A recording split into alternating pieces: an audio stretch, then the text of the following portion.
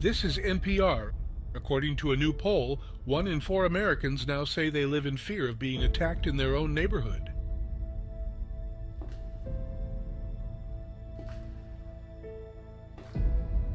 Tonight, terror fears mount after arrests of border crossers linked to ISIS.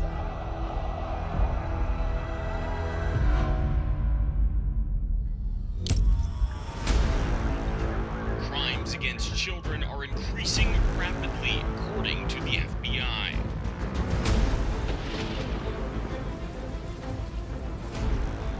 It's not just big cities. Rising crime is a problem everywhere.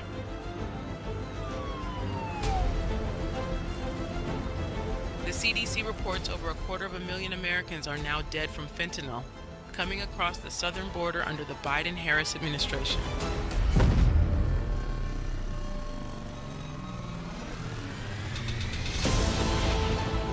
The suspect in the murder of a Georgia nursing student entered the U.S. illegally, according to ICE.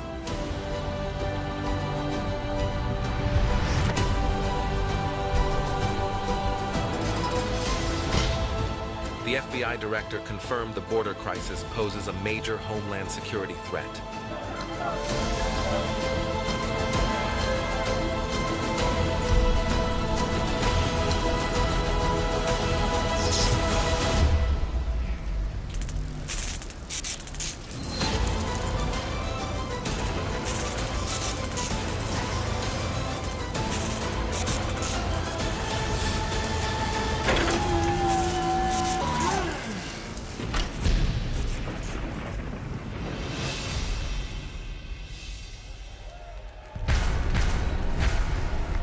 Ladies and gentlemen, the chairman of the Republican National Committee, Michael Whatley of North Carolina.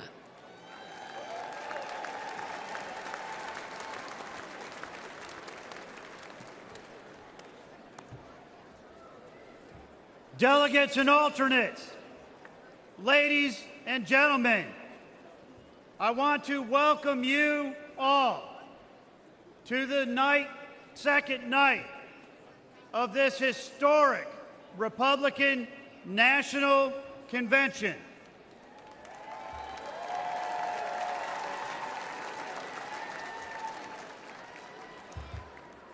I have to ask, did we have a great night last night?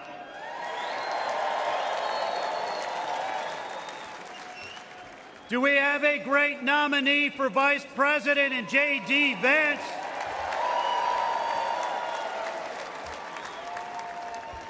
And do we have a great nominee for the 47th President of the United States of America, Donald J. Trump?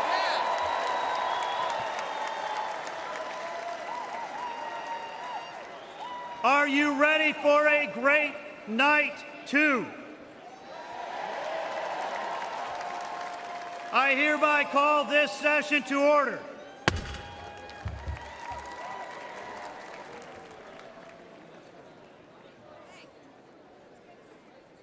Ladies and gentlemen, for tonight's invocation, please welcome Pastor Neil Jackson from North Carolina.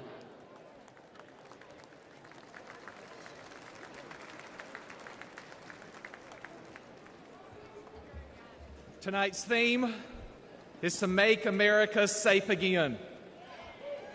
That is an impossible task without divine assistance. Would you join me in prayer as we call upon the Lord to make our country safe once again? Let us pray. Heavenly Father, we thank you for the blessings upon the United States of America. Thank you for your provisions upon this land, your protection of this land, and your promotion of this land, which is undeniable. Your word says, "Blessed is the nation whose God is the Lord." Tonight, we claim that for America, believing that you desire to bless and prosper our country as we honor you and your ways. Father, forgive us for when we have strayed from your commandments. and grant us mercy. Tonight, we ask that you would protect our country from those who would do us harm. Thank you for protecting President Trump from the many attacks leveled against him, but especially the attack this past Saturday. Tonight, we pray for our military leaders and officers. Pray for our police officers, our firefighters, our first responders, as they risk their lives so we can continue to be the land of the free and the home of the brave. You commanded Joshua to be strong and courageous. Tonight, all across this country, I pray that you would raise up a generation of courageous leaders who follow you with their whole heart and govern with integrity. We ask these things in the name that is above every name, the Lord Jesus Christ. Amen. Ladies and gentlemen, please rise for the presentation of colors. The colors are presented by the professional firefighters of Wisconsin Honor Guard. Let's give them a warm welcome. Left, right, left, left, left, right, left, left, left, right, left, left, left, right, left, left, left, right, left, you left, you left, right, you left, left, right.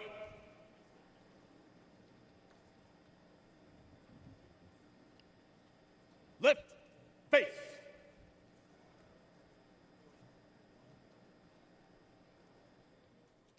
Please remain standing for the Pledge of Allegiance and our national anthem. Present arms.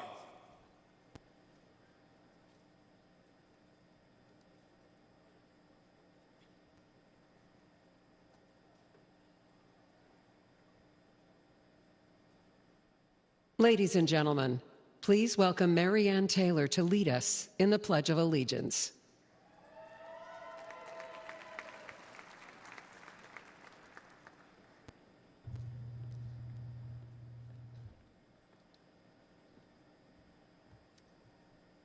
Hello, patriots. Are you ready to pledge this American flag and give them our loyalty?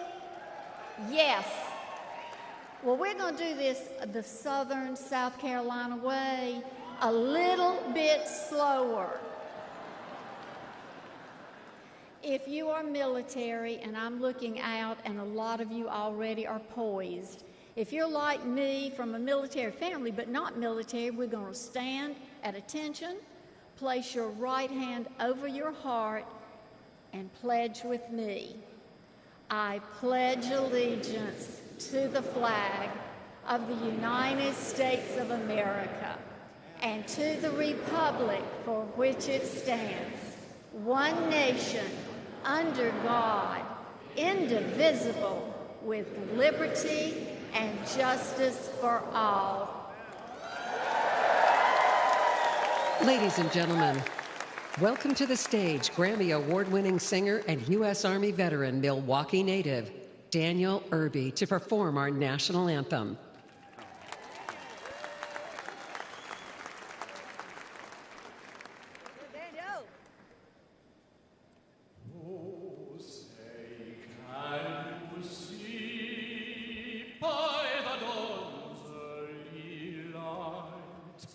What so proudly we held at the twilight last evening, whose broad stripes and bright stars through the perilous fight, for the ramparts we watched were so gallantly streaming.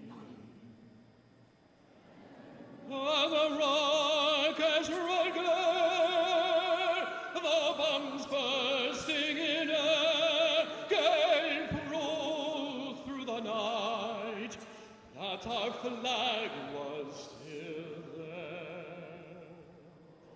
Oh, say does that star-spangled spangled banner yet wave.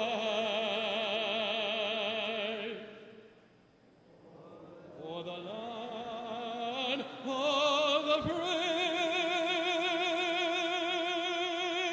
and the home of the brave.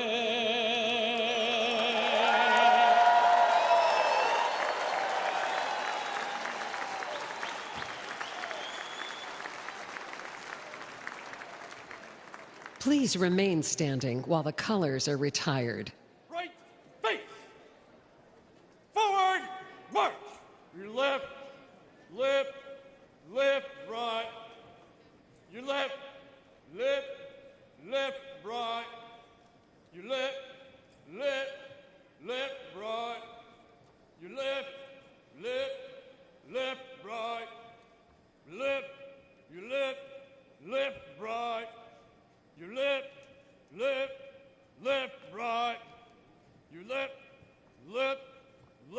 right. Your left.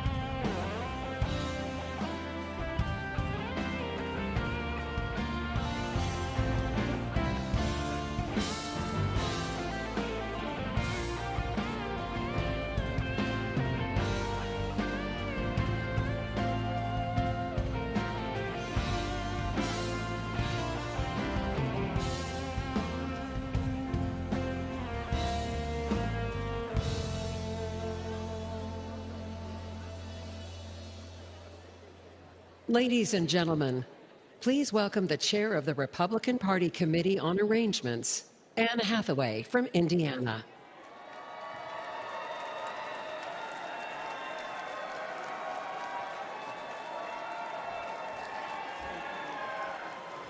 Good evening. My name is Anne Hathaway, and on behalf of the 168 members of the Republican National Committee, the Committee on Arrangements, and the amazing staff of the Committee on Arrangements, I'm honored to welcome you tonight and pleased to be among Republicans from every U.S. state and territory and visitors from over 80 countries from around the world.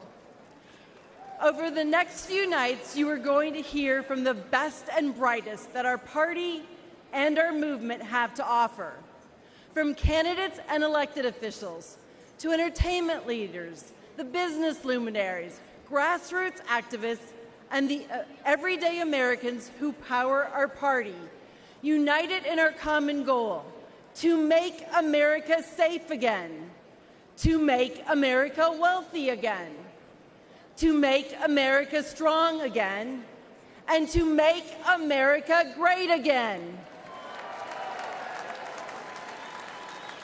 Teddy Roosevelt famously said, "It's not the critic who counts. The credit belongs to those who are actually in the arena, whose face is marred by dust, sweat, and blood." Ladies and gentlemen, this is the arena. Just by participating in this convention, whether you're a speaker, a delegate, or a viewer at home, you have an opportunity to engage in the fight for a better future for our children. So I ask you, as you watch this convention and hear these incredible speakers over the next few days, to listen, to share the message that resonates with you and your friends and your family, and to help us channel the incredible energy of this into a resounding victory in November, up and down the ballot. starting with electing Donald J. Trump as president and J.D. Vance as vice president. Make sure your friends, families, and neighbors are registered to vote. Get your yard signs. Make a plan to get to the polls. The fate of the free world depends on us giving everything we've got and ensuring that we elect American first candidates up and down the ballot to every office. Thank you, and God bless America. Ladies and gentlemen, please welcome the Governor of the State of Tennessee and Chair of the Republican Governors Association, Governor Bill Lee.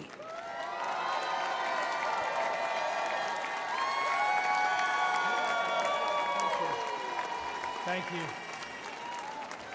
Thank you. It is an honor to be here tonight to add my voice to yours and our fellow Americans who understand the magnitude of this moment. We have gathered here to guard and protect and defend the fundamental tenets of our free society. After all, we do still live in the most remarkable country in the world, with freedoms and liberties and opportunities that most of the world has never enjoyed. Now, we know that our freedoms are granted by God, but they are preserved by the people. Generation after generation of Americans have defended their essential freedoms from the encroachment of the federal government. As Republican governors, we are on the front lines of that fight, and we have banded together to preserve freedom and right the wrongs of the last 4 years. The Biden and Harris administration unleashed inflation on this country, making it hard for Americans to make ends meet. Republican governors pushed back by cutting taxes for our people. They opened the border, endangering our country. Republican governors sent the National Guard to the border to protect it, to crack down on cartels and fentanyl and human trafficking.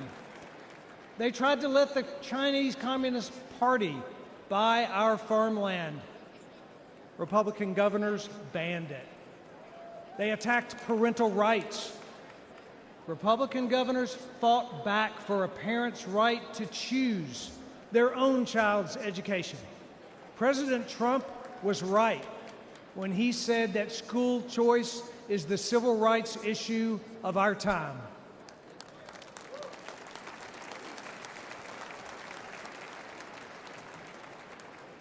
In the storm stirred by Washington, Republican governors across this country have stood as anchors of courage, their states as harbors of hope, and their people as models of freedom. But governors can only do so much. We need strong leadership in the White House. We know what that looks like. We had it before, we need it again. And that's why we, as Republican governors, are joining together, unifying in support for Donald Trump for president.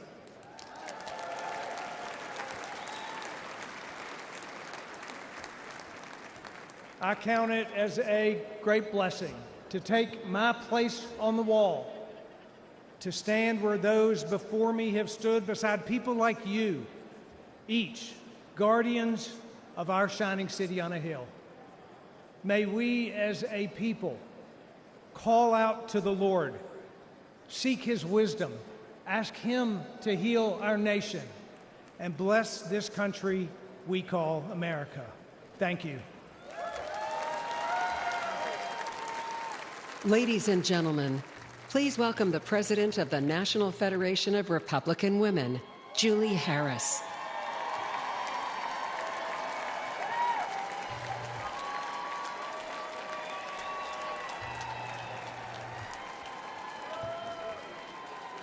Hello, Milwaukee.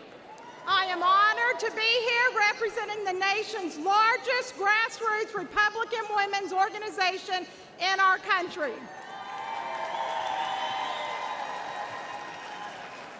I'm the proud mother of 5, the grandmother of 11. My husband and I are family business owners. We work hard for everything we have and to give our children every opportunity to achieve their dreams. Parents across the country know what it's like to have a pro-family president in the White House. Under President Trump, gasoline and food were affordable.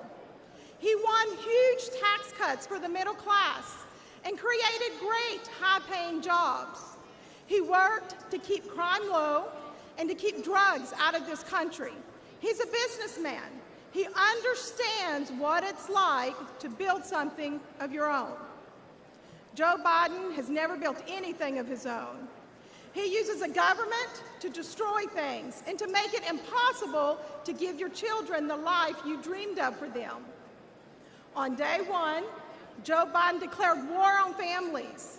He made it harder for people to support themselves, to start families, and to raise children.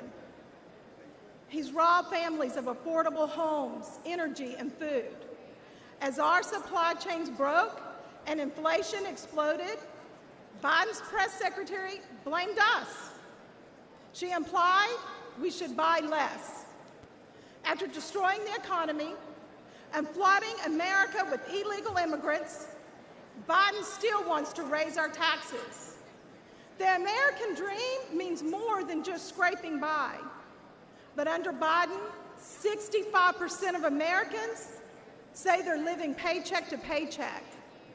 When it's this hard to provide the basics, the other things we want to provide for our families get wiped out too. Piano lessons, summer camp, braces, family vacation, Christmas gifts. This is not the America that we have worked so hard for. Biden wants us to barely scrape by. President Trump wants us to thrive. We need a pro-family president in the White House again.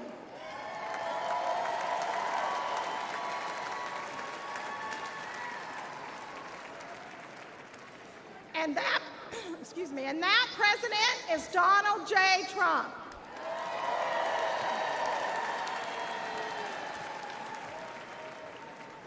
From the National Federation of Republican Women, thank you, Milwaukee.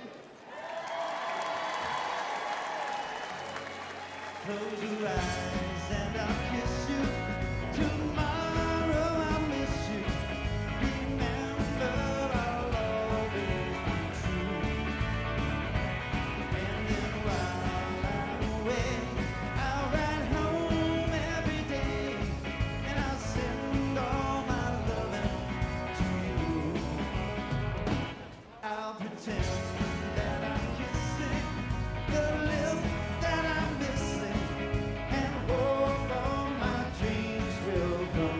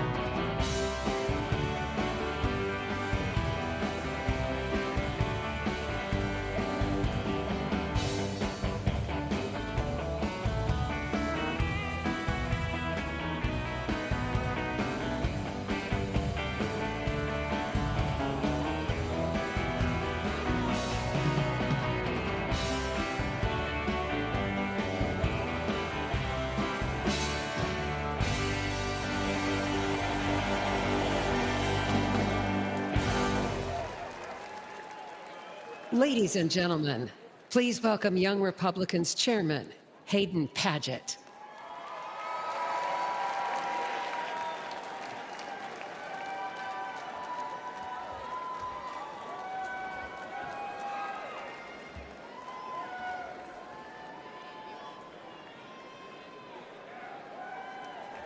I'm Hayden Padgett. I'm the chairman of the Young Republican National Federation and a proud son of the great state of Texas.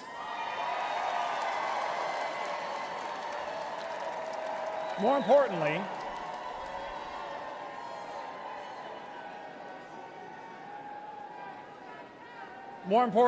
I'm a husband and the father of two wonderful children who are under 2 years old. This election, I'll be fighting to build a better country for them, my kids. America has always been a place where the promise of tomorrow is brighter than the trials of today. But for young Americans, that future is diminishing as quickly as, well, Biden's cognitive ability. In 2 years, America will celebrate her 250th birthday. But for Americans celebrating their 25th birthday now, they see a future where their dreams are increasingly out of reach. The rising cost of education keeps us in debt. The rising price of groceries and fuel keeps us living one paycheck to the next. The rising cost of childcare keeps us from starting our own families, and the rising cost of rent keeps us from owning our own home. But we know that life can be better, that our lives can be more than making ends meet. Because it was better under Donald Trump.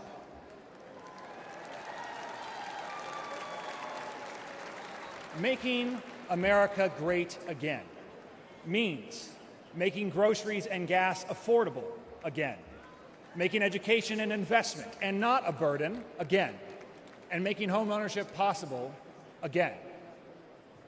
We just celebrated our Independence Day, where we were reminded that our founders did not promise us happiness, but the right to pursue it. The Biden-Harris economy has taken that all away from us. And this election, the young Republicans will be fighting to make the economy great again. We will help to throw Joe Biden, Kamala Harris, and their legacies into the trash heap of history, and we will elect Donald Trump, a man whom grace and grit have saved for our time, and Senator J.D. Vance, the first young Republican who will be elected Vice President of these United States in almost 70 years.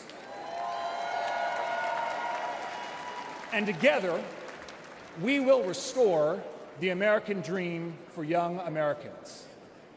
I owe it to my children, just as we all owe it to our future, to make America great again. Thank you very much. Ladies and gentlemen, please welcome the Chief Executive Officer of the Republican Jewish Coalition, Mr. Matt Brooks.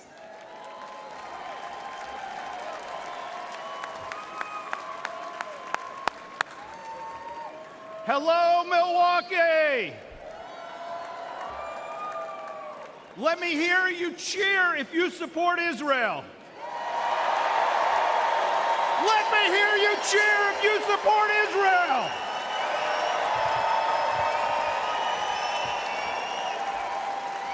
Now, if someone tried that at the Democrats' convention, they'd be booed off the stage. But here, at the Republican convention, we proudly and loudly stand with Israel.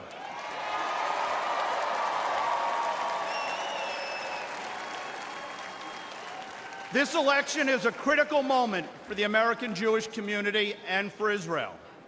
This is our chance to continue the incredible pro-Israel legacy of the most pro-Israel president in history, Donald J. Trump.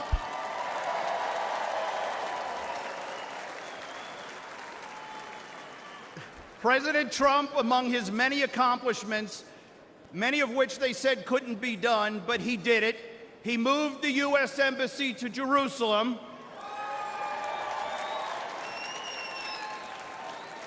They said it couldn't be done, but he weakened the Iranian regime. They said it couldn't be done, but he delivered the historic Abraham Accords, bringing us closer to peace in the Middle East. With President Trump, we will repair and rebuild the U.S.-Israel relationship that has deteriorated after 4 disastrous years under President Biden. Now, today, 9 months after the historic Hamas attacks, shockingly, President Biden is still withholding critical arms that Israel needs to defend itself. Boo. America must stand with Israel and against the terrorists, especially Iran. We must stand with the Israeli people. Now, my message here today to the Jewish community is clear. There is only one pro-Israel party, and it's the Republican Party.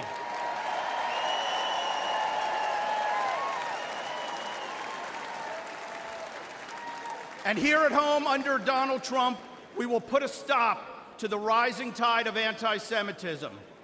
President Trump will bring back law and order so that American Jews can once again wear a kippah and walk the streets without fear.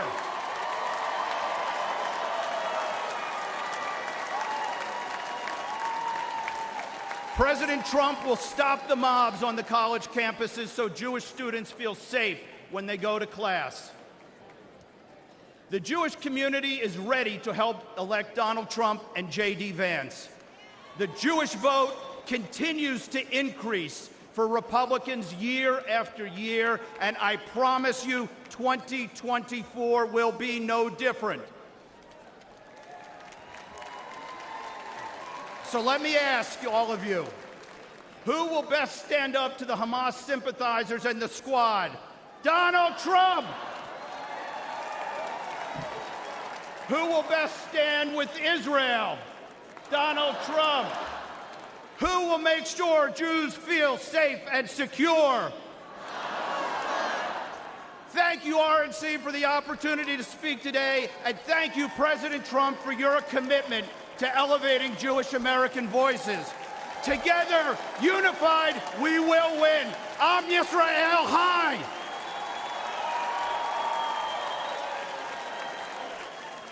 Ladies and gentlemen, please welcome former White House Chief of Staff to Donald J. Trump, Reince Priebus.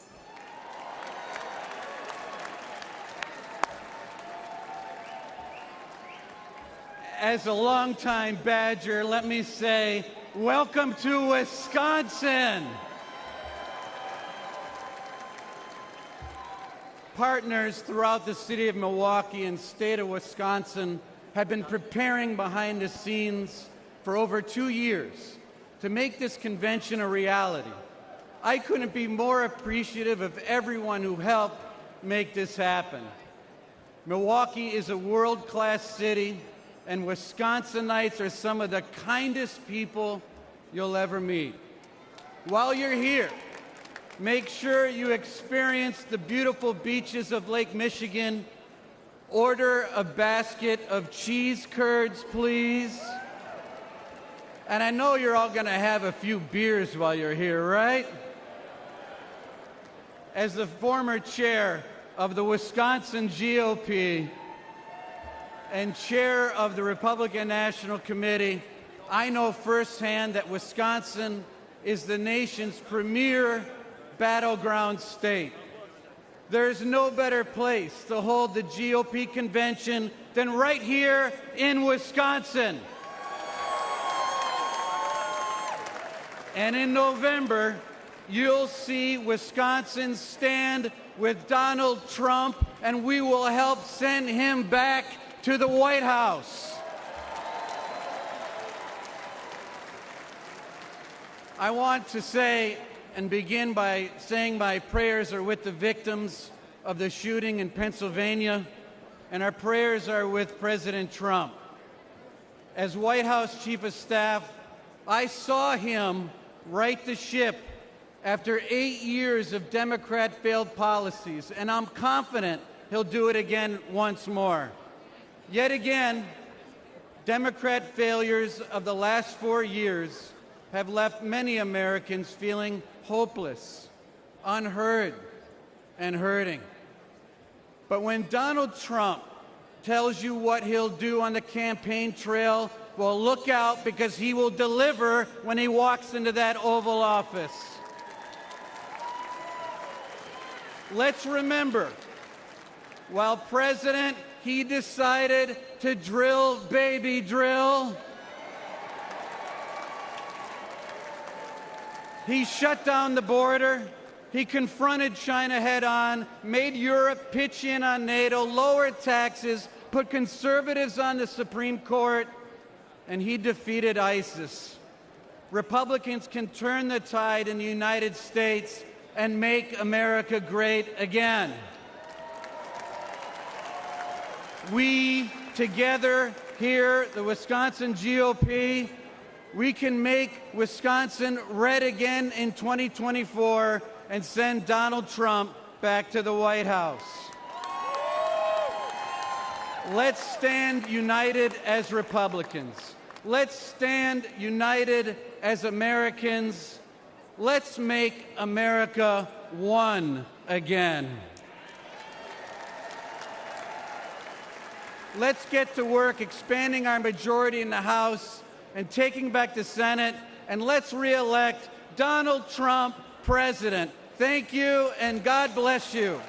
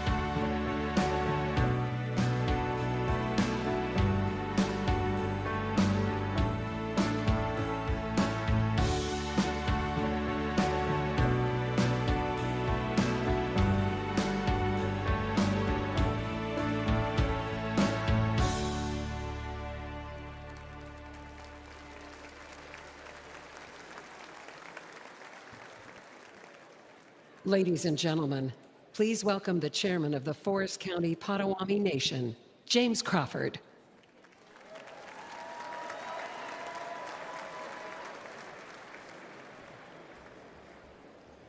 Hello, everyone, and hello, Wisconsin. Good evening. I am James Crawford, the chairman of the Forest County Potawatomi community.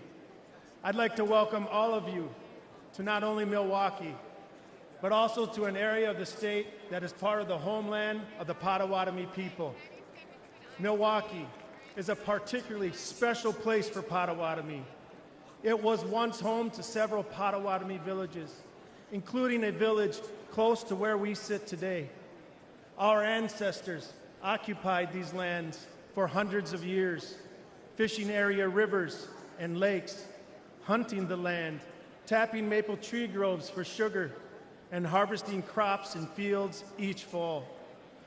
The Potawatomi connection to Milwaukee continues. Today, our tribe is part of what makes Milwaukee a great place to live and work. And while we are best known for entertainment and tourism, our tribe is also a part of the fabric of this community through our construction, technology, and real estate business ventures, and the charitable work our foundation does with community nonprofits. Thank you.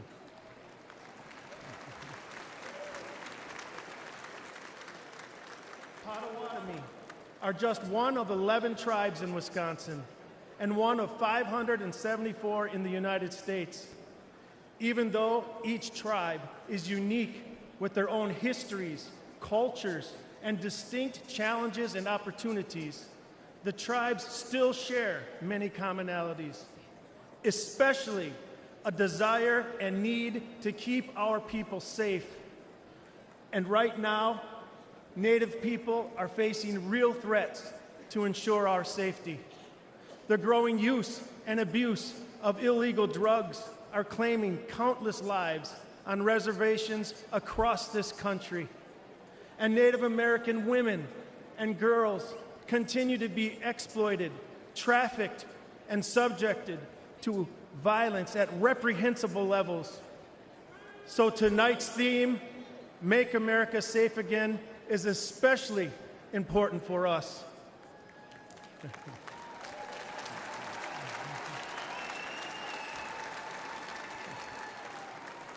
I look forward to working with everyone here to make America safe again.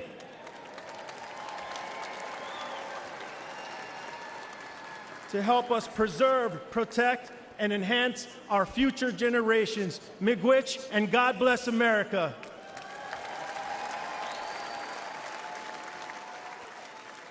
And now, ladies and gentlemen, please welcome businessman Harry Johnson.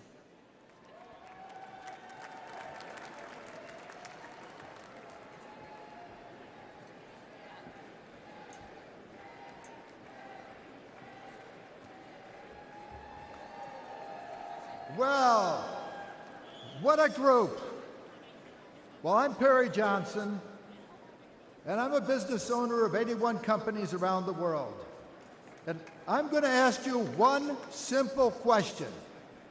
Are Americans better off today than they were 4 years ago? No. In 2019, the median household income in the United States was $4,000 more than it is today. And on an average, things are 20% more expensive. Why? Joe Biden. When you go to the grocery store and you find that things are 30% more, you can thank Joe Biden. When you have to fill up your gas tank and it's 50% more expensive, thank Joe Biden.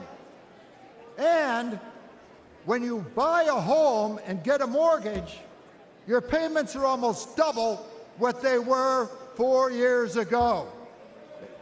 And I know because one of my companies is a mortgage company. Now, what do you say we fire Joe Biden?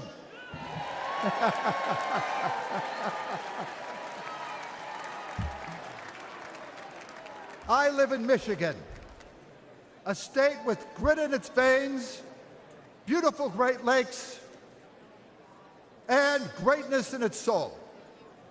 We built the auto industry. We win national championships. Go Blue! But under Joe Biden and Gretchen Whitmer, we can't catch a break. And Michigan isn't alone. Everyone worries about the economy. Do you know that right now, 66% of Americans live paycheck to paycheck? I think that stinks. But Biden says things are looking up. Well, the only person looking up is Joe Biden as he stares into space on the debate stage. In 2016, Americans elected Trump to fix Washington. He built the strongest economy in our lifetime. What do you say we give Trump a hand with no inflation?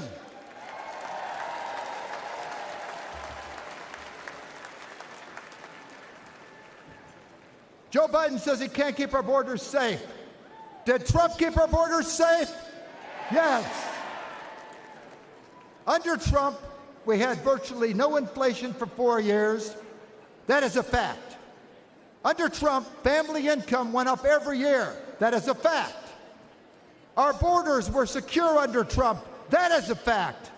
And under Trump, we will have lower prices, affordable American energy, lower taxes, and a better quality of life. What do you say we re-elect Trump?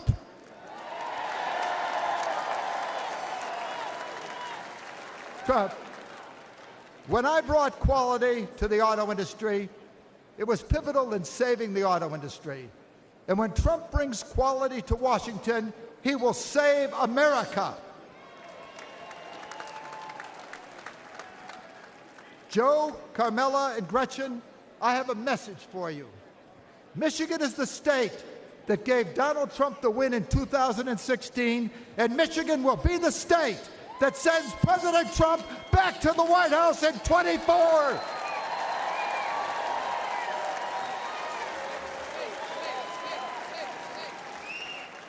President Trump is the toughest president since Teddy Roosevelt. When he was shot, notice, they were carting him his way and his arm was raised because nothing will stop him.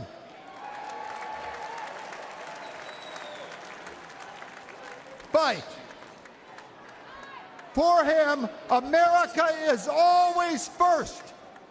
He has the heart of a lion, the brain of a genius, and he's done it before.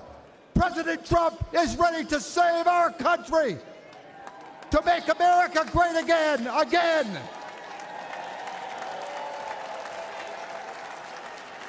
I am ready to do whatever is necessary to get Trump back in the White House. Are you with me? Yes! Yes! Yes! Trump! Trump! Trump! Let's do it!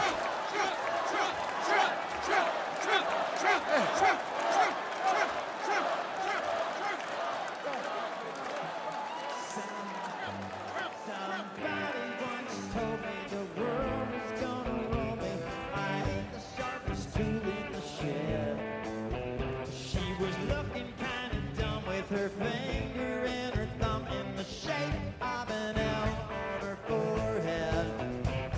Whether you stop coming and they don't stop coming, bend to the rule and I hit the ground running. Did it make sense not to live before? Your brain gets smart and your head gets dumb. So much to do, so much to see. So what's wrong with taking the back street? You never know if you don't go, or you never shine if you don't know.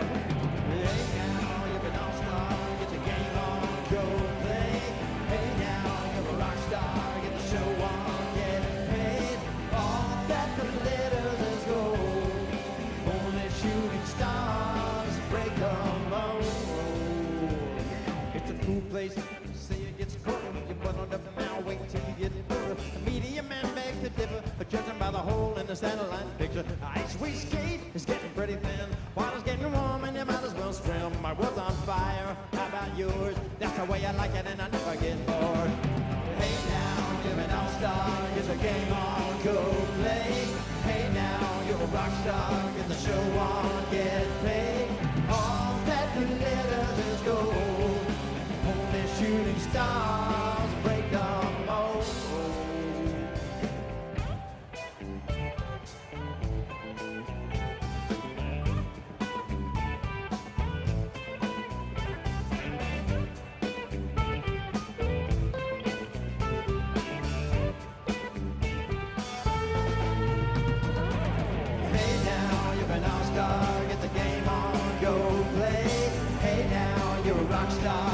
show on getting paid.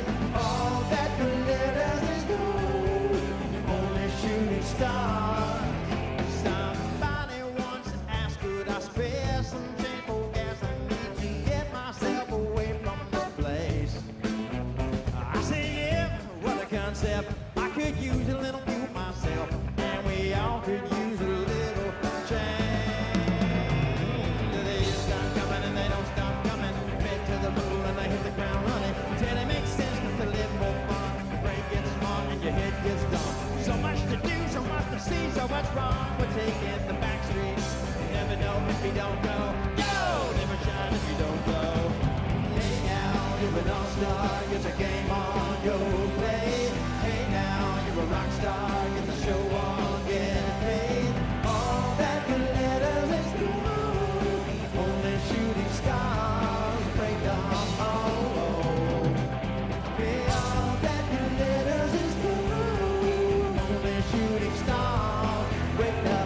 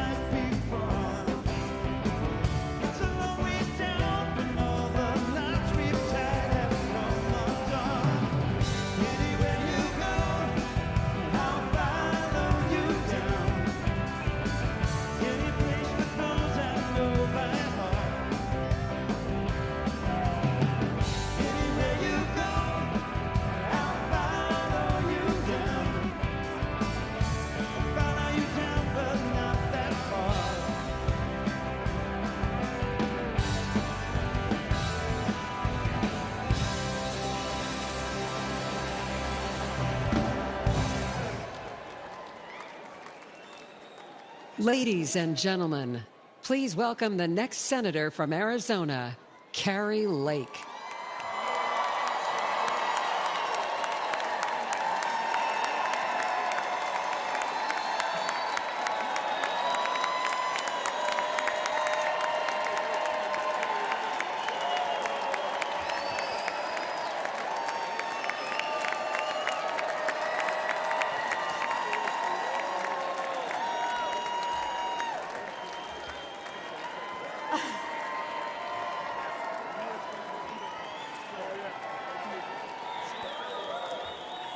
Wow. Hello. I love you. I love you, Arizona. You guys are amazing. Wow, this is MAGA energy tonight, guys. Love it. Oh, wow. This room, America, I wish you were in this room with us. This is electric. Hello, America. Welcome, everybody who's watching at home, and welcome everybody in this great arena tonight. We love you all. Actually, wait a minute. I don't mean that. I don't welcome everybody in this meeting, in this room. The guys up in the fake news, frankly,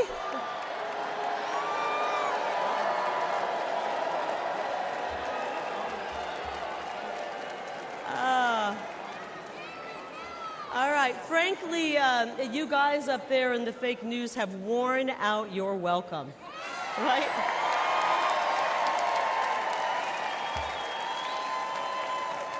You've worn it out, guys.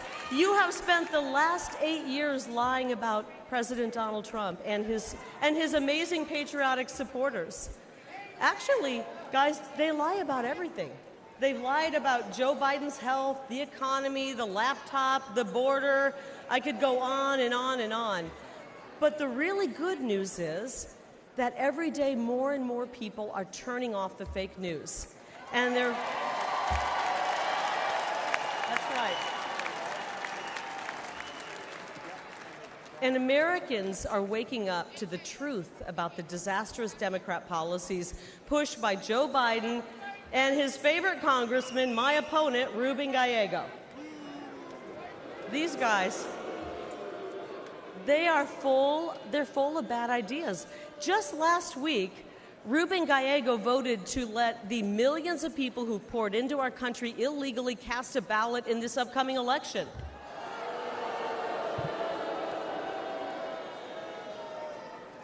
Gallego and the Democrats have handed over control of my state, Arizona's border, to the drug cartels.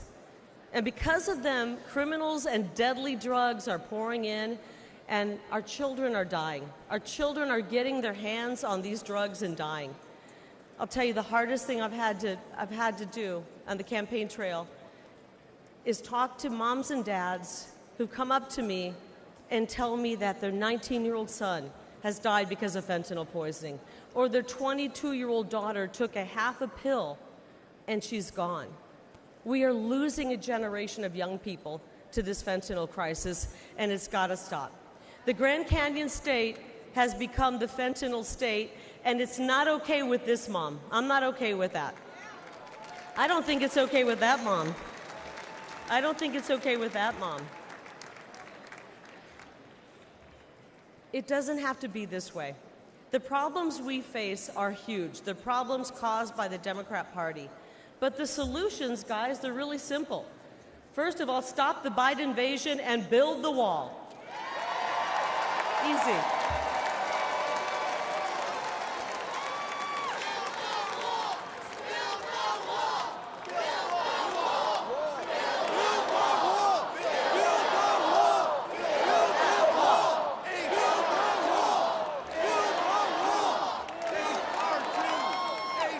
And while we're building the wall, let's kick Bidenomics to the curb and bring back the MAGAnomics. Is that okay? I miss the strong Trump economy. And because I'm a mama bear, I want to replace this indoctrination, this psychological abuse they're inflicting on our children with a real, solid, quality education. It's all common sense. The great news is that we can solve these problems, and to be honest, we must solve these problems for the sake of our children, because that's really what this is all about, right? The next generation, the future of our country. I learned something watching, the Nature Channel, that the most dangerous place on planet Earth is between a mama bear and her baby cubs. Right? And that's exactly where the radical left have found themselves, and it's not going to go well for them. Because guess what? They have awoken a sleeping giant. Tens of millions of moms and dads from sea to shining sea, they're going to show up on November 5th, and they're going to be hearing from us on November 5th. That's right.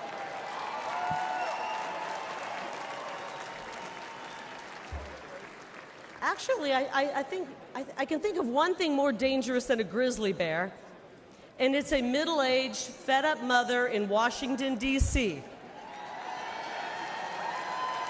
And I haven't even started my hot flashes yet, guys.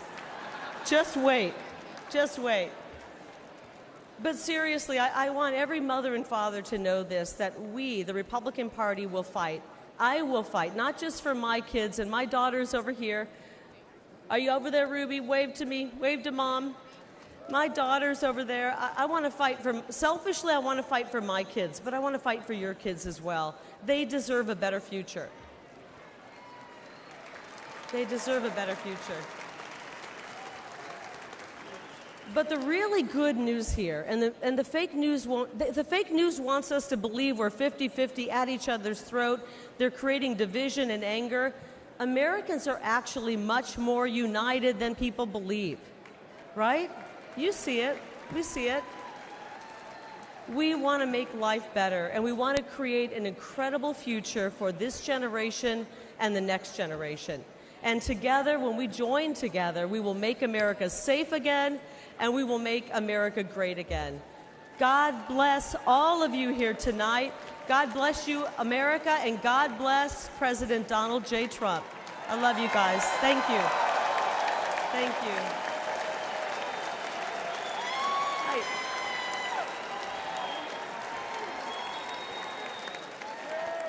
Ladies and gentlemen, please welcome the next senator from Wisconsin, Eric Hovde.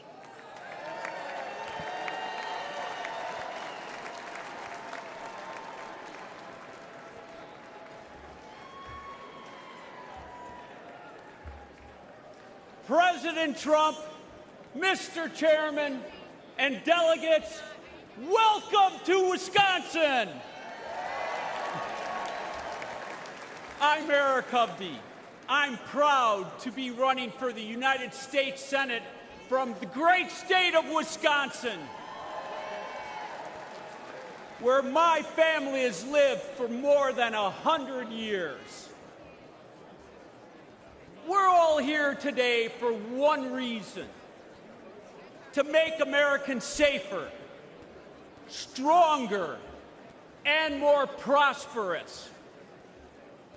We are blessed to live in the greatest country in human history, America, our home.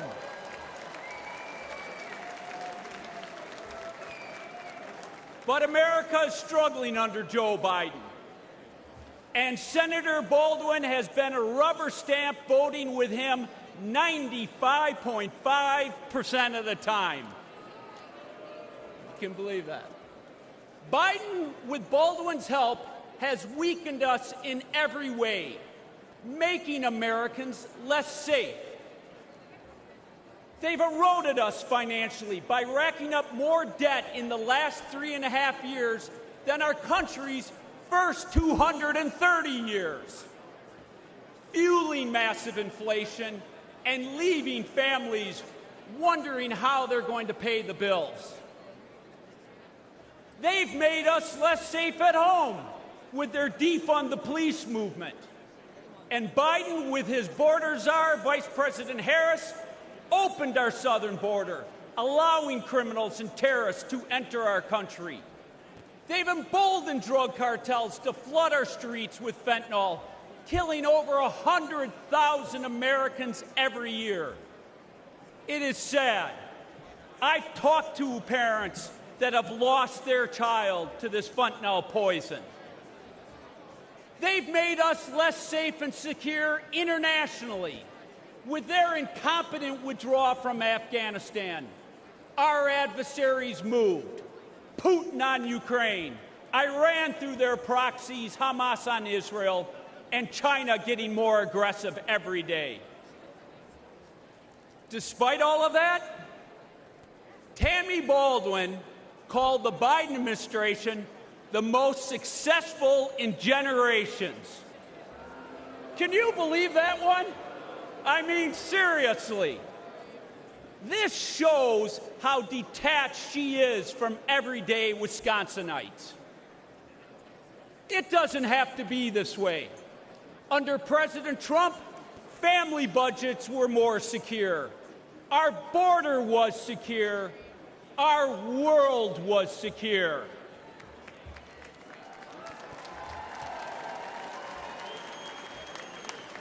Where Biden and Baldwin have failed, President Trump and I will get the job done.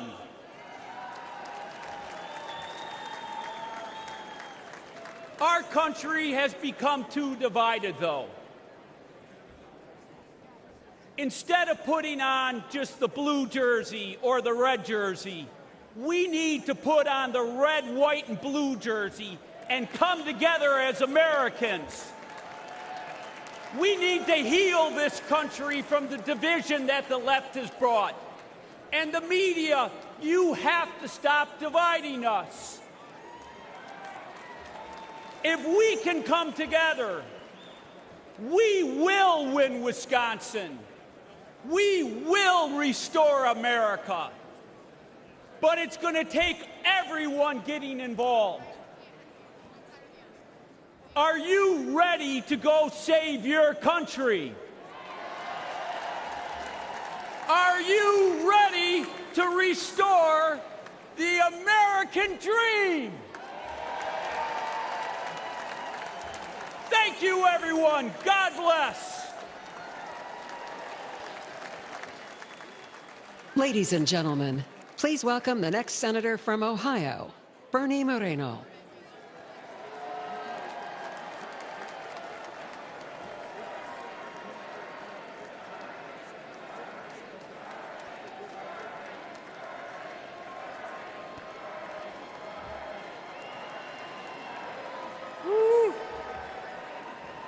Thank you. Thank you. I'm Bernie Moreno, and I'm honored to stand before you tonight as the Republican nominee for the U.S. Senate from the great state of Ohio.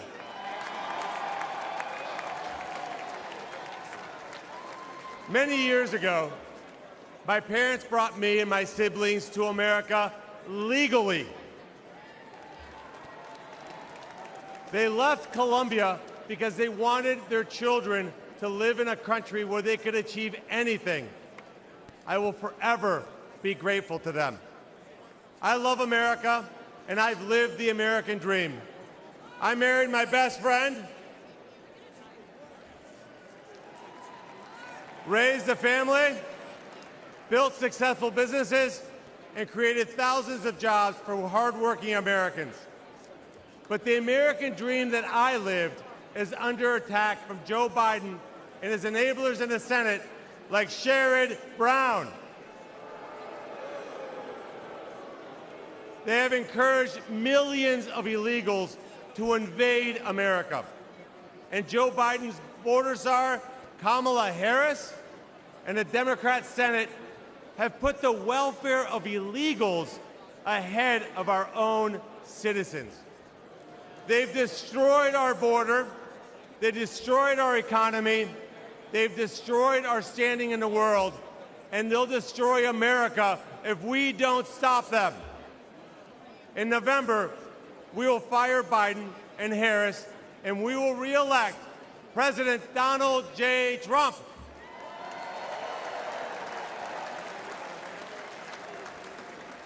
I'm so proud that my senator, my friend, J.D. Vance, will be the next Vice President of the United States.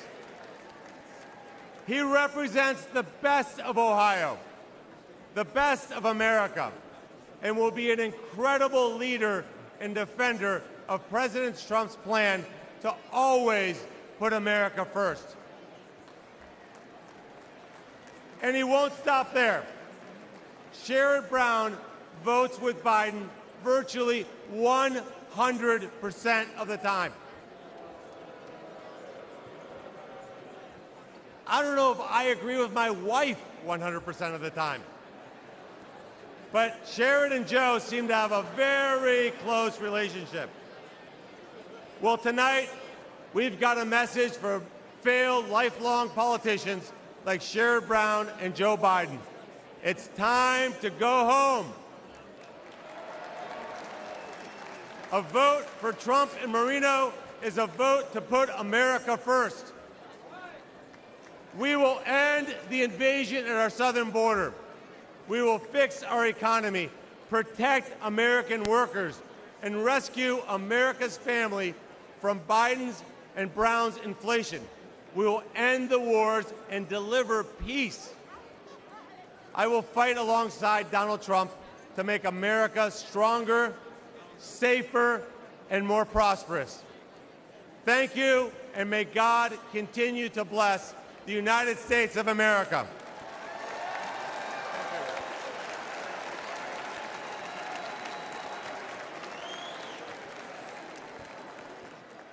Ladies and gentlemen, please welcome the next senator from Michigan, Mike Rogers.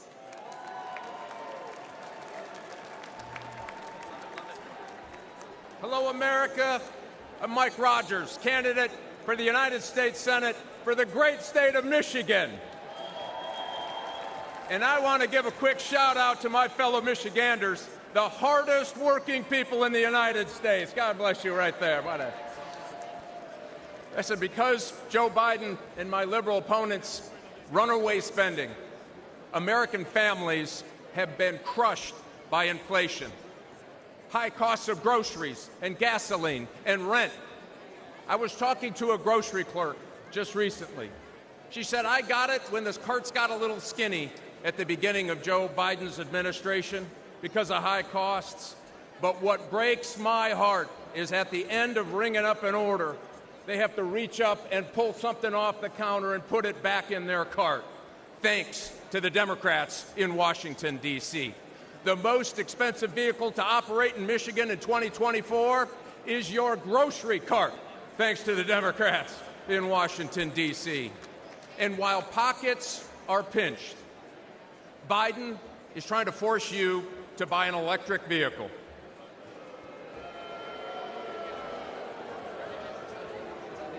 Better get a long extension cord. Let me be clear. EV mandates will destroy American jobs. EVs require 40% less labor to build than gas cars. And here's the kicker. 85% of the critical minerals needed to build them are processed in China.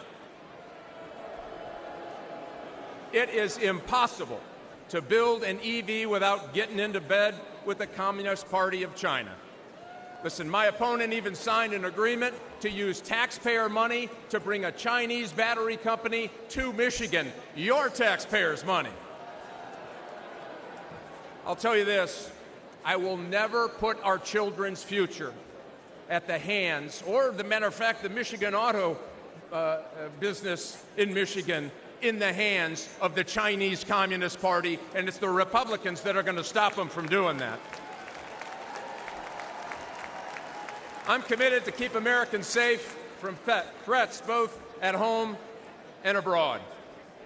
As a former Army officer, FBI special agent battling organized crime, and chairman of the House Intelligence Committee, I've seen how dangerous the world can be. But in all my time working to protect America, I have never seen anything like the Biden-Harris open border policy. They are rolling out the red carpet for violent gangs, fentanyl, Chinese spies, individuals on the terrorist watch list. And listen, our adversaries aren't stupid. They know that all they need to do is wait until nap time at the White House to push the limit. Does anyone really believe that another 4 years of Biden, Harris, and the Democrat Senate will make us safer or more prosperous? I certainly don't. And I don't think Michigan does either. Listen, it is long past time that we restore law and order. We make groceries affordable again. We make America respected again. We make America safe again. We flip the United States Senate and elect Donald Trump and make America great again. Thanks. Get fired up. This is the election to do your work. God bless.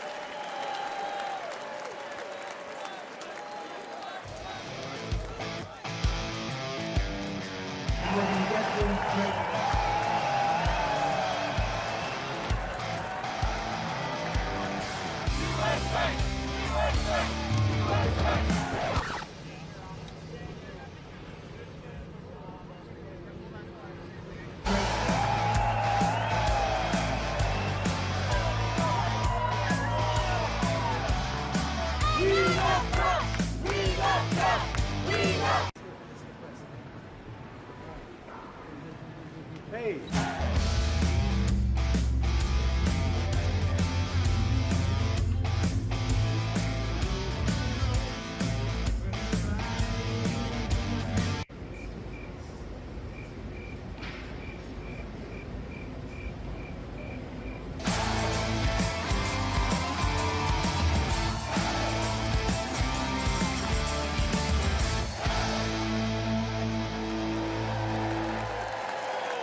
Ladies and gentlemen, please welcome the next senator from Pennsylvania, Dave McCormick. Pennsylvania. Hello, Milwaukee. Who's ready? Who's ready to retire Joe Biden and border czar Kamala Harris and send her back to California?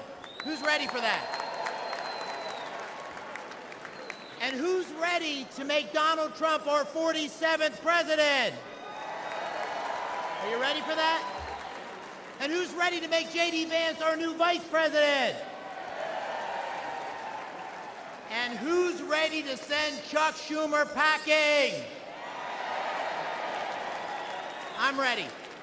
I'm ready. My name is Dave McCormick, and I'm running to be the Pennsylvania's next United States Senator, the great Commonwealth of Pennsylvania. And I want to first acknowledge what transpired just a few days ago in my home state, where I witnessed firsthand from a front row seat in Butler, President Trump's remarkable strength and resolve in a terrifying and unpredictable moment. The president rose brilliantly to the challenge. But what a sad and frightening day for the families of those who were injured or lost, and for our great country. And we all thank God that President Trump is okay.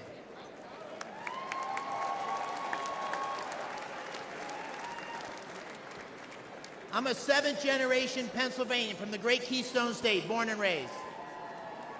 A West Point graduate, a former Army wrestler.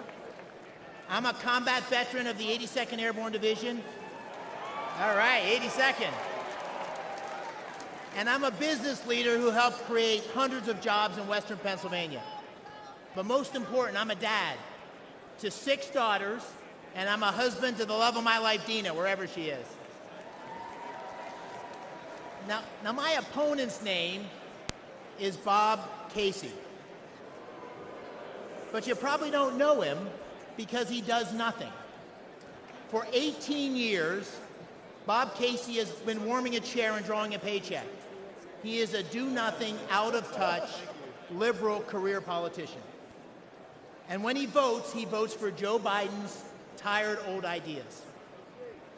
Casey's been around so long that the #1 song when he was first elected was the Macarena, right? Does everybody remember the Macarena?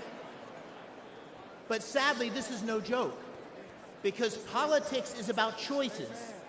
And the policies of Biden and Bob Casey are dangerous for Pennsylvania and America.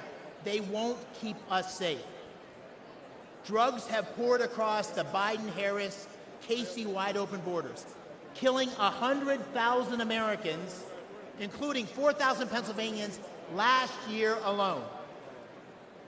Illegal immigrants have victimized innocent young women who could easily be your daughter or mine. And time again, Casey has voted for pro-criminal judges who have made our streets across Pennsylvania more dangerous.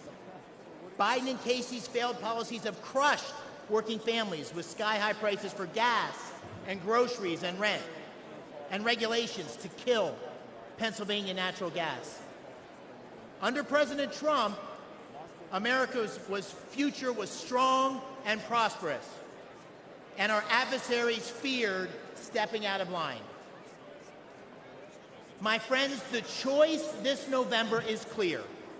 It's a choice between strength and weakness, a choice between America's greatness or its sad, disgraceful decline. This is, my friends, the most important election of our lifetimes.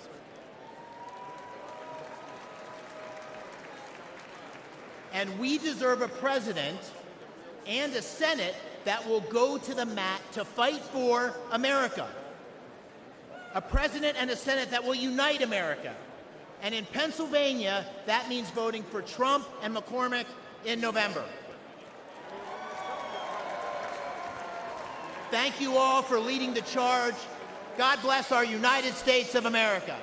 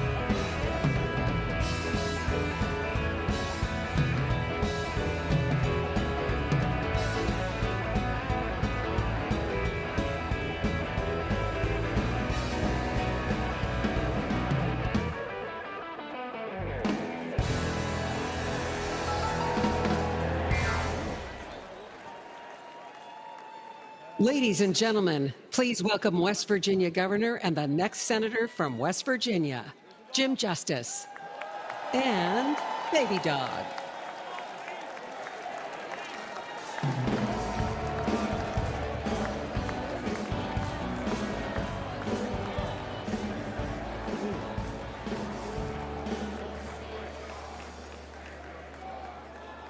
Hello, everybody. I'm Jim Justice, and I'm from West Virginia, and I absolutely believe with all my soul we've got the greatest people in the world in West Virginia. And we want you to come and try us out someday. Now, with all that being said, I know that a lot of you want to meet my little buddy. So if Baby Dog could come on out here.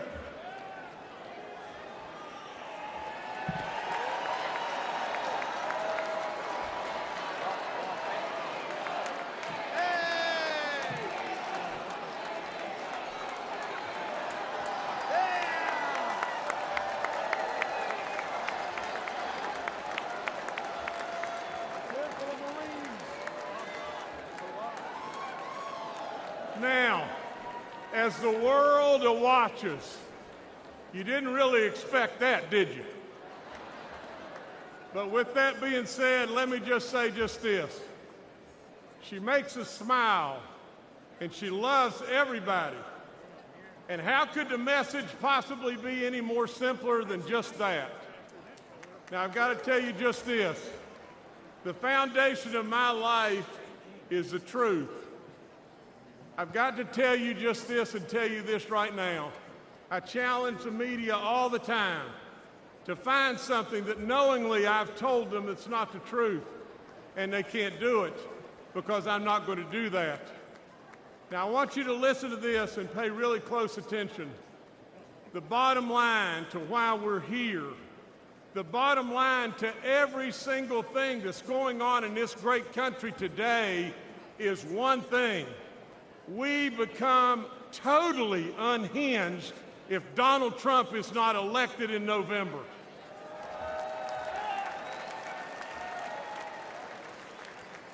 I want to talk to you tonight about my relationship with President Trump. I want to talk to you about an incredible man. I want to tell you the truth about him and his family. He's tough. He's super smart. He's a business guy. But maybe there's something that you've missed, and that is he genuinely cares. He cares about all of us, every last one of us, and he loves this nation beyond good sense. He has amazing kids. I've hunted and fished with Don Jr. He's an incredible outdoorsman and a really treasured friend. Now imagine this. Eric and I have been so far back in the woods on top of a mountain, and I blew the tire out on the back of my 4x4, and who was under the vehicle right then? Eric Trump. Eric Trump changed the tire. Donald Trump has taught his kids the very best. He's taught them absolutely to respect the military. He's taught them to respect our first responders. He's taught them absolutely to treat our working men and women with love and respect all across this land.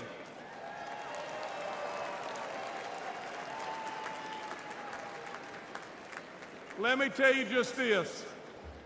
I was in the green room with President Trump, and there was a MAGA hat laying there. I picked it up. We had just had our first grandbaby, a boy named JC. JC absolutely was just not old at all. And all of a sudden I asked President Trump if he would sign that hat for our grandbaby JC. He took it. You know what he wrote on it? He wrote, JC, always work hard. Now let's review. Donald J. Trump, my friend, my close friend. He's tough. He's super smart. He's a business guy. He loves America. He taught his kids the right values, and he's a hard worker. Sure sounds like a leader to me.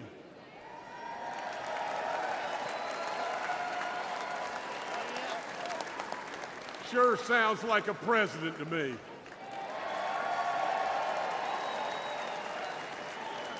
Then ask yourself, why does Donald Trump fight every day for us and continue to take this senseless persecution? Why? And I know the answer. Because we're worth it. Now, Baby Doll's got a prediction for everybody here. And here's the prediction. Baby Dog says, we'll retain the House, the majority in the House.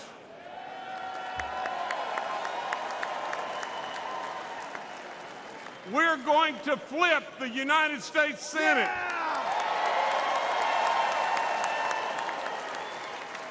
And overwhelmingly, we're going to elect Donald J. Trump and J.D. Vance in November.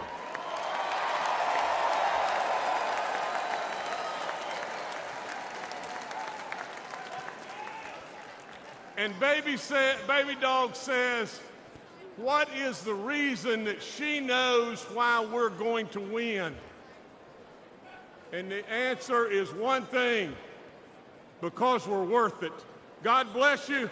God bless this great country. And God bless Donald J. Trump.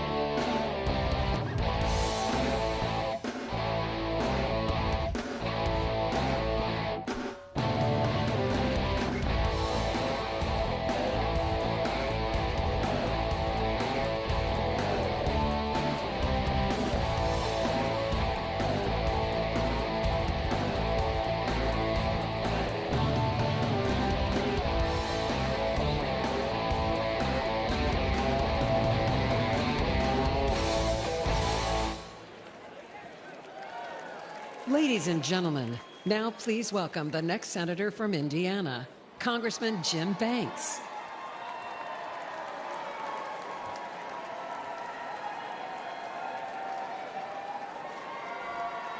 Thank you. I don't know about you, but thank God baby dogs are Republican. Thank you, fellow Republicans, and thank you to the great state of Indiana for making me your nominee to be the next United States Senator. Only in America could a kid like me, who was born in a trailer park, the son of a factory worker and a nursing home cook, end up here. I'm Jim Banks, and I have lived the American dream, and I'm proud of it. Holy cow. But the biggest difference today between Republicans and Democrats is that we believe America is the greatest country in the history of the world. But they don't. I got to tell you, as an Afghanistan war veteran, I've never been more ashamed than when Joe Biden's disastrous withdrawal left 13 American heroes dead, and then he lied about it.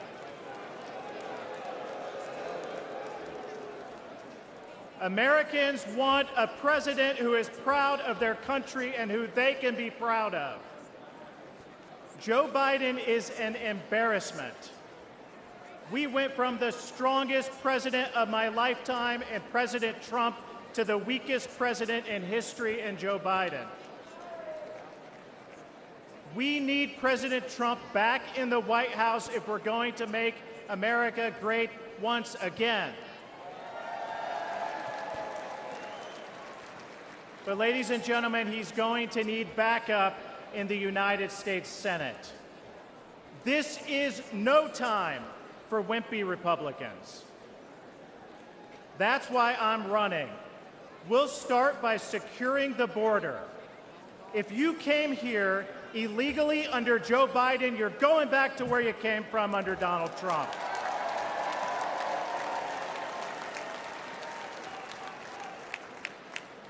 My dad was a Union Democrat for most of his life.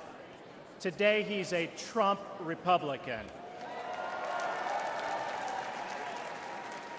Because my dad knows that President Trump will always put American workers first.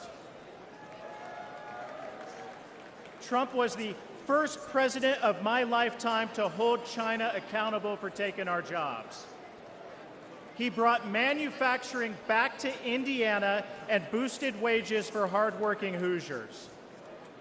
Ladies and gentlemen, Trump saved the American dream. But if we have Biden for 4 more years, that dream won't be there for my 3 daughters.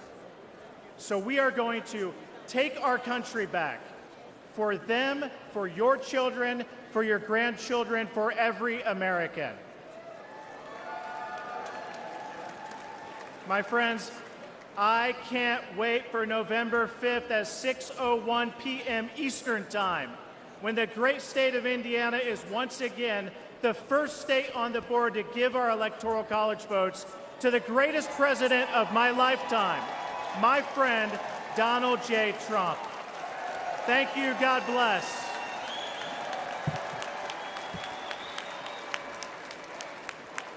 Ladies and gentlemen, now please welcome Captain Sam Brown, the next senator from Nevada.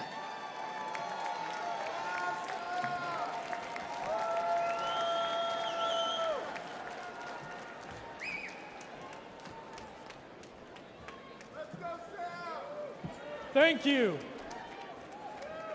I want to start by thanking my God for my life. I want to thank my wife for her strength, for her courage and her support in this race.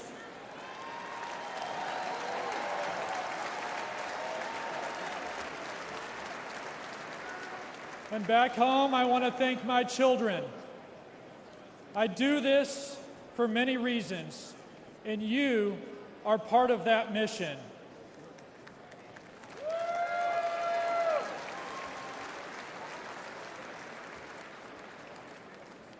Tonight, I offer a message of hope, because I know the importance of hope in difficult times. On September 4th, 2008, my Humvee ran over a roadside bomb in Afghanistan. The explosion left me drenched in diesel and burning alive. As I neared death, I felt the flames being smothered and heard a voice say, "Sir, I've got you."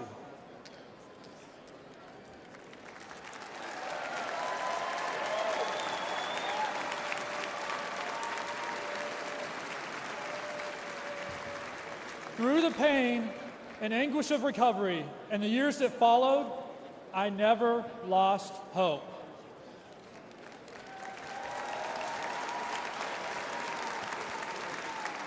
And I stand before you. I stand before you today as a Republican nominee for Senate from the great state of Nevada.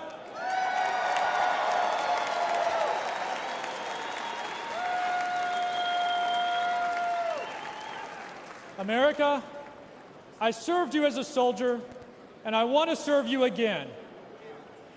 As a U.S. Senator, I will proudly stand alongside Donald Trump to make America affordable, safe, and strong again.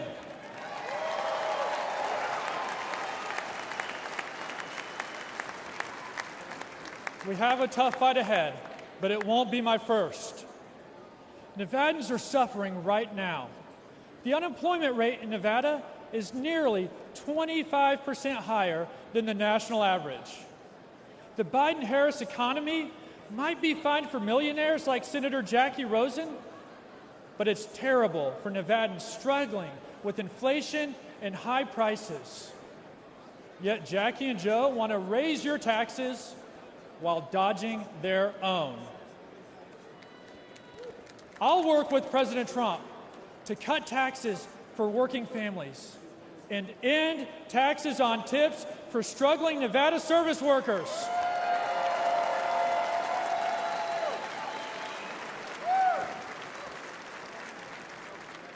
Because life must be affordable for millions, not just millionaires.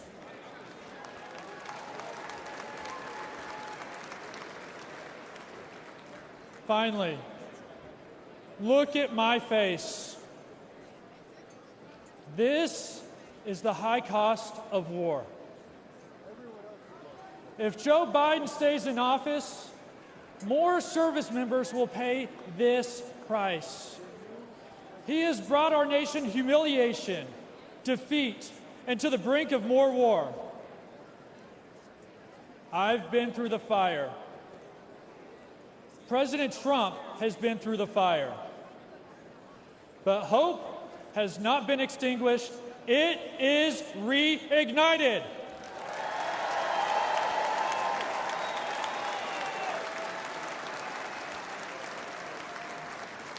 And we are more united than ever to save America's future.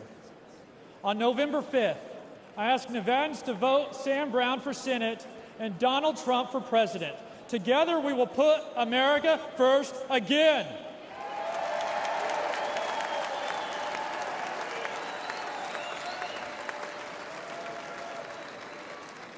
I want to close with those same words I heard on the battlefield that gave me hope. America, I've got you. May God bless President Trump. God bless you. And God bless the United States of America.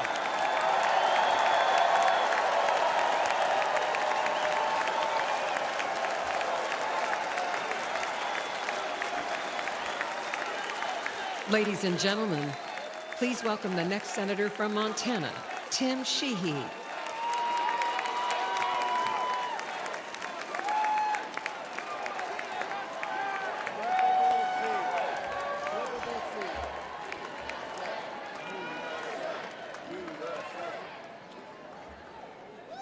Hey, Montana, how's it going? Hey, everybody, my name is Tim Sheehy. Those are also my pronouns.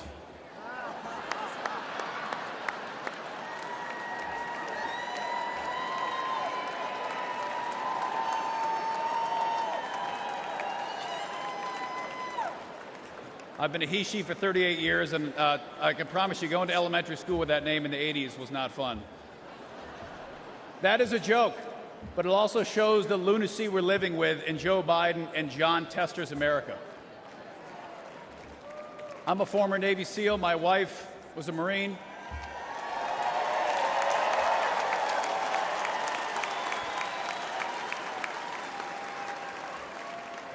We both fought in our nation's longest war in Afghanistan. I was wounded there, served hundreds of missions there.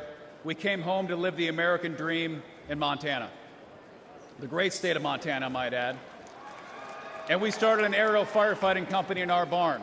We created hundreds of jobs protecting our public lands and protecting fellow Montanans from devastating wildfires.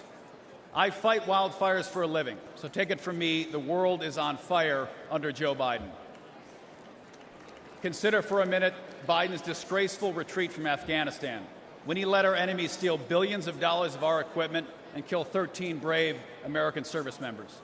To this day, there has been zero accountability, none.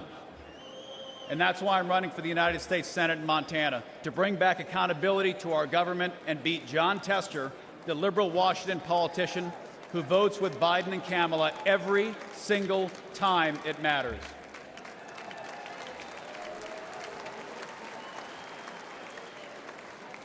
And some of you may not know who John Tester is, but John Tester is the deciding vote for Biden's America Last agenda. He's got an F from the NRA. He's voted to open our borders, unleash inflation, and he even put a liberal judge on the Supreme Court who can't even define what a woman is. And even drives a Prius in D.C. Yeah. Priuses don't work in Montana, do they? John Tester doesn't represent Montanans. He's a rubber stamp for Biden's failed presidency and extreme liberal agenda, and it's time to retire them both.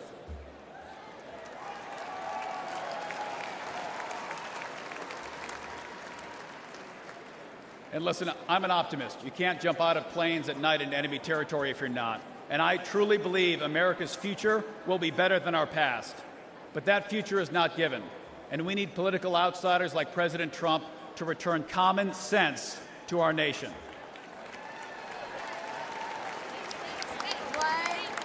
And what Montanans think is common sense is pretty simple. It's not complicated. They want a secure border, safe streets, cheap gas. Cops are good, criminals are bad, boys are boys, girls are girls.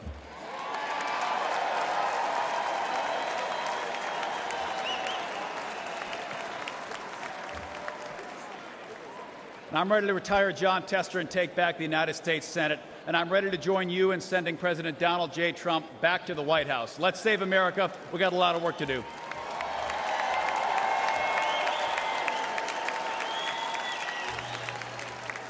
Ladies and gentlemen, please welcome the next senator from Virginia, Hung Cao.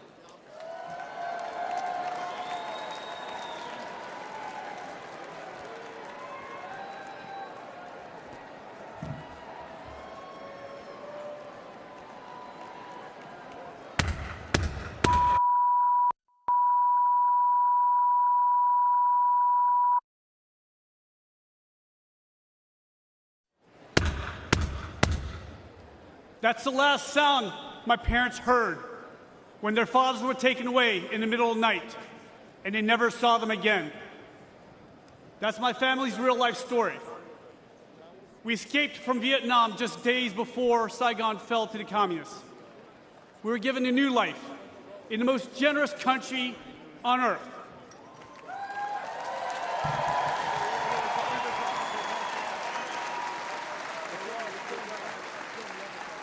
My name's Hung Cao, and America saved my life.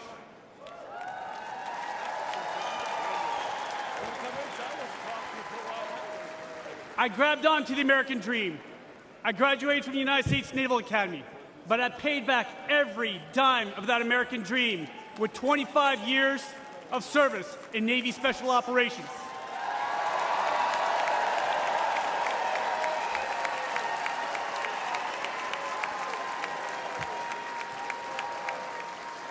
I saw combat in Iraq, Afghanistan, and Somalia.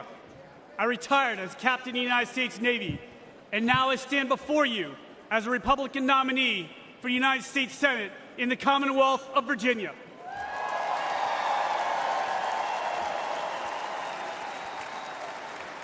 Only in America, ladies and gentlemen, only in America. But we're losing our country. Under Joe Biden, millions of illegal aliens flood our borders. They fly Hamas flags on our campuses, and they shout death to America. As an immigrant to this great country, let me be very clear to everyone who comes here. Don't ask for the American dream if you're not willing to obey the American laws and embrace the American culture.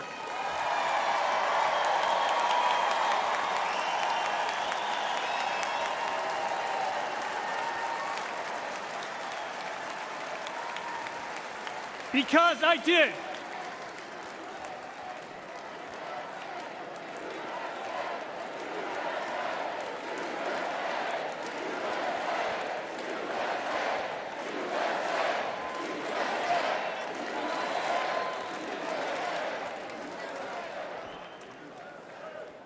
I love this country so much that I wrote a blank check up to and including my life.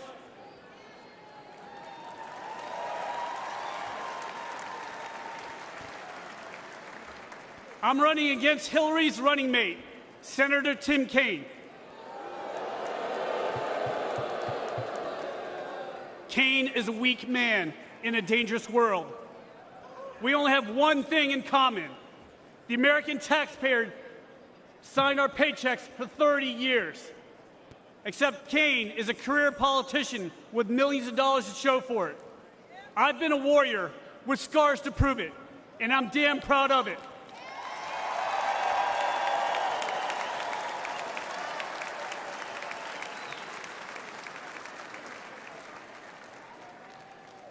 In November, the left will vote for the hatred of one man. We will vote for love. Love of God, love of family, and love for the greatest nation on earth.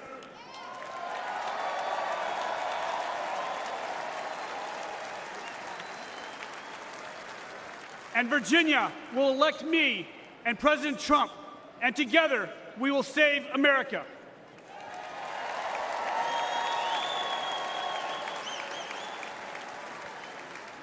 My name is Hung Cao. I'm the next senator from the Commonwealth of Virginia, and I'm not done fighting for us.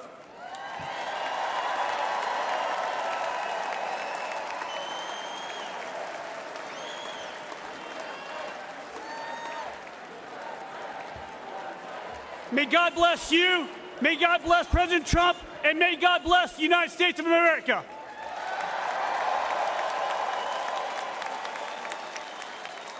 And now, ladies and gentlemen, please welcome United States Senator Rick Scott of Florida.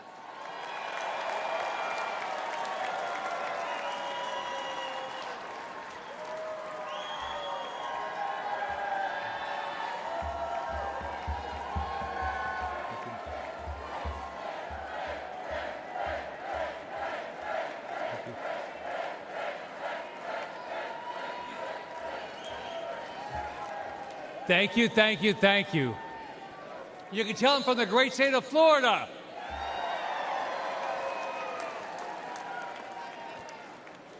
Well, the Democrats couldn't stop him. The media couldn't stop him. The liberal judges couldn't stop him. A bullet from a madman couldn't stop him. Can anything stop Donald Trump from becoming the next president and making America great again?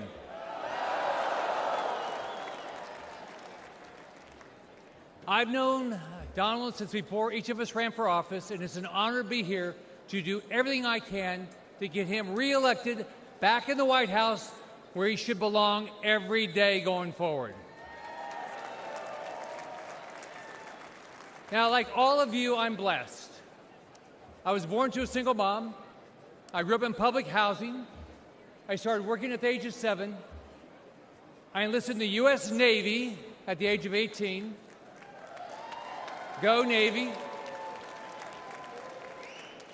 But only because I grew up in America, I was able, like many of you, to come from absolutely nothing to build one of the biggest companies in the world, be the 45th governor of Florida, a U.S. senator, where we have to fight every day to stop the radical Democrats from absolutely destroying our great country.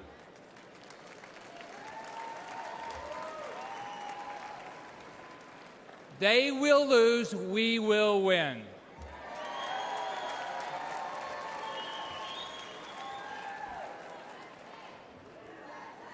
USA, USA.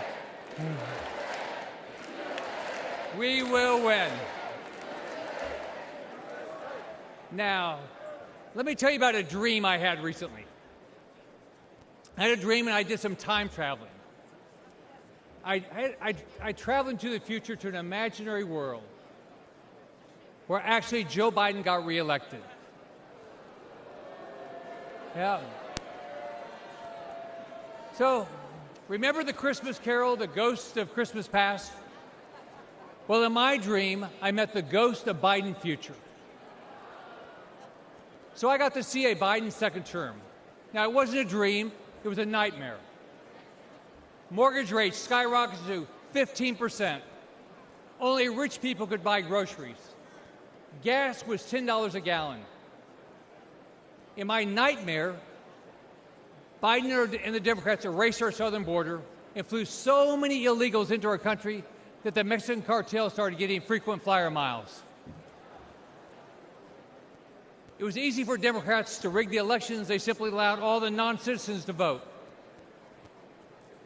America did nothing to protect Israel from terrorists or to stop China from invading Taiwan. Now, do any of you think this is far-fetched? No. If you do, you haven't been following it. Biden and the Democrats are doing everything they can to tear down this great country and rebuild it in their woke, radical image. Their dream's not new. It's an old, evil idea that has failed every time it's been tried. It's called socialism. And Donald J. Trump will not let socialism happen in this country.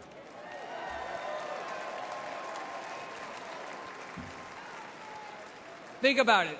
Under Trump, we had a booming economy. We weren't at war. Our enemies feared us. Our allies respected us. We had a secure border. Inflation and mortgage rates were low. And families had money in the bank.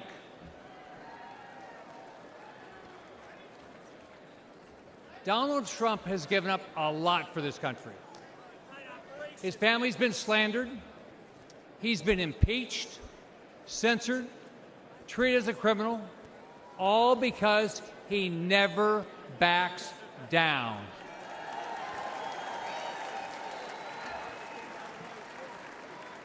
This week, he's shown the courage all of us should display as we rally around him to rescue our great country. So, let's fight, fight, fight, and make sure Donald Trump gets reelected. Have a great night. God bless you.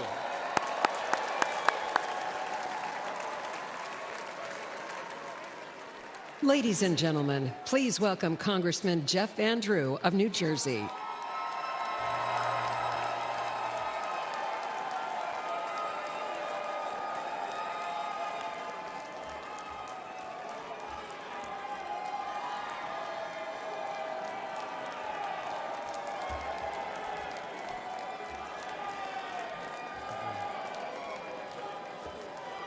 Thank you. Thank you.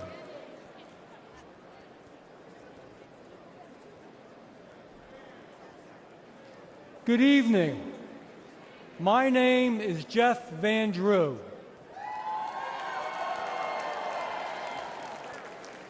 Tonight I want to tell you my story. I am a proud Republican, but I haven't always been a Republican.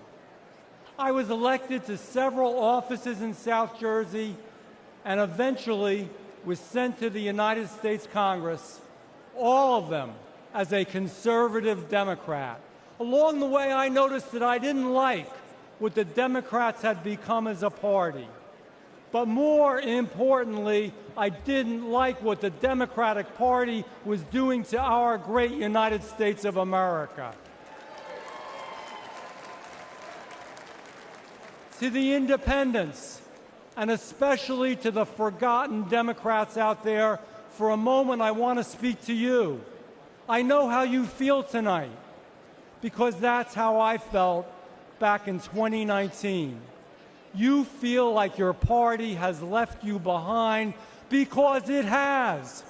You feel like your party doesn't care about American workers and American working families, because it doesn't. And you are worried that Joe Biden and Kamala Harris are hurting our country, because they are.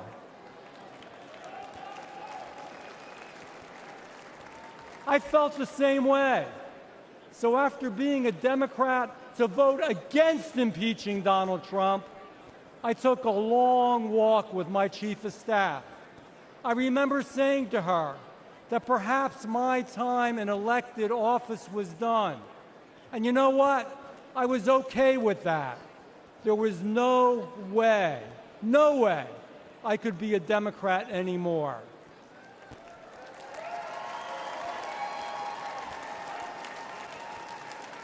But then I received a call from the White House. President Trump asked me to meet with him.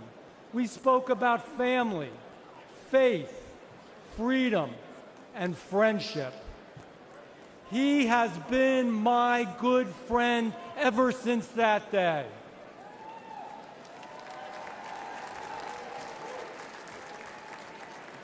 He said that I should be a Republican. I said, Mr. President, I will be a Republican.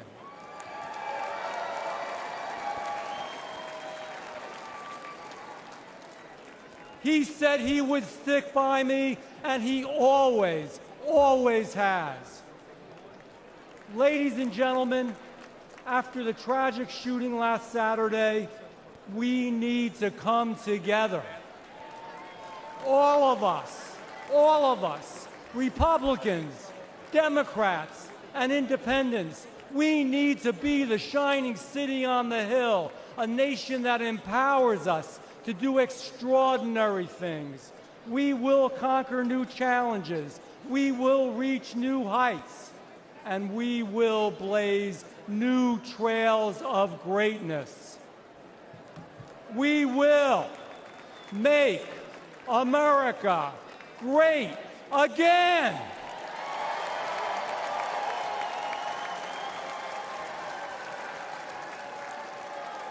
And we will elect Donald Trump this November.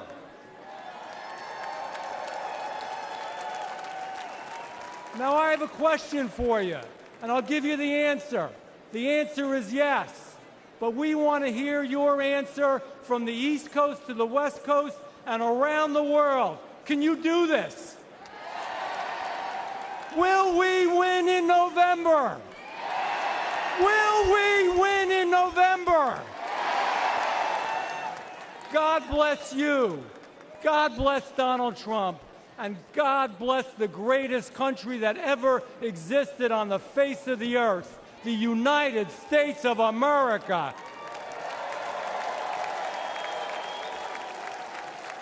Ladies and gentlemen, please welcome the chair of the United States House of Representatives Republican Conference, Congresswoman Elise Stefanik of New York.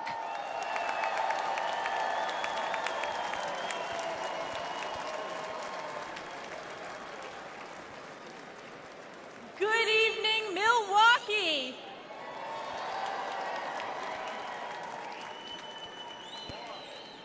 We always say that this is the most important election in our lifetime, but we know deep down this one truly is. Our Constitution and the soul of our very nation are on the ballot. Under Joe Biden, the American people have suffered crisis after crisis.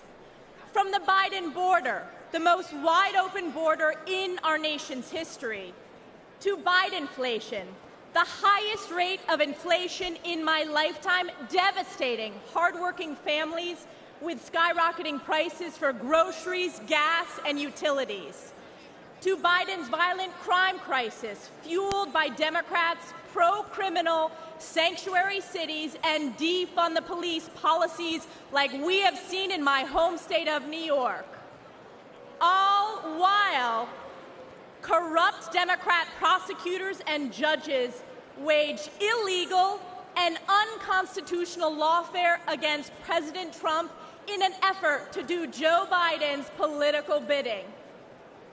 And around the world, the feckless and failed Joe Biden has caused chaos, weakening our national security.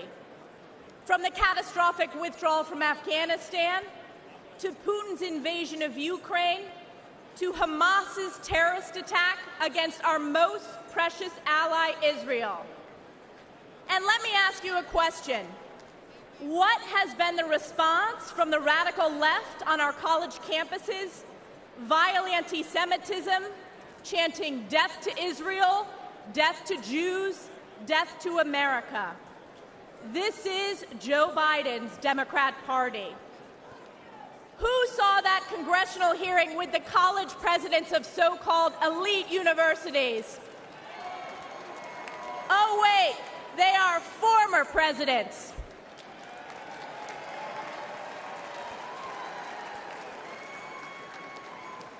You know, I asked one simple question at that hearing. It was not a political question. It was a moral question, and that was this. Does calling for the genocide of Jews violate your university's code of conduct? And one after the other said it depends on the context. Let me tell you, America knows it does not depend on the context.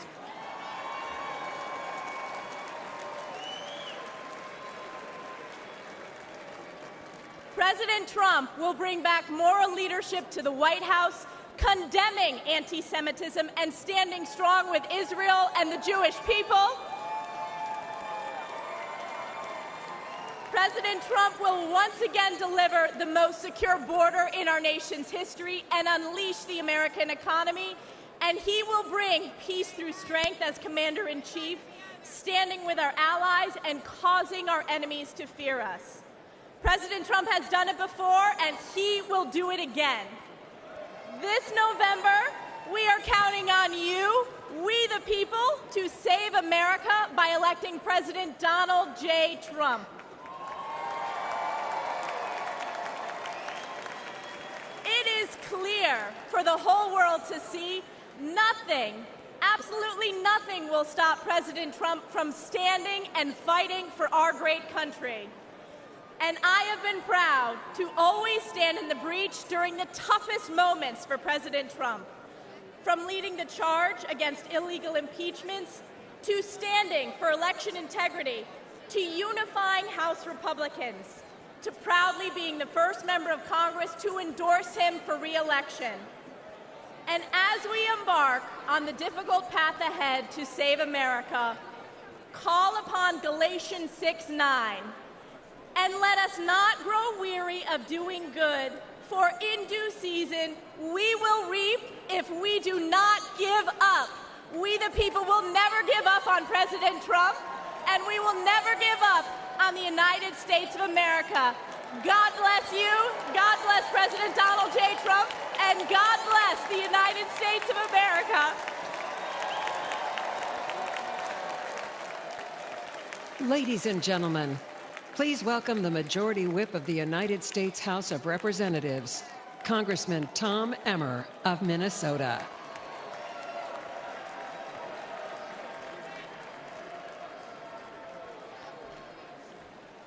How about that, Stefanik? Thank you. Thank you. I'm Tom Emmer, a proud American and a proud Minnesotan, and the Majority Whip in the United States House of Representatives. In 2022, Americans elected our House Republican majority to stop the Biden-Harris agenda. In spite of having one of the smallest majorities in history, House Republicans have held the line.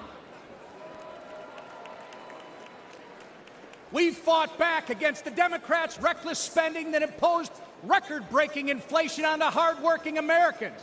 We passed bills such as the Lower Energy Costs Act and the Rein-in Inflation Act to counteract Joe Biden and Kamala Harris's failed economic agenda and to restore some fiscal sanity to Washington.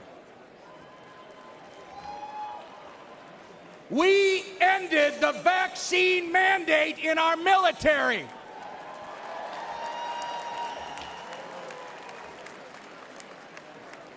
We passed over a dozen bills gutting specific Biden-Harris regulations. We passed the Parents' Bill of Rights. We investigated the Chinese Communist Party.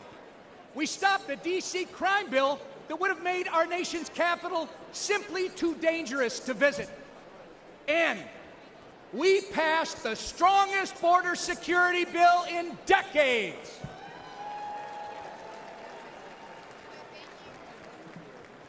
Get ready, because when we grow our majority, when we flip the Senate, and when we send President Donald J. Trump back to the White House, we won't just be holding the line anymore, we'll be moving forward.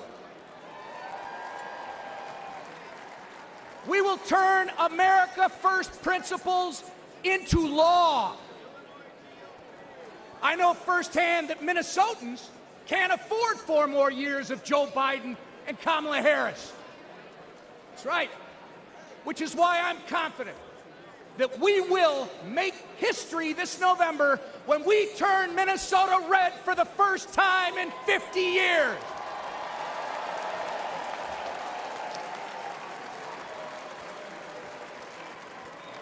The Democrats' disastrous record on crime, trade, and regulation has ruined the lives of countless Minnesotans. When Minneapolis was in flames and businesses were in ruins, Kamala Harris encouraged and enabled the criminals and the rioters. Oh, it gets worse. She even promoted a fund to release the criminals from jail. It doesn't get reported much in our media, but one criminal Kamala Harris freed in Minneapolis went on to murder a man in St. Paul, Minnesota. Donald Trump stands with the people and the police, our men and women in blue, not with the criminals and the rioters.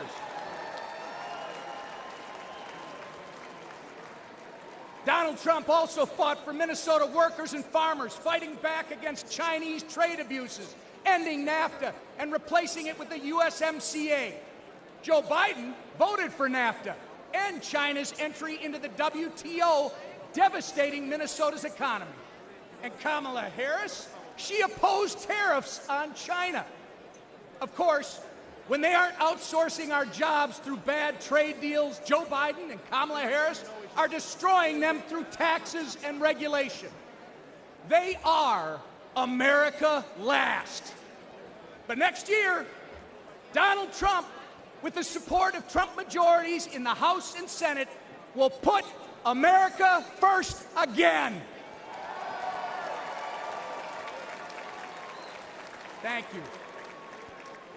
And I'm confident that together we are going to make America great again.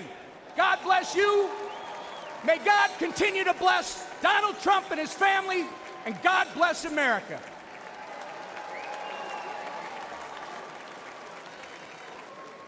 Ladies and gentlemen, please welcome the Majority Leader of the United States House of Representatives, Congressman Steve Scalise of Louisiana.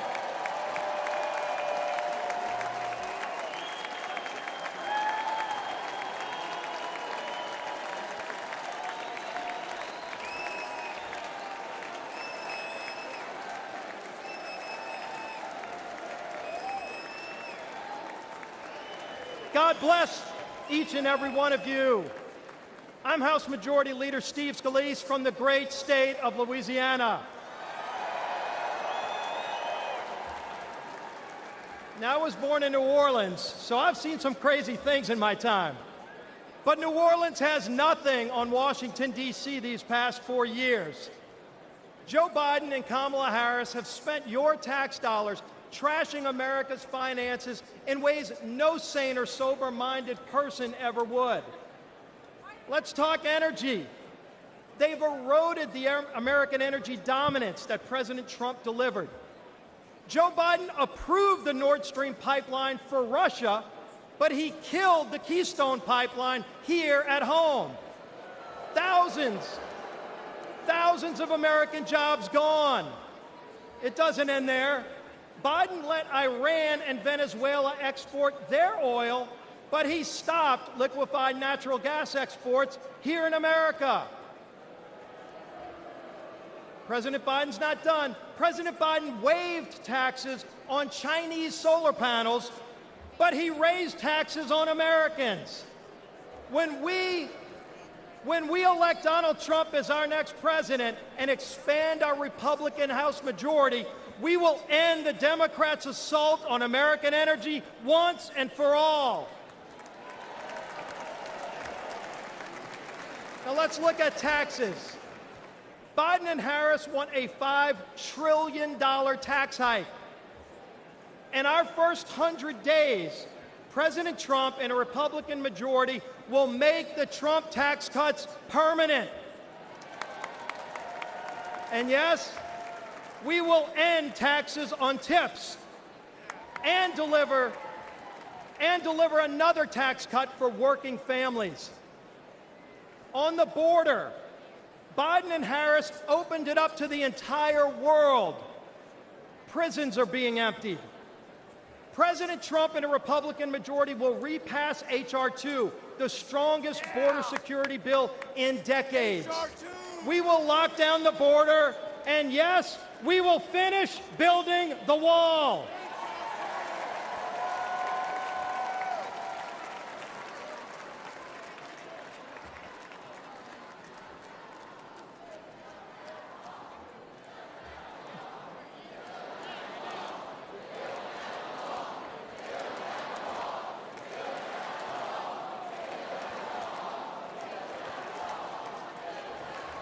On voting, our most sacred right as citizens, voting. Biden and Harris want illegals to vote now that they've opened up the border. Republicans will repass the SAVE Act to block illegal aliens from voting in our elections. On foreign policy, Biden and Harris brought us weakness and war. President Trump and a Republican majority will begin rebuilding our military and will end the woke indoctrination in its ranks. We will restore American power and peace. On education, Biden and Harris opposed school choice. They actually investigated parents at school boards. President Trump and a Republican majority will pass legislation expanding school choice and will repass the Parents' Bill of Rights. Parents should be free to choose what their children are taught and where. Now, lastly, I need to say something about Saturday's attempt on President Trump's life. Many of you know I was the survivor of a politically motivated shooting in 2017. Not many know that while I was fighting for my life, Donald Trump was one of the first to come console my family at the hospital.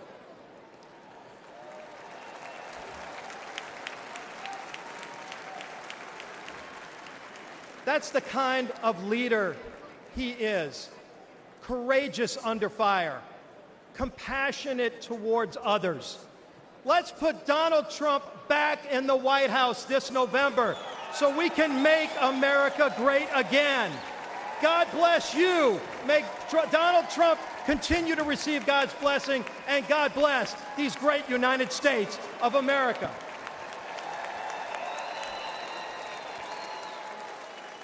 Ladies and gentlemen, please welcome the Speaker of the United States House of Representatives, Mike Johnson of Louisiana.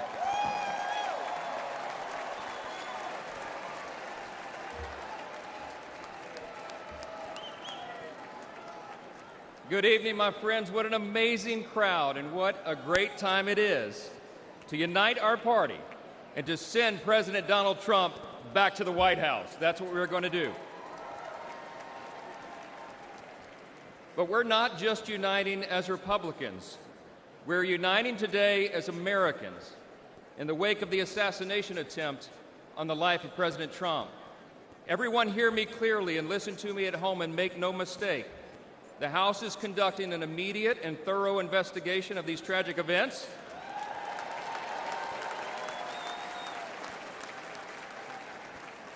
And that work has already begun. The American people deserve to know the truth, and we will ensure accountability. I promise you that. I promise you that. This has always been an important principle to us. We in the Republican Party are the law and order team. We always have been, and we always will be, the advocates for the rule of law. And we all know that that principle, as well as many others, is in serious jeopardy today. See, we've come to a moment in America where the basic things that we once took for granted are being openly challenged like never before. My friends, we are no longer just in a battle between two opposing political parties. We are, but it's not just ours versus these anymore. We're now in the midst of a struggle between two completely different visions of who we are as Americans and what our country will be. The Republican Party stands for the foundational truths that made America the greatest nation in the history of the world.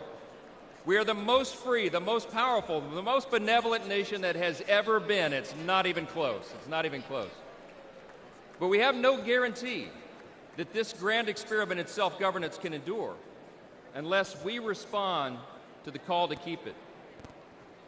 248 years ago, we boldly proclaimed in our Declaration that all men are created equal, not born equal, created equal, and that we're endowed by our Creator with certain inalienable rights. See, we understand that our rights do not come from government, they come from God.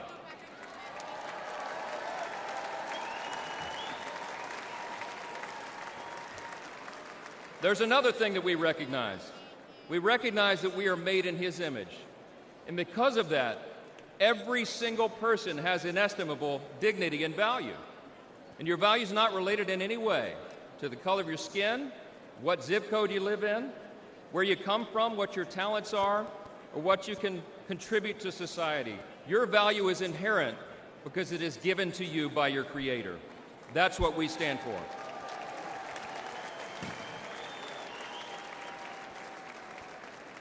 I speak a lot about what I call the 7 core principles of American conservatism. What do we stand for as Republicans, they want to know? I think it boils down to a few things: individual freedom, limited government, the rule of law, peace through strength, fiscal responsibility, free markets, and human dignity. Indeed, those are the 7 core principles of American conservatism, but they're actually the core principles of our republic itself.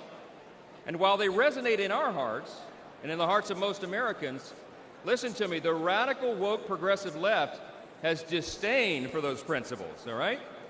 They have a very different vision for what America should become. They want to tear down those foundations and remold us into some sort of borderless, lawless, Marxist, socialist utopia. We're here to say, not on our watch. We will not allow that to happen.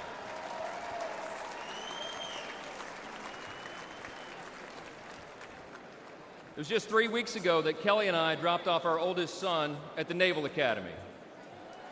That's right. In 4 years, he'll graduate, and he'll join the 1.3 million active duty service members who bravely defend our country. We're so proud of Jack and all our children, but like most parents today, we're concerned about their future. America can't risk 4 more years of Joe Biden's weakness that has invited so much aggression by our enemies.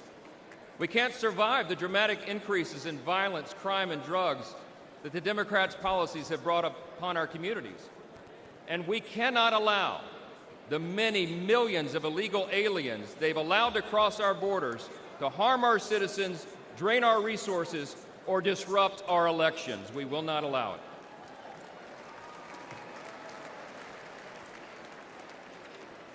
My friends, we're watching the principles of faith, family, and freedom that once defined our nation now being trampled underfoot by the radical left.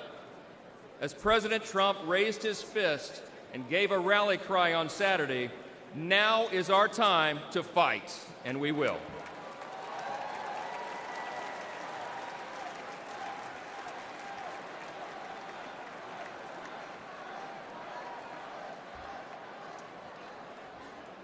We're in a fateful battle of ideas, my friends, and we have to recognize that. But in this battle, and in November, the American people will reject the party of self-destruction, and they will elect the party of peace and prosperity and opportunity. The GOP will grow our House majority, we will take back the Senate, and we will return Donald J. Trump to the White House.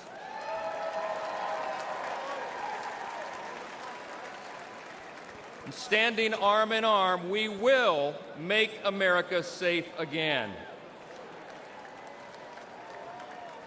Listen, we reach out tonight to everyone watching at home. We invite all Americans who believe in the promise of our great nation to join us in this fateful battle.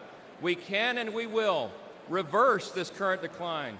We can restore our founding principles, and we can preserve this exceptional nation that God has entrusted to us, and what Abraham Lincoln referred to as the last best hope of man on the earth. Thank you so much. God bless you, God bless our troops, and God bless America.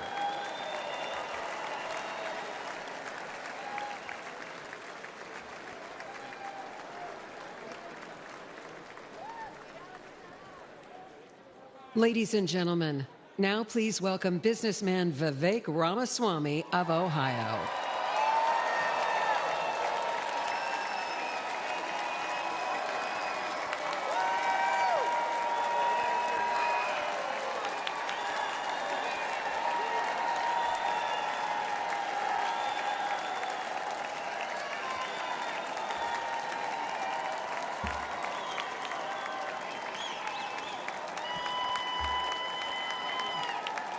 Love it. Thank you, guys. Thank you for the warm welcome. It's good to be back in Milwaukee. This time last year, I was a candidate for U.S. president, and I'm proud to say that I achieved the impossible, which is that most of you actually know how to say my name by now. So thank you for that. It's good to be back. We're in the middle of a national identity crisis right now.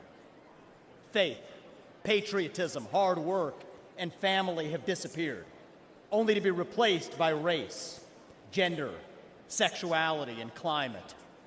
But we're not going to win this election just by criticizing the other side. We're going to win this by standing for our own vision of who we really are. What does it mean to be a Republican in the year 2024? What does it mean to be an American in the year 2024? It means we believe in the ideals of 1776. It means we believe in merit, that you get ahead in this country, not on the color of your skin, but on the content of your character and your contributions. It means we believe in the rule of law, and I say this as the kid of legal immigrants to this country. That means your first act of entering this country cannot break the law. That is why we will seal the southern border on day one. Thank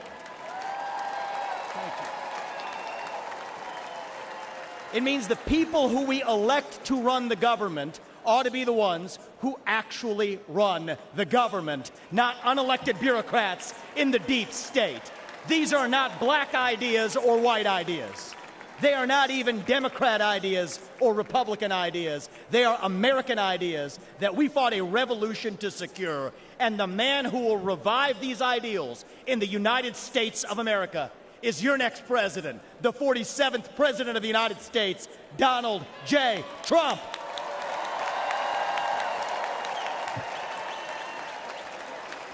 If you want to seal the border, vote Trump. If you want to restore law and order in this country, vote Trump. If you want to reignite the economy in this country, vote Trump. If you want to revive national pride in this country, vote Trump. If you want to make America great again, vote Trump. But there is one more reason I'm going to ask you to vote Trump, and it's the most important one. It's the one the media won't talk about, but it's the truth. Donald Trump is the president who will actually unite this country, not through empty words, but through action. Because you know what? Success is unifying. Excellence is unifying. That's who we are as Americans. That's who we've always been. To those of you watching this at home tonight, I'd like to deliver a message that the media doesn't want you to hear from the Republican Party. Our message to black Americans is this. The media has tried to convince you for decades that Republicans don't care about your communities, but we do. We want for you what we want for every American. Safe neighborhoods, clean streets, good jobs, a better life for your children, and a justice system that treats everyone equally, regardless of your skin color and regardless of your political beliefs.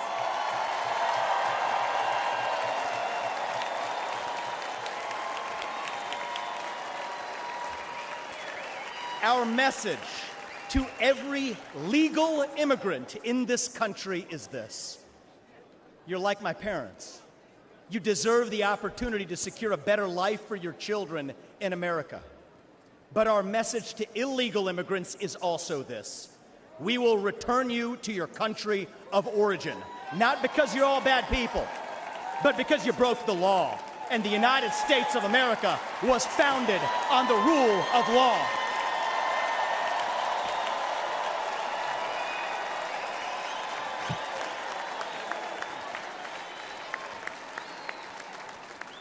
Our message to millennials, speaking as one myself, yes, it's true. Our government sold us a false bill of goods with the Iraq War and the 2008 financial crisis, loading up our national debt that falls on our generation's shoulders, telling us that if we took out college loans, we'd somehow get a head start on the American dream when it hasn't worked out that way. But we can't just be cynical about our country because the United States of America is still the last best hope that we have, and we deserve a better class of politician, one who actually tells us the truth, even if it comes with some mean tweets from time to time.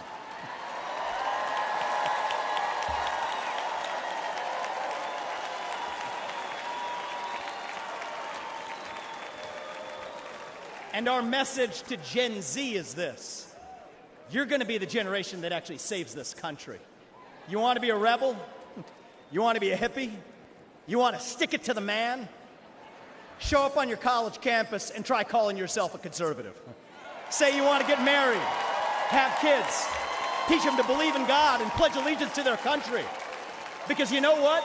Fear has been infectious in this country, but courage can be contagious too. That too is what it means to be an American. And you know what? If you're at home and you disagree with everything I just said, our message to you is this: we will still defend to the death your right to say it, because that is who we are as Americans. We are the country where we can disagree like hell and still get together at the dinner table at the end of it. That is the America I know. That is the America we miss. We do not have to be ancient Rome. We don't have to be this nation in decline. We can still be a nation in our ascent. A nation whose best days, not in some fake politician way, but in a true way, a nation whose best days are actually still ahead of us. Still on our way to that shining city on a hill, that country where no matter who you are, or where your parents came from, or what your skin color is, or how long your last name is,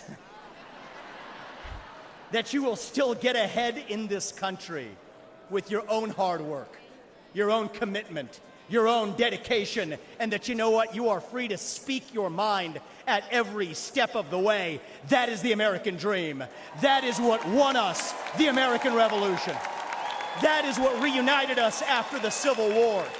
That is what won us 2 world wars and the Cold War. That is what still gives hope to the free world. And if we can revive that dream over group identity and victimhood and grievance, then nobody in the world, not a nation, not a corporation, not a virus, not China, is going to defeat us. That is what American exceptionalism is all about, and that is what we will revive this November when we send Donald J. Trump back to the White House. Thank you all. God bless you and your families, and may God bless our United States of America. Thank you. Thank you.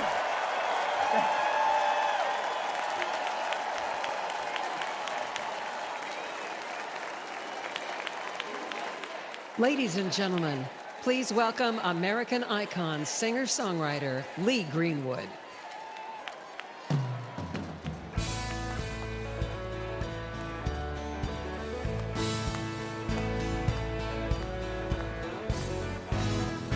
They say love is a gamble, you can win or lose. Well, not dealt me a queen the day I found you. Now the cards are in my favor, boy, and I'm gonna play them right. You're the one I waited for, I'm gonna hold on tight. Hey, holding a good hand, come on. I bet my life on you, I'm not gonna let go. Now that I found a heart that's true, I just want a full house and a little piece of land, and I walk through life holding a good hand. Well, I played the game and I paid the price, and I don't mind saying I've lost once or twice, but there ain't no doubt, hey, that my luck came through. You came along and reached out for you. Come on, country, holding a good hand. I bet my life on you, I'm not gonna let go. Now that I found a heart that's true, I just want a full house and a little piece of land, and I walk through life holding a good hand.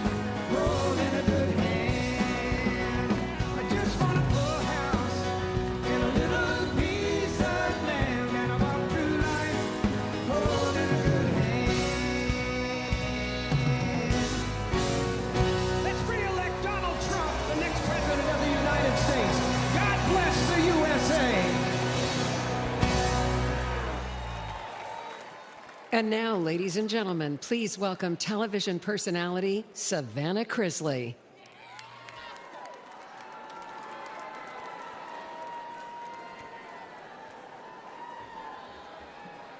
Good evening.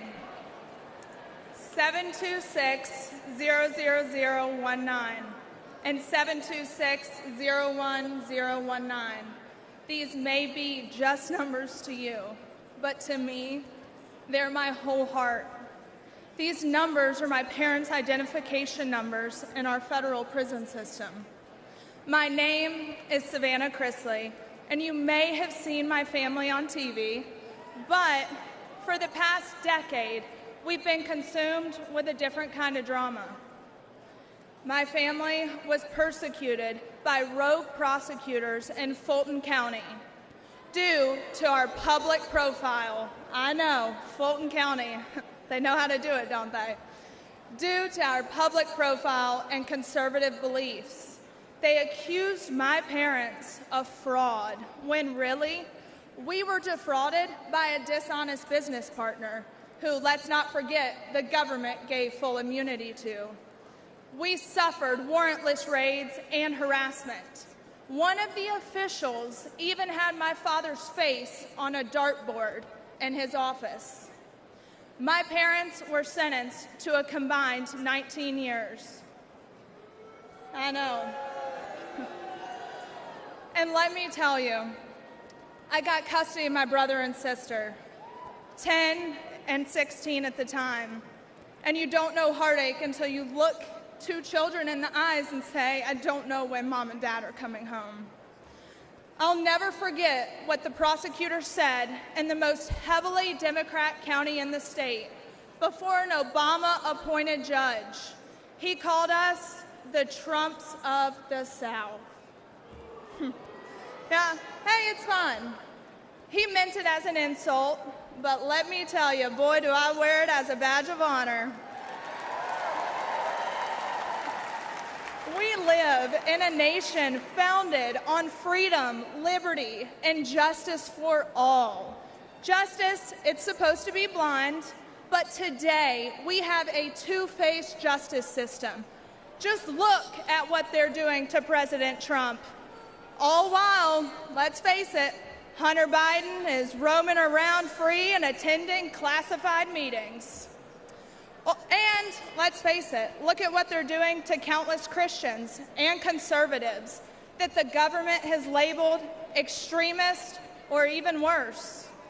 Meanwhile, the Democrats are releasing actual violent offenders who have hurt innocent people. A lawyer of mine, Brett Tolman, who's a former U.S. attorney, he told me about a plaque that hangs in the Department of Justice, and it reads, "The hallmark of fairness in the administration of justice is consistency.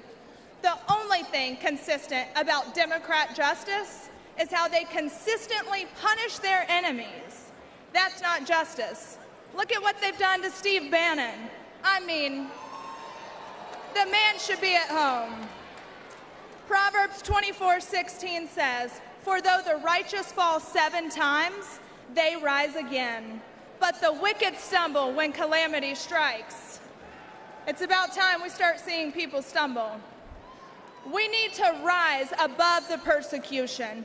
We need to hold rogue prosecutors accountable. There should be no immunity. We need to expose the Democrats' corruption, and better yet, the Biden family's corruption. And guess what? I know just the man for that job. Donald J. Trump has only one conviction that matters, and that is his conviction to make America great again. Thank you, and God bless America.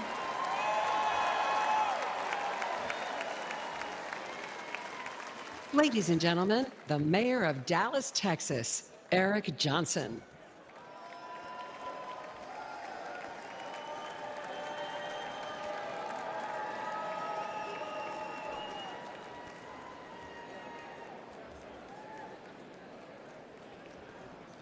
"4 years ago, progressive activists stood on my front lawn with the stated goal of intimidating my family. They wanted me to defund the police. I said no.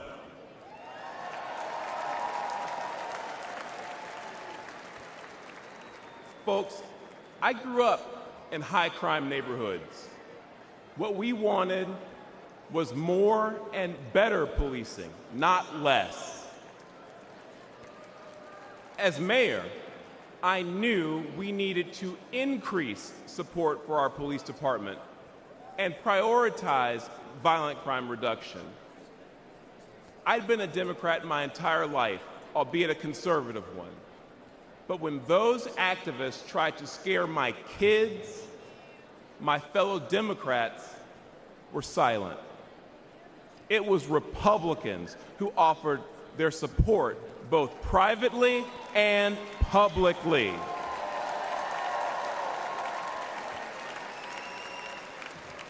Party affiliation didn't matter. They cared about doing what was right. Today, I'm the proud Republican mayor of Dallas, Texas.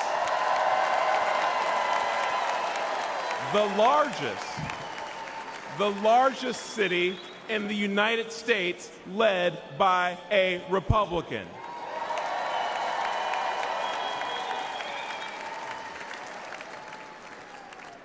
I wanted to say I didn't leave the Democrat Party because they left me first, but the truth is, on matters of public safety, the Democrats were never actually there for me, for Dallas families, or for the American people. With their words and their actions, and sometimes with their silence and their inaction, Democrats in power demonstrate they don't care about stopping the killers or the thieves who terrorize black and brown communities. They don't care about securing our border. And they don't care about dangerous homeless encampments. No, the heart of today's woke Democrat Party is with the criminals, not with their victims. Democrats are good at using safe words, but terrible at building safe neighborhoods and safe cities. But there is a better way. Dallas bucked national trends and achieved a remarkable 3 straight years of violent crime reduction. Today, Dallas is viewed as America's safest large city, and Republicans lead 11 of the top 15 safest cities.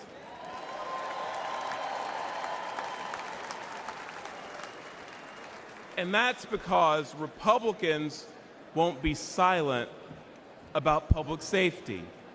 Folks, let's make our city safe again by supporting Republicans who will stand up and fight for our safety.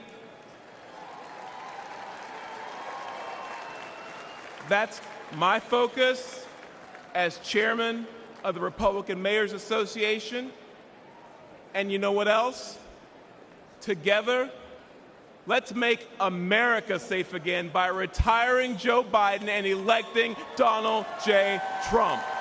Thank you.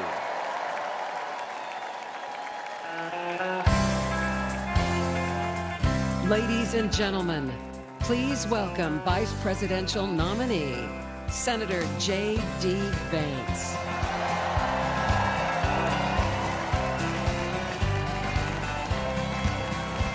Why don't we liberate these United States? We're the ones who need it worst. Let the rest of the world help us for change, and let's rebuild America first.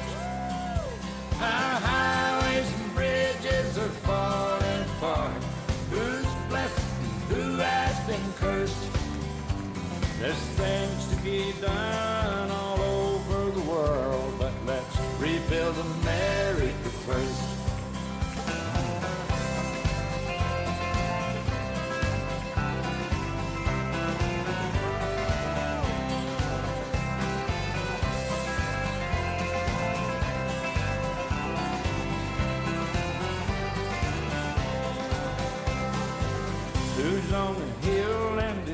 watching back who's in charge of it all. God bless the Army and God bless our liberty. That comes the rest of it all. Yeah, men in position are backing away. Freedom is stuck in reverse. Let's get out of Iraq, get back on the track, and let's rebuild America first.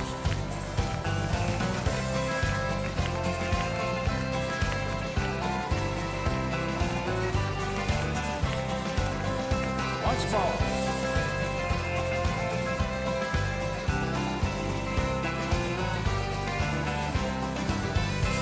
Why don't we liberate these United States? We're the ones who need it the most.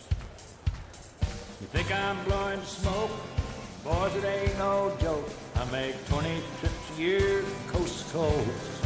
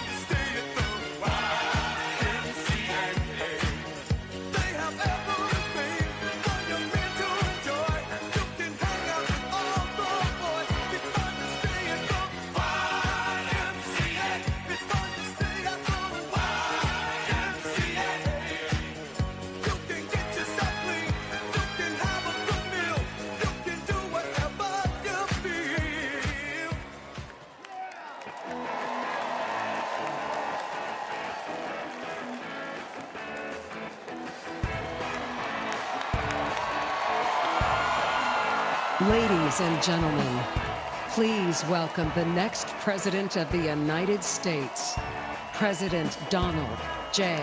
Trump.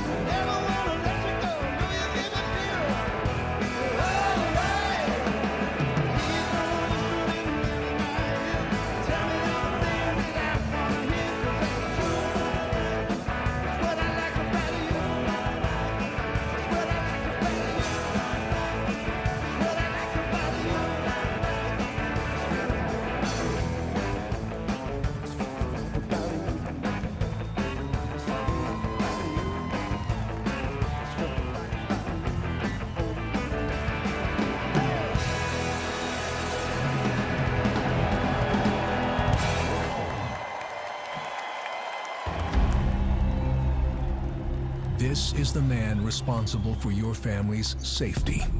And he's failed you terribly. Biden made one of the worst mistakes of any president in history when he told illegals to come here and surge our border. I would, in fact, make sure that we immediately surge to the border. And surge they did. 10 million, more than the population of 40 U.S. states. And Biden's open border became an open invitation for violent Venezuelan gang members, sex traffickers, and now confirmed, ISIS terrorists entered through Biden's wide-open southern border, putting America on high alert for an attack, and your family at great risk. We immediately surge to the border. But it gets even worse. Biden's incompetence has led to a horrific 300,000 Americans now dead. Not from a nuclear bomb, but from lethal fentanyl brought in through Biden's wide-open border. And on Biden's watch, enough illegal fentanyl has crossed our borders to kill every single American. That's terrifying. This weak man has been great for the Mexican drug cartels, while being a death sentence for over 300,000 Americans, including young children. That's approaching the number of soldiers that were killed in World War II. Yet what's Biden's message? Surge to the border. The Biden surge has also led to a surge in violent crimes committed by illegal migrants. Horrific crimes. Murders. Gang attacks against our police. Child sex crimes. And the brutal killing of a nursing student on her college campus. Countless families will never forget the pain and tragedy. And America should never forget who was responsible. Joe Biden. Surge to the border. And America's border czar, President Trump had our borders secure, our families safe, and he'll do it again.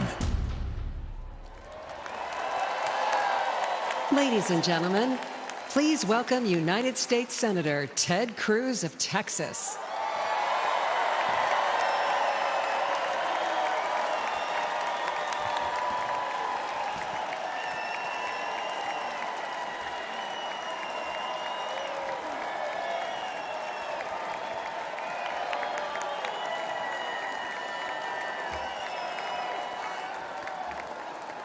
God bless Donald J. Trump.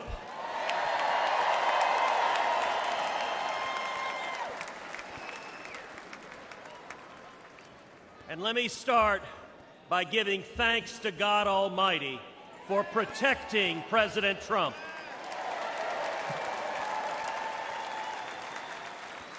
And for turning his head on Saturday as the shot was fired. Together we lift up in prayer all of our leaders for protection. And our prayers are in particular with the family of Fire Chief Corey Comparatore and the others injured on Saturday.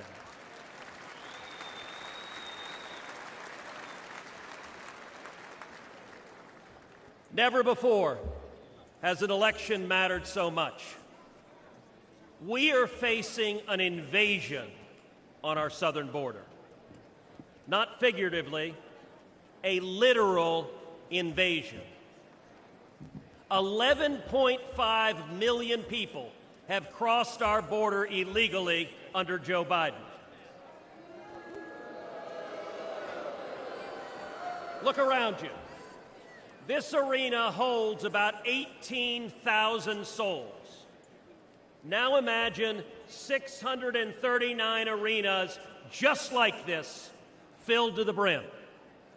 That is 11.5 million people, larger than all but 8 states in the nation. But the numbers don't show us the true price that our country is paying. Every day, Americans are dying. Murdered, assaulted, raped by illegal immigrants that the Democrats have released. Teenage girls and boys wearing colored wristbands are being sold into a life of sex slavery. This is evil and it's wrong. And it is happening every damn day. Think of Kate Steinle. She was 32, walking with her father on a San Francisco pier when a bullet tore through her heart. The man who fired that gun, he'd been deported 5 times. Every damn day. Think of Laken Riley. Just 22 years old, a nursing student with dreams of healing others. She went for a jog and never came home. Her life taken by someone who should have never been here. Every damn day. Or Rachel Morin, a beautiful mother of 5, raped and murdered in suburban Maryland by an illegal immigrant the Democrats released. Every damn day. Or Jocelyn Nungary, only 12 years old. It was just 1 month ago today that she was brutally raped and murdered in Houston by 2 men who were supposed to be detained and monitored, but instead released and allowed to roam free. Every damn day. These aren't just stories or statistics. They're our daughters, our sisters, our friends. The families don't care about the empty numbers. They care about the empty chairs at the dinner table about the voices they'll never hear again, about the laughter lost, and about the dreams that will never be fulfilled. I've sat with these families in living rooms where the silence is so loud that it hurts, where photo albums are opened with trembling hands. How did we get here? It happened because Democrats cynically decided they wanted votes from illegals more than they wanted to protect our children.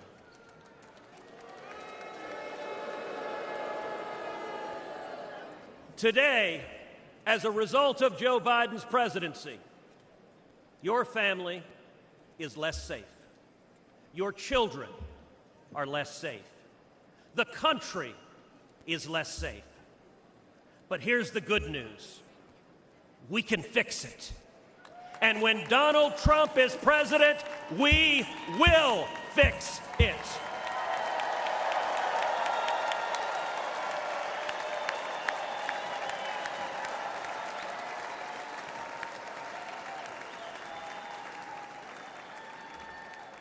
We know this because he's done it before. I know this because I worked hand in hand with President Trump to secure our border, and we achieved the lowest rate of illegal immigration in 45 years.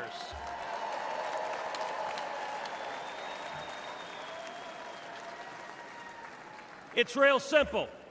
He's done it before, and he'll do it again. So tonight, I speak for Kate and Laken and Rachel. Tonight, I speak for Jocelyn. And let us go forward together and keep our sacred oath to defend the Constitution and to protect the American people. Let us secure our borders, enforce our laws, protect our children, and restore the future.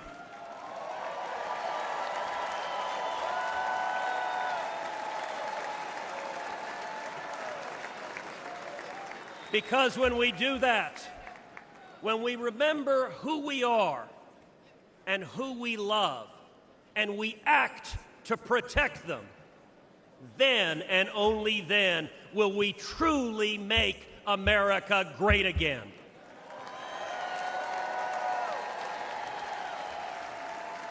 Thank you. God bless Texas, and God bless the United States of America.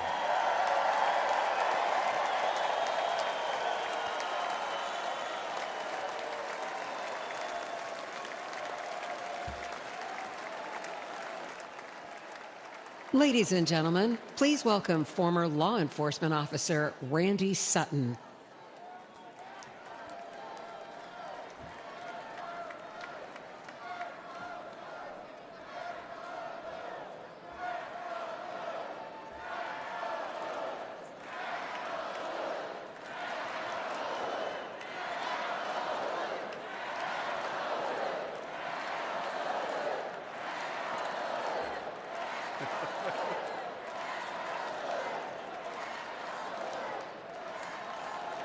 Thank you. Thank you for that. Thank you for that. Hello, America. My name is Randy Sutton, a police lieutenant.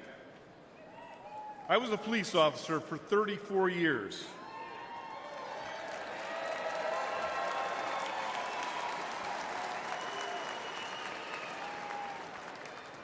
I was one of the most highly decorated officers in the history of my department.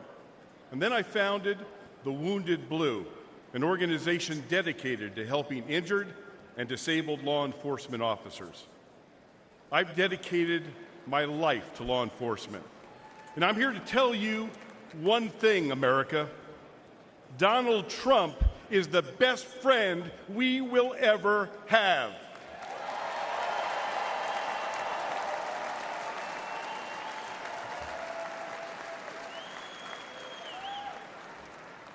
Ladies and gentlemen, we're experiencing a plague of crime across America.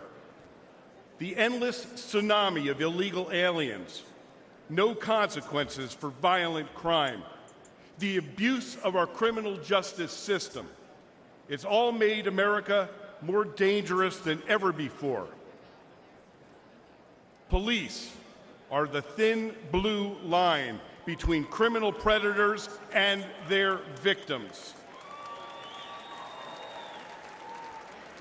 Donald Trump and Republicans stand that line with our police.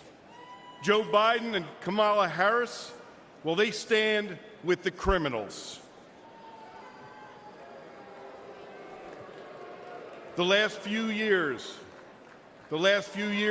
have been devastating for our police. The war on cops is very real, and it's getting Americans killed. Last year alone, more than 70,000 law enforcement officers were physically assaulted. They were shot, they were stabbed, they were beaten, they were hit with bricks, and in the last 5 years, 1,834 made the ultimate sacrifice and gave their lives in the line of duty. But all of this will end on the day we elect Donald J. Trump president.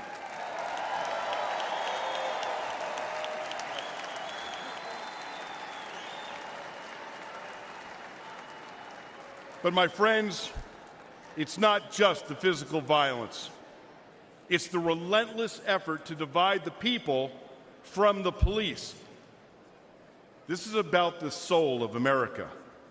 Make no mistakes. If the radical left succeeds in defunding and destroying policing as we know it, they will break apart the cornerstone of our system, law and order. Well,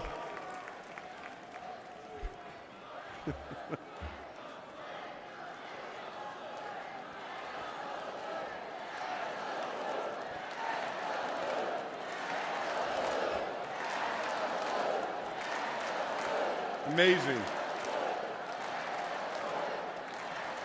Thank you. But I'm going to tell you, there's one man that these pro-criminal, anti-police extremists fear most. And that is the once and future president of the United States, Donald J. Trump.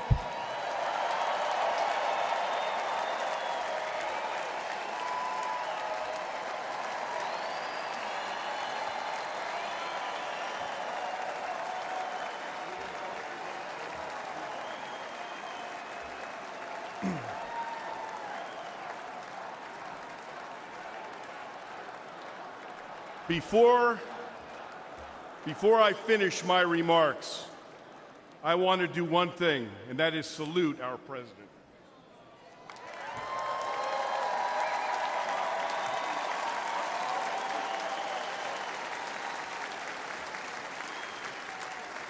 America, I make this promise. Our police will never waver from their mission to serve and protect, even at the risk of their own lives. But they need a true leader who will have their backs. Donald J. Trump is that leader.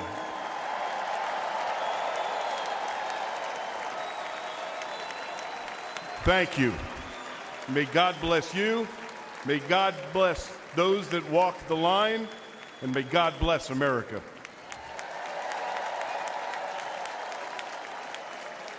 From the very first day that we take back the White House from crooked Joe Biden, the worst president in the history of our country, I believe that we're going to have 4 of the greatest years in the history of our country.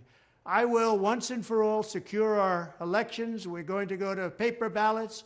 We're going to have same-day voting, voter ID. We're going to do it properly. We're going to have good, secure, beautiful elections. We never want what happened in 2020 to happen again. But until then, Republicans must win.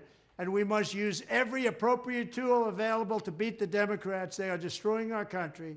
Whether you vote early, absentee, by mail, or in person, we are going to protect the vote. That's the most important thing we have to do, is protect the vote. Keep your eyes open, because these people want to cheat, and they do cheat, and frankly, it's the only thing they do well. We will make sure your ballot is secure and your voice is heard. Many Republicans like to vote on Election Day, and we must swamp the radical Democrats with massive turnout on Tuesday, November 5th. The way you win is to swamp them. If we swamp them, they can't cheat. It just doesn't work out. But if you can't make it, you need to make a plan, register, and vote any way possible. We got to get your vote. So with your vote, we will win a victory the likes of which no one has ever seen before. We will evict crooked Joe Biden from the White House, and we will take back our country on November 5th, 2024, the most important day in the history of our country. That's what it's going to go down as. Thank you. Ladies and gentlemen, please welcome Iowa Attorney General Brenna Bird.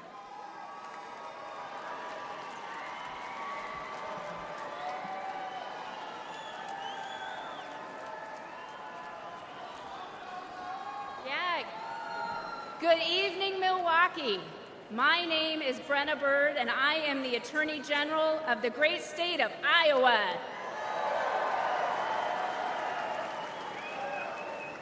A few years ago, I was a local prosecutor locking up bad guys. But in 2022, I ran for Attorney General and beat the incumbent Democrat who was first elected when I was just 2 years old. We won because Iowans were ready for an Attorney General who would protect them, not the criminals. An Attorney General who would stand up to Joe Biden and the radical Democrats. And an Attorney General who would defend our constitutional freedoms. But perhaps more than anything, Iowa voters wanted an Attorney General who would back the blue.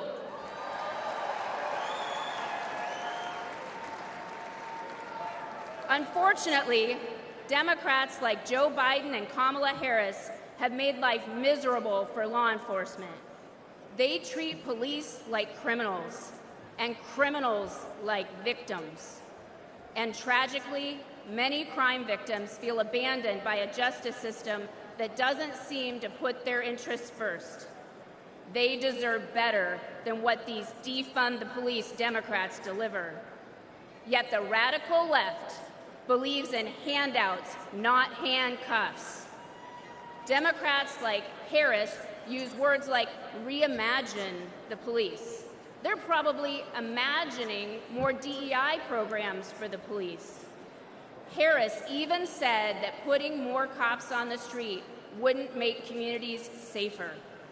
American families disagree. Never forget.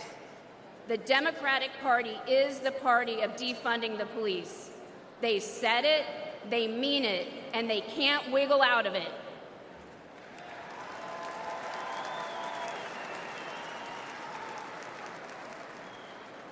Republicans get justice for victims, and we put criminals where they belong, in jail. That's why we need to elect President Donald J. Trump. President Trump knows that keeping Americans safe isn't a 10 a.m. to 4 p.m. job. And rank and file cops know that President Trump, he has their back. It touched our hearts when earlier this year, President Trump attended the wake of a fallen New York City police officer. We all owe heroes like Officer Jonathan Diller a debt we can never repay. President Trump knows this, and he shows his gratitude. Joe Biden was also in New York City that day, but instead of honoring our heroes, he attended a glitzy fundraiser with Barack Obama and Bill Clinton. None of them went to pay their respects.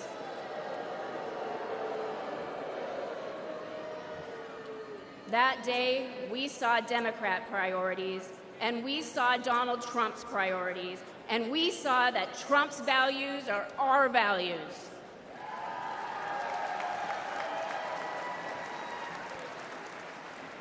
I urge everyone listening to stand with law enforcement and vote to make America safe again. I urge you to vote for Donald Trump on November 5th. Thank you, Milwaukee, and God bless you.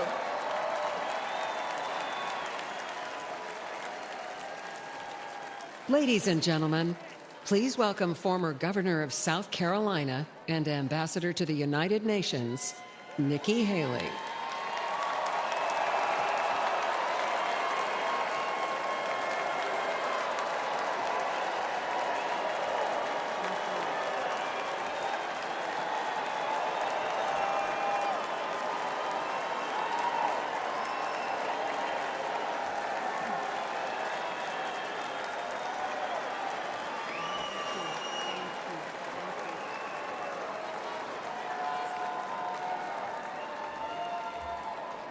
My fellow Republicans, President Trump asked me to speak to this convention in the name of unity.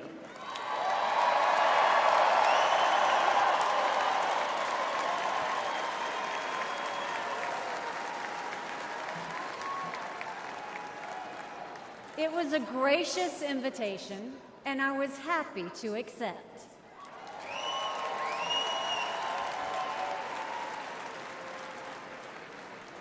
I'll start by making one thing perfectly clear. Donald Trump has my strong endorsement, period.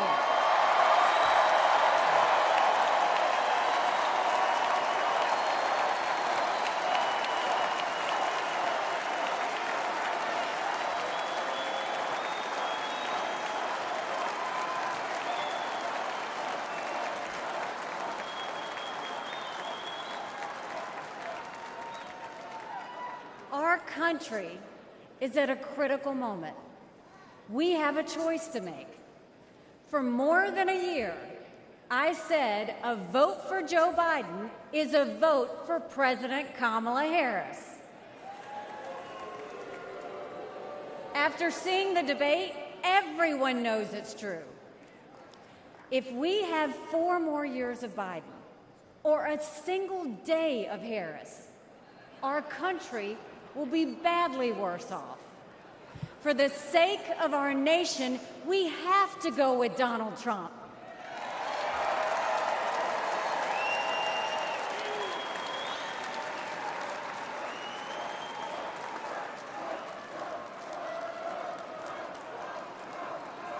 But there's more to it than that.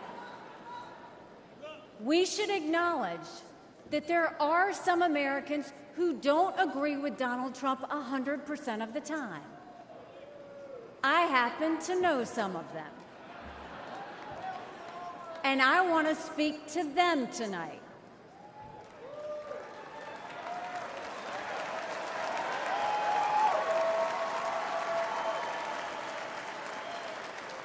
My message to them is simple. You don't have to agree with Trump 100% of the time to vote for him.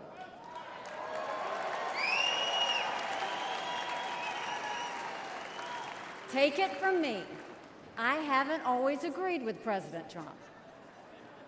But we agree more often than we disagree.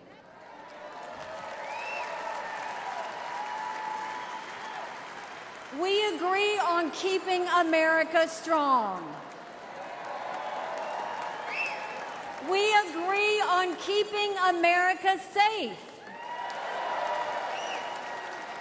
And we agree that Democrats have moved so far to the left that they're putting our freedoms in danger.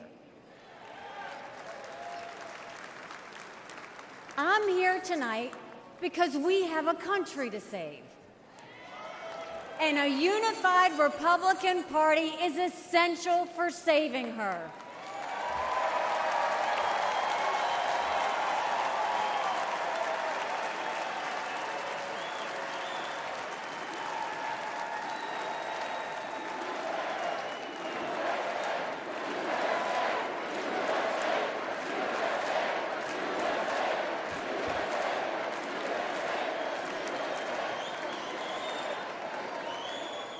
for those who have some doubts about President Trump, I want to tell you a few things about the commander-in-chief I know and worked with.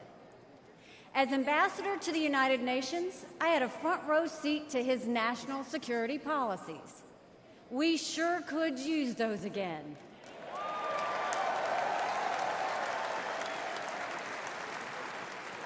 Think about it. When Barack Obama was president, Vladimir Putin invaded Crimea. With Joe Biden as president, Putin invaded all of Ukraine. But when Donald Trump was president, Putin did nothing. No invasions.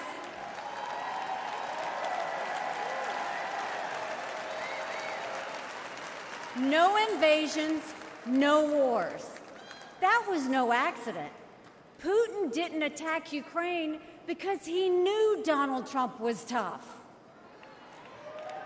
A strong president doesn't start wars. A strong president prevents wars.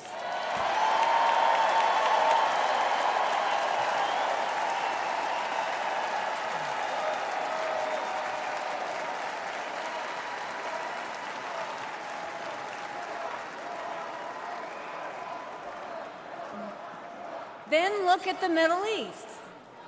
Every problem in that part of the world can be laid at the feet of Iran. The dictators who chant death to America are the bankrollers and weapons suppliers for Hamas and Hezbollah. They're behind the barbaric massacres and the hostage-taking. Once again, compare Trump and Biden. Trump got us out of the insane Iran nuclear deal.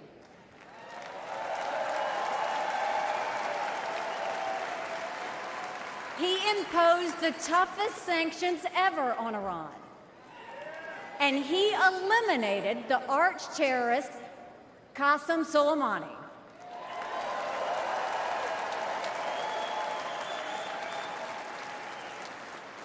Iran was too weak to start any wars. They knew Trump meant business, and they were afraid.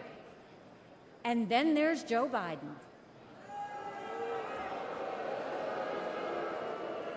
He lifted the sanctions. He begged them to get back into the nuclear deal. He surrendered in Afghanistan. He sent every possible sign of weakness. Even now, while Hamas is still holding Americans hostage, Biden is pressuring Israel instead of the terrorists.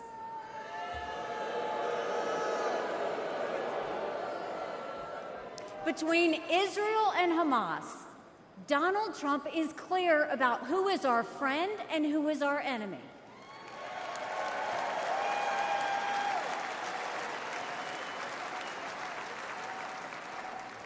Then look at the border.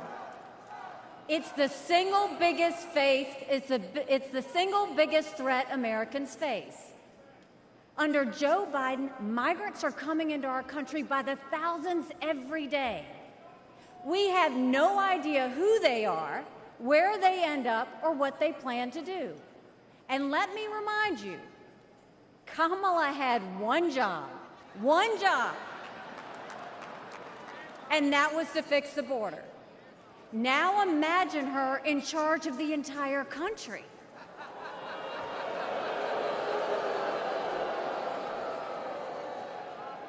Under Donald Trump, we didn't have the border disaster we have today, and we won't when he is president again.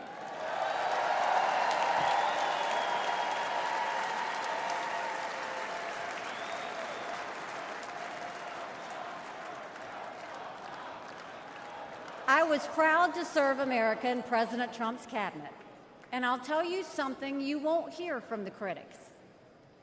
He appreciated advice and input. Americans were well served by his presidency, even if they didn't agree with him on all things. Now, to my fellow Republicans, we must not only be a unified party, we must also expand our party.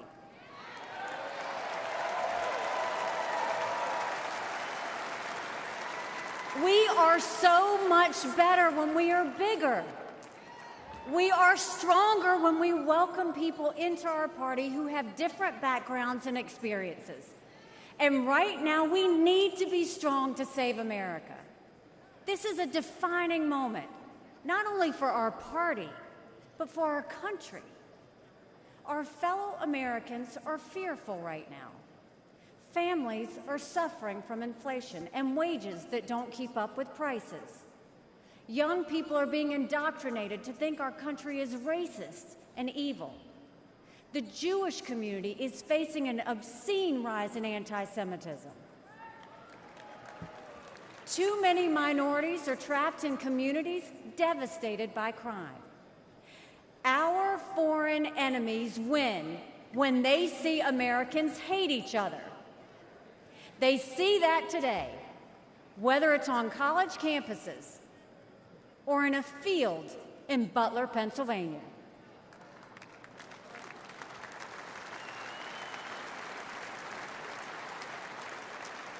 But we can conquer those fears with strength and unity.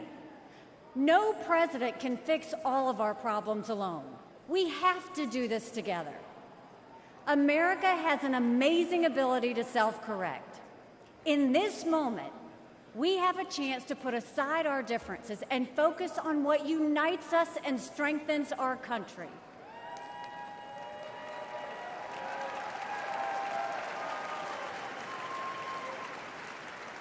Let us join together as a party. Let us come together as a people, as one country, strong and proud.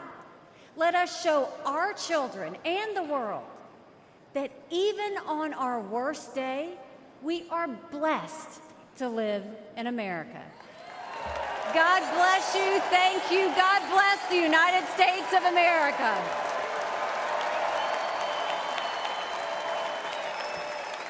And now, ladies and gentlemen, please welcome the Governor of Florida, Ron DeSantis.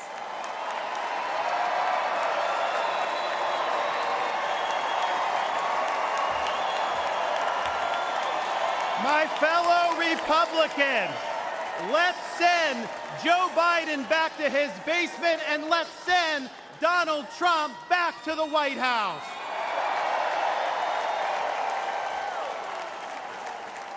Life was more affordable when Donald Trump was president. Our border was safer under the Trump administration, and our country was respected when Donald Trump was our commander-in-chief.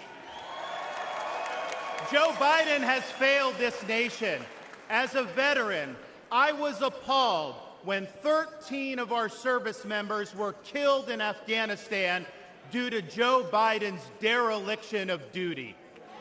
As a citizen, as a husband, and as a father, I am alarmed that the current President of the United States lacks the capability to discharge the duties of his office.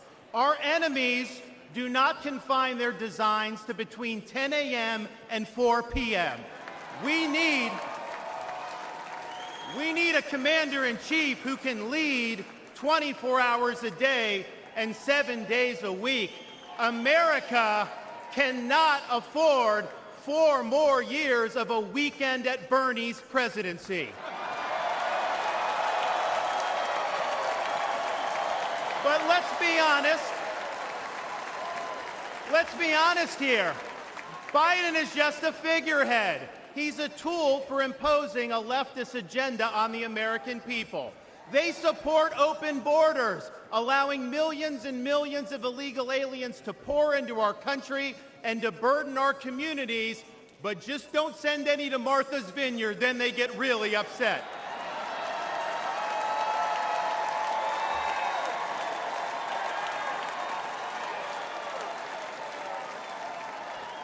They have unleashed progressive prosecutors across our nation who care more about coddling criminals than about protecting their own communities. They use the unelected bureaucracy to impose their will on us without our consent, and they weaponize political power to target their political opponents like they've done to our own nominee. They want to ban gas automobiles, eliminate Second Amendment rights, and impose gender ideology on everyone from our infantrymen to kindergartners. They stand for DEI, which really means division, exclusion, and indoctrination, and it is wrong.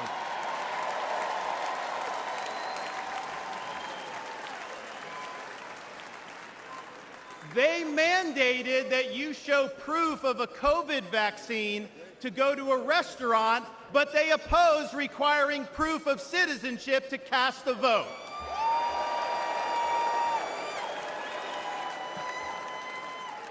They can't even define what a woman is. Now, Donald Trump stands in their way, and he stands up for America. Donald Trump has been demonized, he's been sued, he's been prosecuted, and he nearly lost his life. We cannot let him down, and we cannot let America down.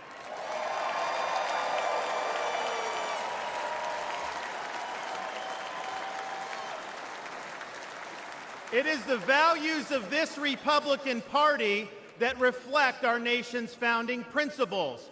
We believe schools should educate, not indoctrinate. We stand for parents' rights, including universal school choice. We support law and order, not rioting and disorder. We seek a strong, focused United States military, not one distracted by a social agenda. We reject entrenched political class, and we demand term limits for members of Congress.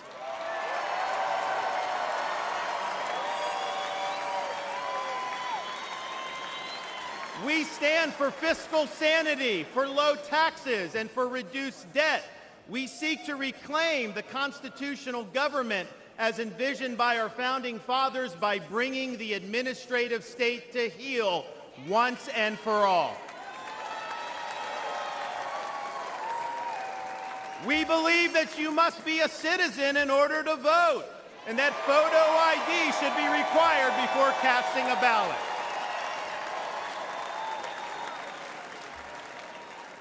We stand for strong borders and believe that our nation must have a shared civic culture, and we oppose any immigration that stands apart or in contrast to our American values. We believe in the principles articulated in the Declaration of Independence that our rights come not from the generosity of the state, but from the hand of the Almighty, including the right to life, liberty, and the pursuit of happiness.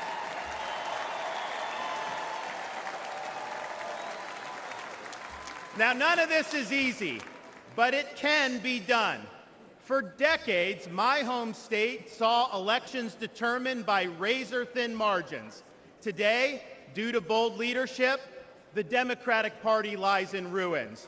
The left is in retreat. Freedom reigns supreme. The woke mind virus is dead, and Florida is a solid Republican state.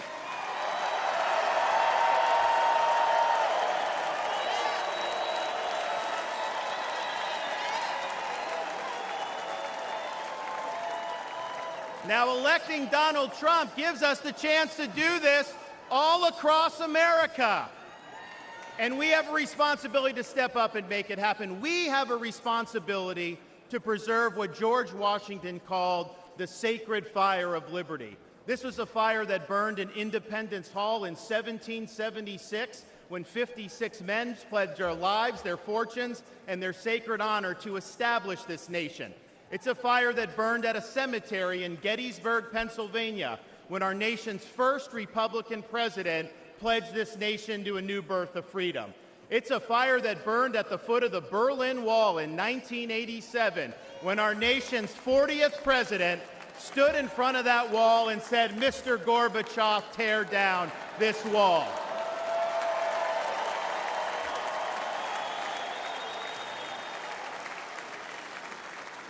This is not a responsibility we should fear.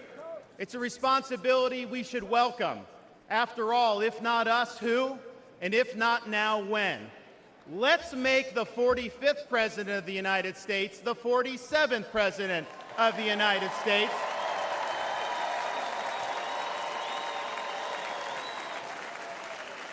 Let's elect Republicans up and down the ballot, and let's heed the call of our party's nominee to fight, fight, fight for these United States. Thank you.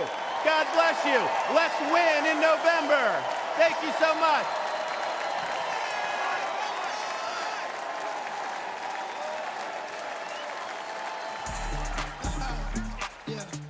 It's the mayor of Magaville, baby. Hey, you know who we voting for? We voting Donald Trump, baby. Donald Trump, baby. America needs saving. America needs saving. We voting Trump, Trump, baby. Trump, Trump, baby. November 5th, we going crazy. November 5th, we going crazy. Red pill poppin', swerving in the Trump truck. Republican 4G, Antifa knows what's up. Red, white, and blue, MAGA nation, throw it up. Black, white, and brown, all about Trump. Democrat party gon' take your freedom. Indicting our president cause they can't beat it. It's a two-tier justice system. Put America first, we the victims. FJB, FJB, FJB, FJB, FJB, FJB. Let's go Brandon, sing it. We voting Donald Trump, baby. Donald Trump, baby. America needs saving. America needs saving. We voting Trump, Trump, baby. Trump, Trump, baby. November 5th, we going crazy. November 5th, we going crazy. Now I pledge allegiance to vote for Trump. There's a red wave coming, you gon' surf for what? And God I trust to take the devil away. Lock Joe Biden up and throw the key away. Your propaganda ain't gonna work on me. Bidenomics is like you working for free. I demand reparations from every idiot that voted for Joe Biden, boy, period. Period, Sleepy Joe is a fraud. And the bloodbath in the Oval Office. The media is the enemy of the people. The Democrats and the fake news always cheat. FJB, FJB, FJB, FJB, FJB, FJB. Let's go Brandon, sing it. We voting Donald Trump, baby. Donald Trump, baby. America needs saving. America needs saving. We voting Trump, Trump, baby. Trump, Trump, baby. November 5th, we going crazy. November 5th, we going crazy.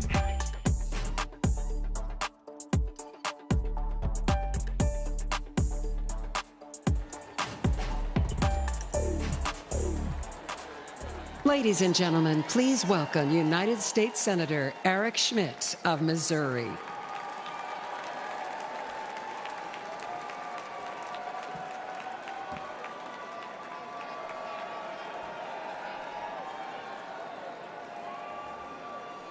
Hello, Milwaukee.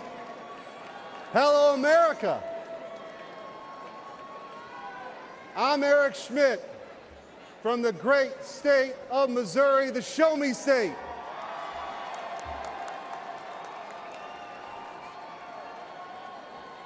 It's not lost on me how unlikely my presence is on this stage. As the grandson of a butcher, the son of a man who worked 7 days a week in the midnight shift, my blue-collar roots run deep. And I'm proud the Republican Party is the party of working families.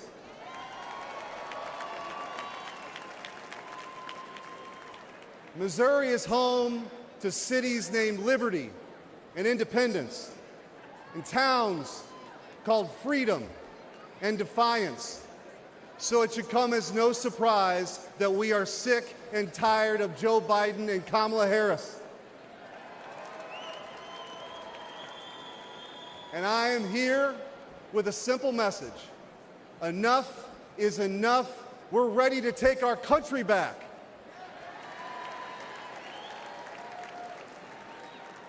Under Joe Biden, the rule of law has disintegrated. Crime is rampant. Our communities are under siege, and our brave law enforcement officers are constantly being vilified. He stood idly by as liberal DAs and mayors pushed to defund the police agenda and empowered criminals, all while endangering law-abiding citizens. Kamala Harris shares in these failures. She campaigned as a progressive prosecutor and even called for us to reimagine public safety. Americans don't need to reimagine safety. We know exactly what safe communities look like. But the weakness and the wokeness of the Biden-Harris administration has made us less safe. Biden and Harris opened our border to terrorists, to criminals. They allowed drug cartels to flood our communities with Chinese fentanyl that's killing more than 200 Americans each and every day. It doesn't have to be this way. As Missouri's former Attorney General, I went toe-to-toe with the radical defund the police crowd and had the backs of our men and women in blue. When Soros-backed officials refused to prosecute violent criminals, I stepped in and put those dangerous felons behind bars.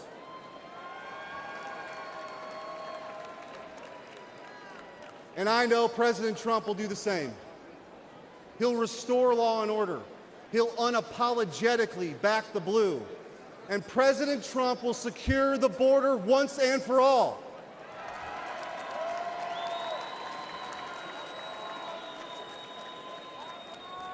I believe in an America where our best days are ahead of us. I believe in an America where moms and dads can raise their kids in safe communities. And I believe in an America where we defend the police, not defund the police.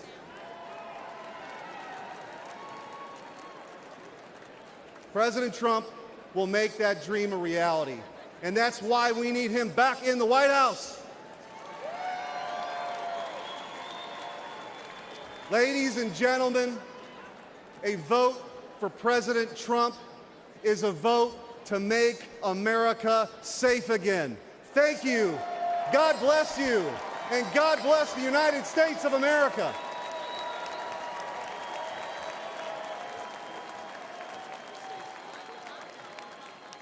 Ladies and gentlemen, please welcome United States Senator Tom Cotton of Arkansas.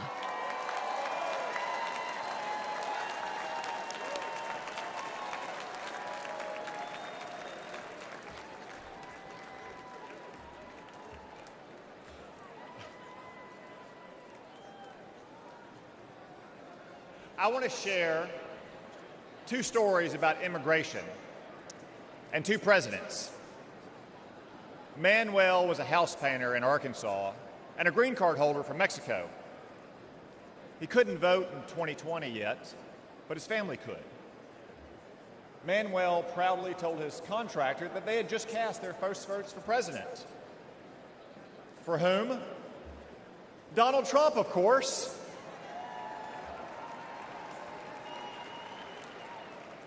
When asked why, Manuel gestured to the parking lot and responded, "Have you seen my new pickup?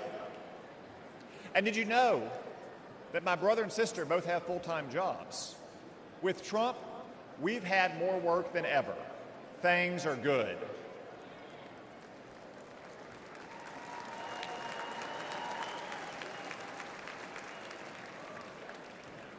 Manuel became a citizen last year, and he's excited to vote for the first time for Donald Trump.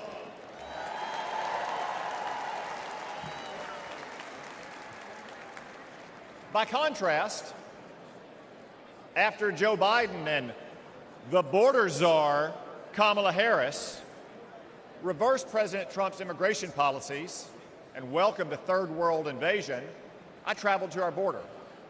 What did I see? The body of a migrant drowned in the Rio Grande.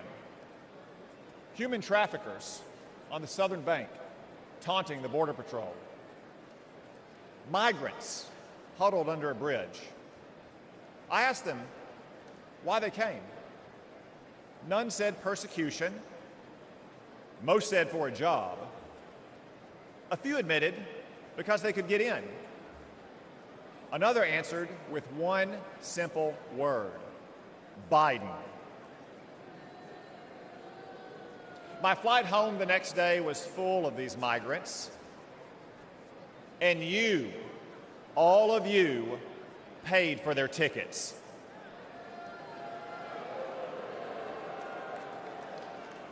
That's our choice.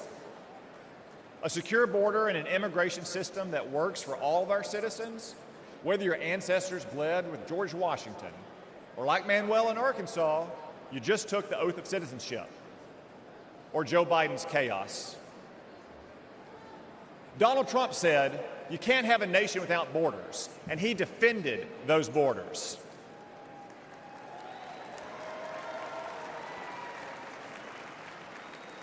Joe Biden thinks borders are racist. Donald Trump will secure our border once again.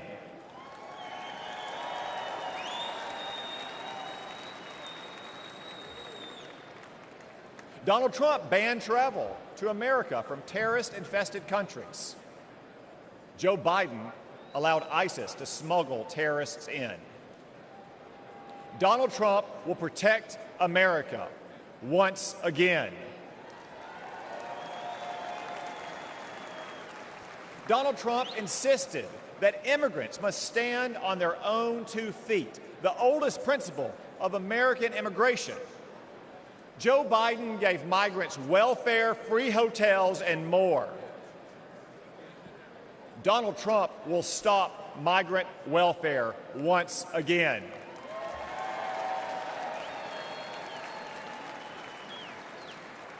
Donald Trump ended bogus asylum claims. Joe Biden created an app to let illegals schedule their arrival. Seriously. Donald Trump will stop this migrant fraud once again.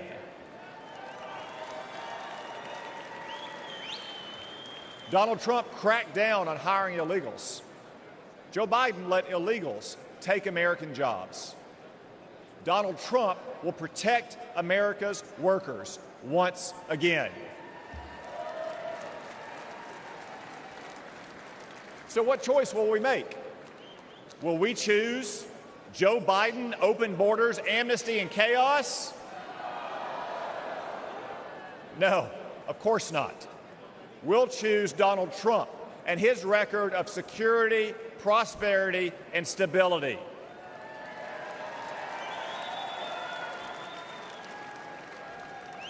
As Manuel said, things were good with Donald Trump, but everything has gone to hell under Joe Biden. But this Biden chaos will end soon, because it's time for us to elect President Trump to secure our border and to make America great again. Thank you all. God bless you. God bless the United States of America.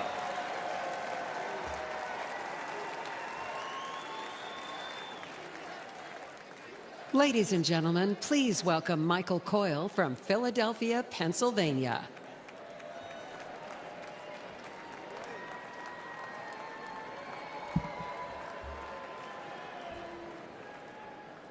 Good evening, Milwaukee. My name is Michael Coyle. I'm from Philadelphia, in an area of Kensington, one of the worst neighborhoods in America. Kensington has long struggled, but in the last few years, things have gotten much worse. Our streets are plagued by drugs. You'll find human feces in front of your business or someone lying dead on your front steps. Politicians say nice things or clean up the streets for a couple weeks in an election year or when someone famous visits or even when there's bad news. But as soon as the politicians are no longer afraid for their jobs, we are no longer afraid for our lives. Our children grow up seeing this, thinking it's normal. But there is nothing normal about this. This should not be the norm happening in the richest nation on earth. As a dad and small business owner, I had to do something. I started a nonprofit to improve the neighborhood I love and shared videos online of the horror we live with. In just one day, in one park, where our kids passed to reach the public library, we picked up over 1,000 needles. 1,000. This is unacceptable. Philadelphia is not just my home, but the birthplace of the nation, where our founding fathers signed the Declaration of Independence. This is not a tragedy for just my city, but for our nation. My city and all cities deserve better.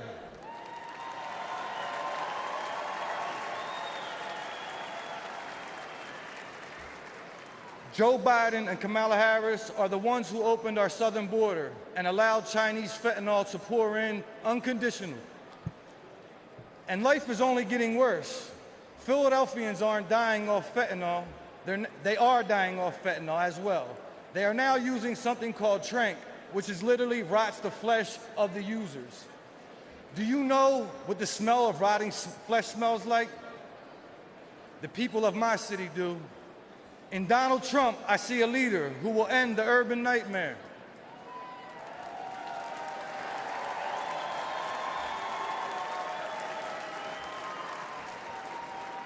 I ask you to join me in supporting him this fall, because a vote for President Trump is a vote to restore our cities and to make America safe again. Thank you. Kensington Beats for Trump.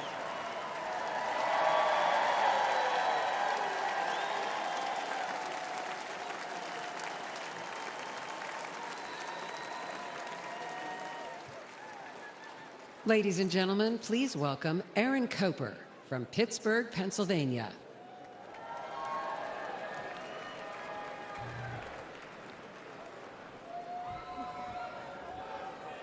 That's right.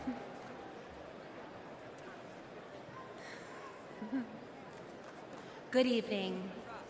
My name is Aaron Koper. I'm a grassroots organizer, a proud Republican woman, and a longtime resident of Pittsburgh, Pennsylvania. I'm here to urge Americans to re-elect President Trump and make America safe again. But I'm also here with a warning, because in recent years, I've had a front row seat to the chaos caused by Democrats and their soft-on-crime policies. Democrat Mayor Ed Gainey, Congresswoman Summer Lee, and especially Socialist County Executives Sarah Innamorato have demoralized and disrespected our police while unleashing criminals into our communities. The Pittsburgh Police Department has shrunk from 991 officers in 2020 to 750 at the end of last year. Response times are soaring. One city worker got mugged at gunpoint and raced to a police station, but no one was there to help. The Democrats have given Pittsburgh defund the police on steroids. The result is crime and chaos. There were 122 murders in my county in 2022, one of the deadliest years on record. Drug deaths are also near record highs. But statistics don't tell the full story. I've been chased by drug dealers on my own street. I've seen filthy tent cities pop up on my block. I've talked to business owners who find human waste, used needles, and shell casings outside their shops. I've felt the chill of fear as a woman when I'm alone in a parking garage or on the street. What the Democrats did to San Francisco, they're doing to my city. But law-abiding citizens are fighting back and saying no more.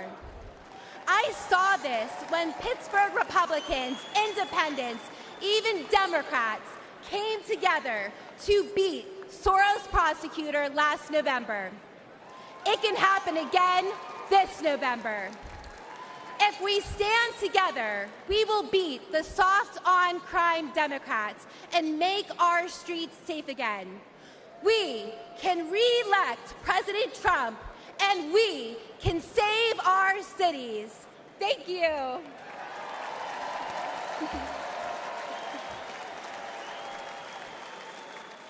Ladies and gentlemen, please welcome American mom and funder.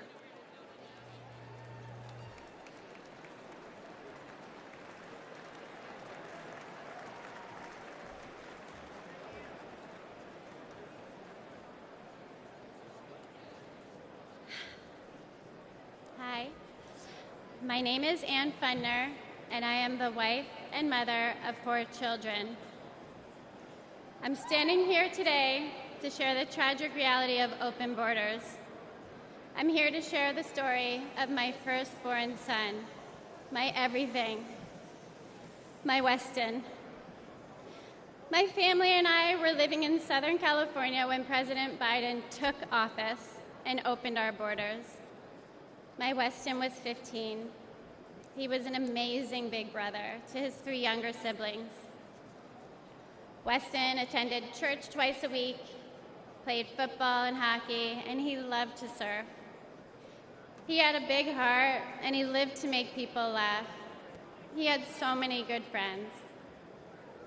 And I was always vigilant to be the best mother that I could be.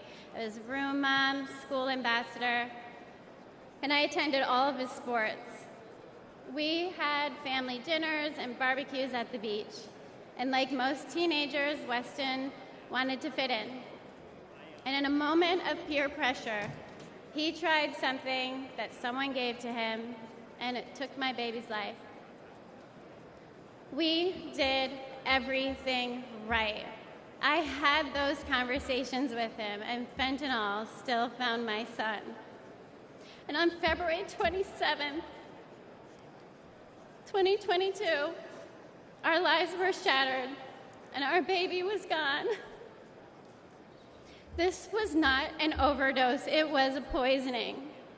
His whole future, everything we ever wanted for him was ripped away in an instant. And Joe Biden does nothing. I hold Joe Biden, Kamala Harris, the border czar, what a joke, and Gavin Newsom and every Democrat who supports open borders responsible for the death of my son.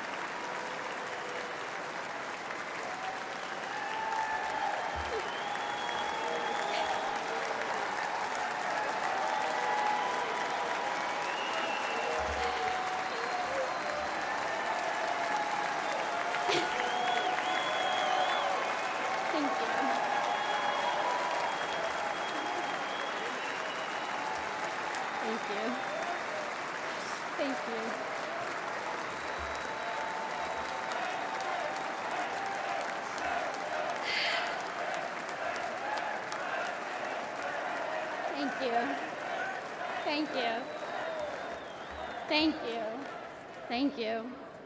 And the tens of thousands of American innocent children. For that alone, they should be voted out of office.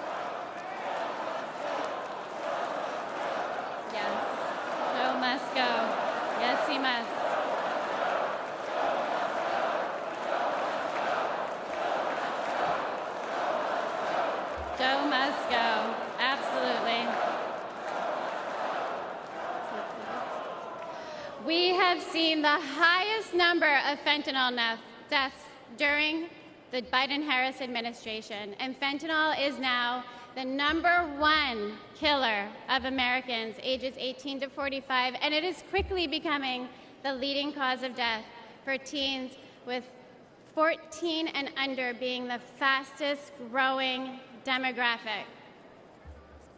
We need President Trump back in office. We need a president who will seal the border, aggressively prosecute drug dealers, and stop Communist China from poisoning our children.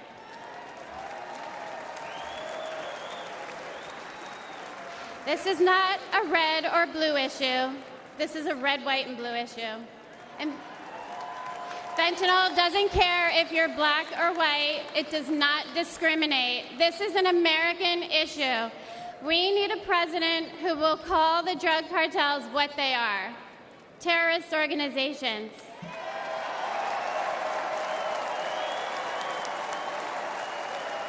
This fight is not for me. My son is gone. This fight is for your children. We owe it to our children to elect a president who will win the war against fentanyl once and for all. It's too late for my son, Weston. Say his name, Joe Biden. Weston. Thank you. Thank you.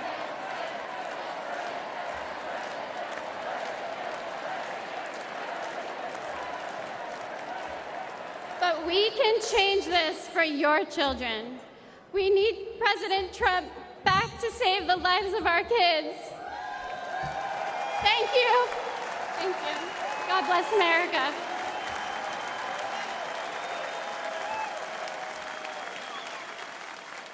Ladies and gentlemen, please welcome the Morin family from Maryland.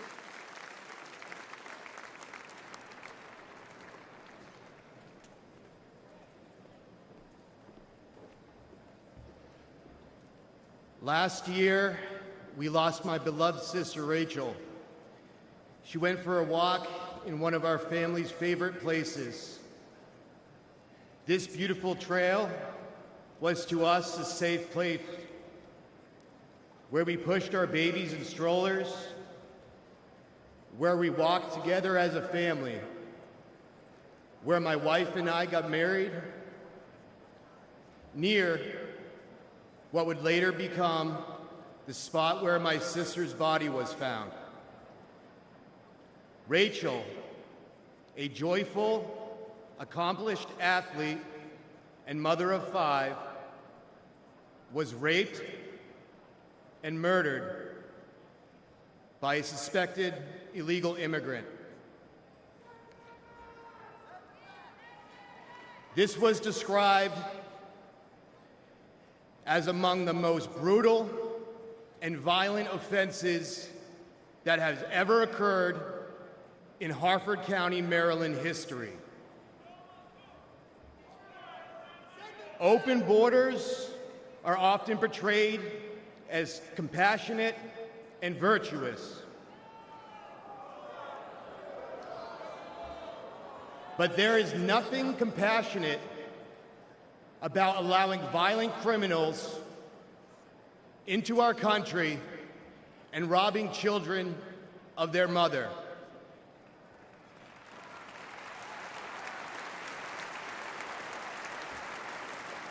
My sister's death was preventable. The monster arrested for killing Rachel entered the U.S. unlawfully after killing a woman in El Salvador. Joe Biden and his designated border czar, Kamala Harris, opened our borders to him and others like him, empowering them to victimize the innocent. Yet, to this day, we have not heard from Joe Biden or Kamala Harris.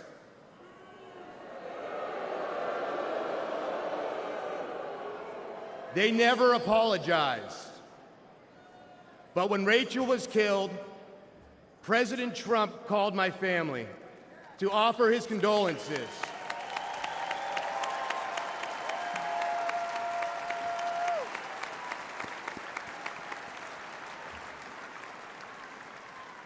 He wanted to meet with us.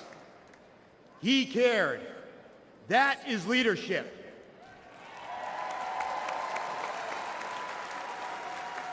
And we need real leadership back in the White House. What has gotten us through this unthinkable loss is our faith in Jesus Christ.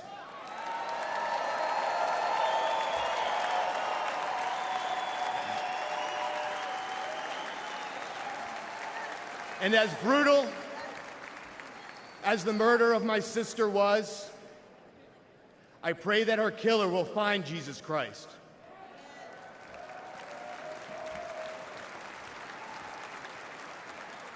For all the affected by senseless tragedy, I pray for peace, knowing that all things work together for good, to those who love God, to those who are called according to his purpose.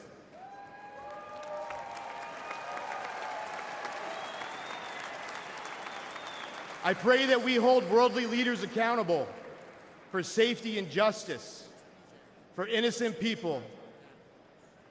I pray that we make our country safe and secure in the memory of my sister Rachel, who loved life. Thank you. God bless America. Good night.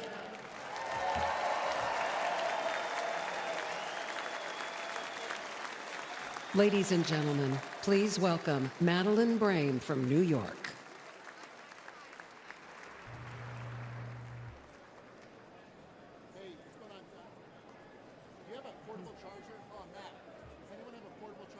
Good evening, everyone. My son, Sergeant Hassan Korea, an Afghanistan War retired veteran. He received enemy fire from the Taliban, only to be murdered with a knife on the streets of New York City. The 4 assailants responsible for his death initially were facing justice, but that changed when District Attorney Alvin Bragg was elected.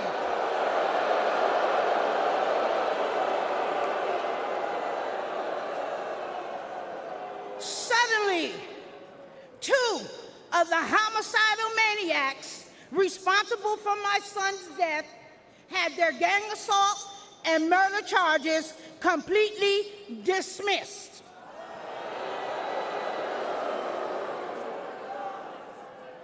One of them received 14 months time served. Alvin Bragg charged her with assault with a shoe.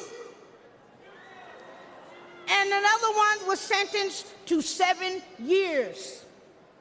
I later learned that Alvin Bragg often dismisses and reduces dangerous criminals. He wants to clear the jails and return violent felons onto our streets every day. The injustice was devastating for me and my family. I don't want anyone else to experience the senseless pain that many other victims across this United States of America have to live with every day. So I decided to use the voice that God gave me to be the voice for the voiceless across America.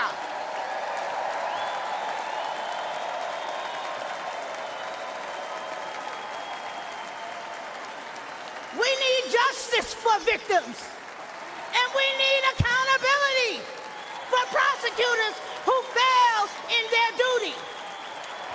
Soft on crime prosecutors like Alvin Bragg in New York, Kim Foxx in Chicago, and George Gascon in Los Angeles have turned our great country and cities into war zones. Poor and neglected communities like mine are suffering. And who else in here is sick and tired of being sick and tired?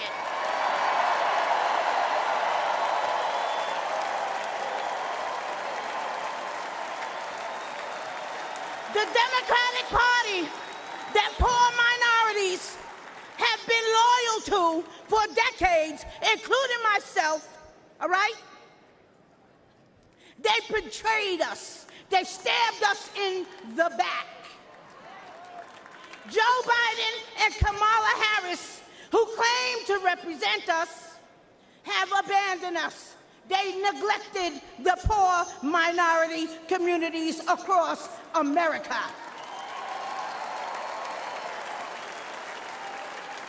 But mine eyes have been opened.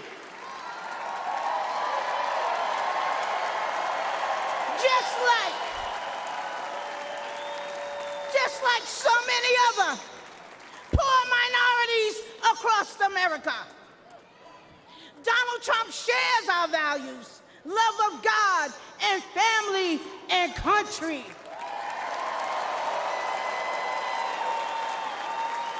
He's been a victim of the same corrupt system that I have been and my family has been. He is committed to providing economic opportunities, helping those suffering from addiction with long-term inpatient drug programs, rolling back deadly bail reform policies that are getting our children killed every single day, and supporting our police. We back the NYPD. We back the blue.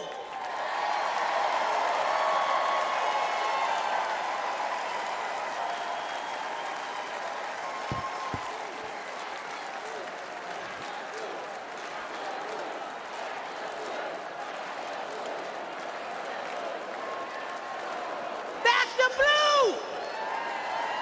NYPD, black the blue.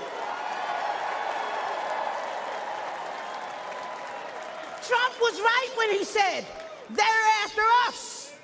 He's just standing in the way.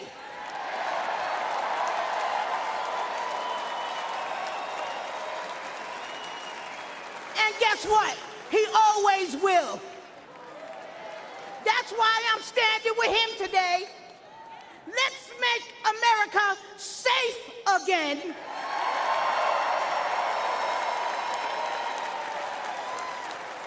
Re-elect our Donald J. Trump.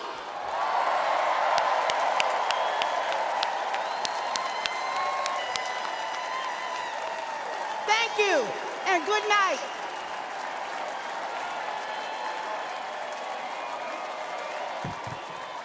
Ladies and gentlemen, please welcome Arkansas Governor Sarah Huckabee Sanders.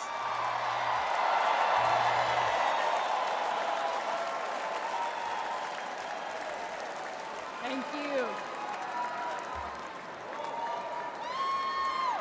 What a powerful story to follow. Good evening. I'm Sarah Huckabee Sanders.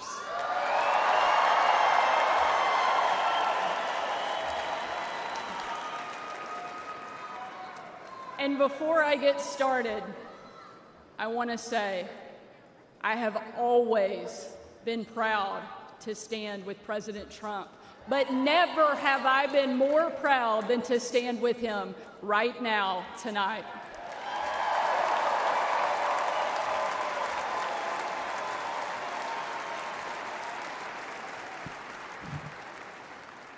Not even an assassin's bullet could stop him.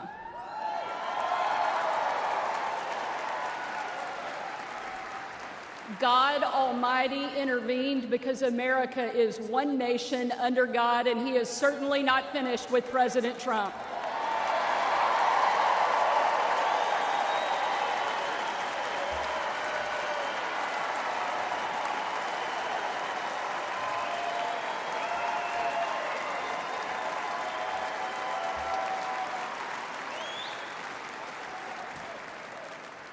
And our country is better for it. I am here tonight as America's youngest governor, the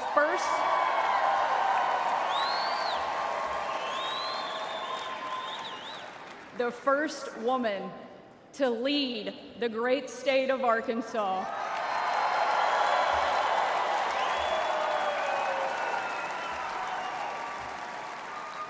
And most importantly, a mom to 3 amazing kids, Scarlett, Pop, George.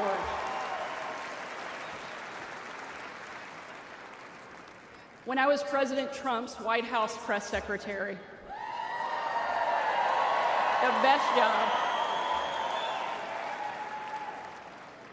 I got the chance to take my 4-year-old son, Huck, to Bring Your Kid to Work Day. Much like Jill now drags Joe to Bring Your Husband to Work Day.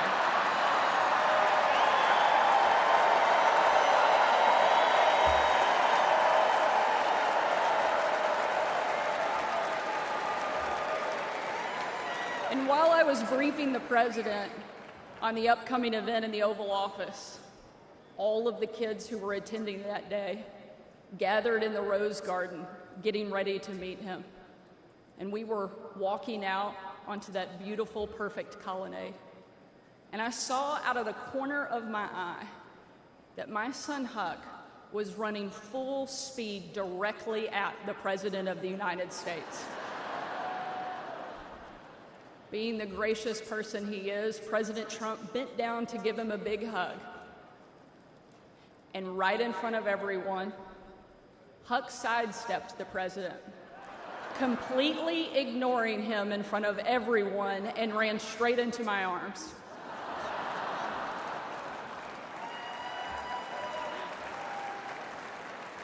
For my 4-year-old son, the most powerful man in the world had nothing on his mom.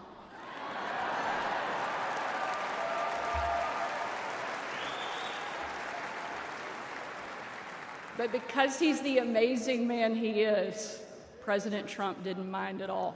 After all, he's a dad to 5 unbelievable kids and a grandfather to 10.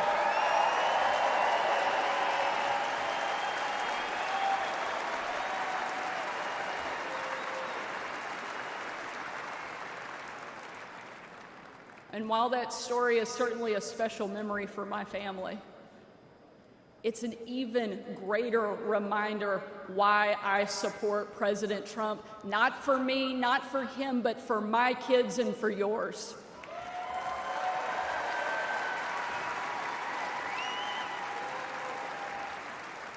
Under President Trump, America was safer. The world was safer, and it felt like the next generation would have a chance at the American dream.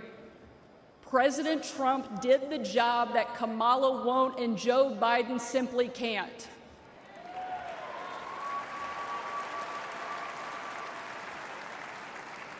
When we're honest, every American knows that we were so much better off under President Trump.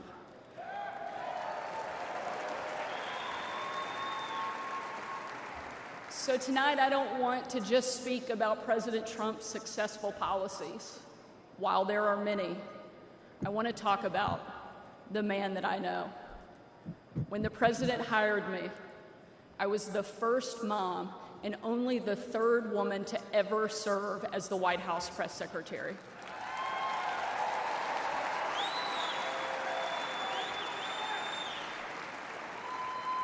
And in that role, I endured relentless attacks from the left. I was insulted as a guest at the White House Correspondents' Dinner. My family was denied service and kicked out of a restaurant.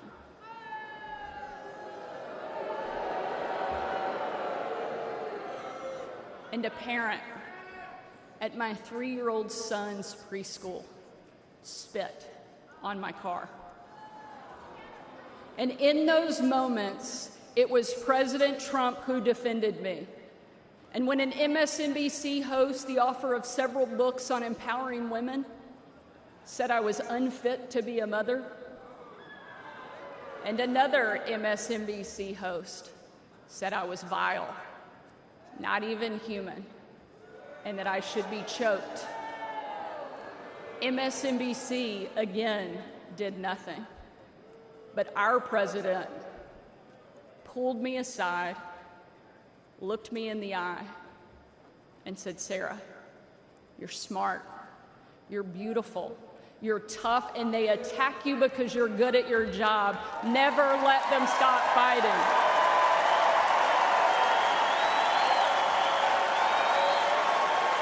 Thank you, Mr. President. Thank you.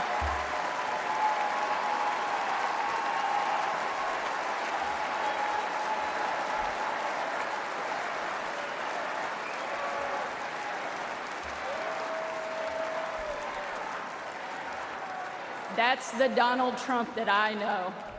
And that's the Donald J. Trump I will always respect. The left doesn't care about empowering women. Biden and Harris can't even tell you what a woman is. They only care about empowering themselves. But we have a president who believes in empowering every American and that our country is worth fighting for.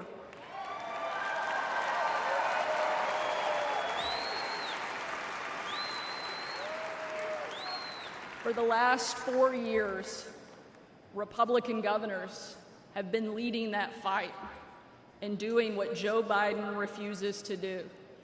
We've deployed the National Guard to the border. We've cracked down on crime and drugs. We cut taxes to give hardworking Americans a break from Bidenflation. And we empowered parents with universal school choice across the country.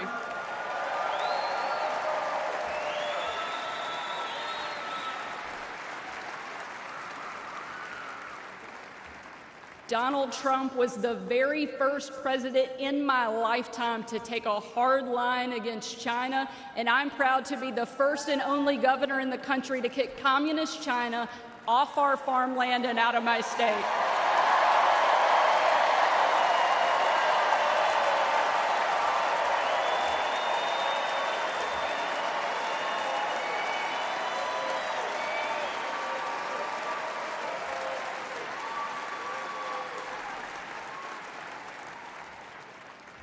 President Trump is a leader, and he's the leader our country needs. And if ever there was a doubt, earlier this week, we saw just how tough, resilient, courageous, and daring this man is, and we can't get him back in the White House fast enough.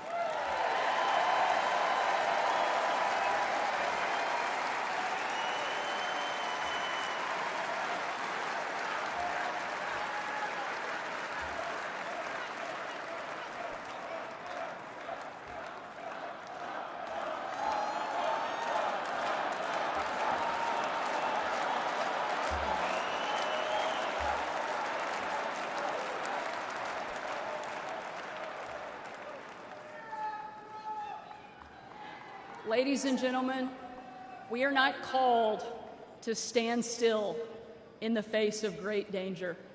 You and I were put on this earth at a moment in time to charge boldly ahead. We cannot know what the future holds, but we know damn sure who holds the future in his hands.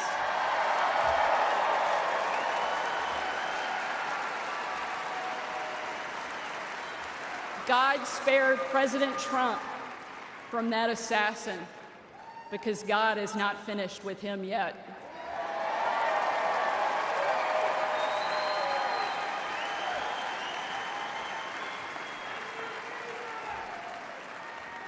And he most certainly is not finished with America yet either.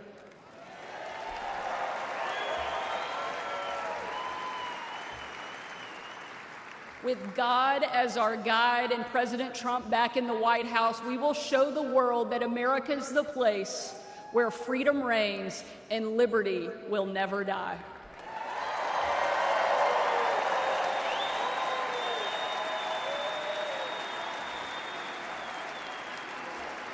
Ladies and gentlemen,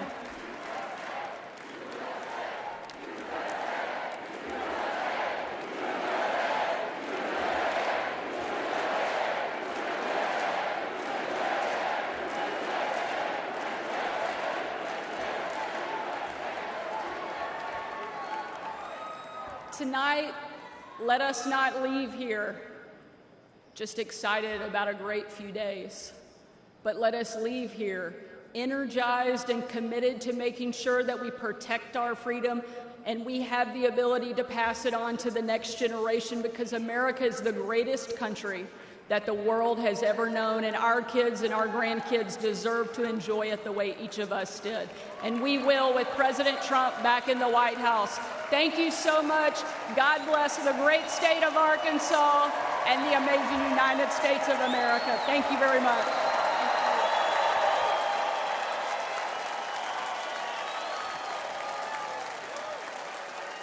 Ladies and gentlemen, please welcome former United States Secretary of Housing and Urban Development, Dr. Ben Carson.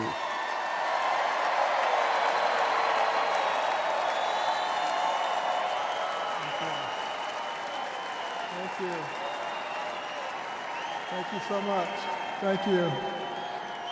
You know, Sarah Huckabee always says to me, I hate to follow you, but I think she turned the table on me tonight. I want to thank you all for being here and for being involved. Like many of you last week, I watched with horror as the events unfolded in that Pennsylvania field.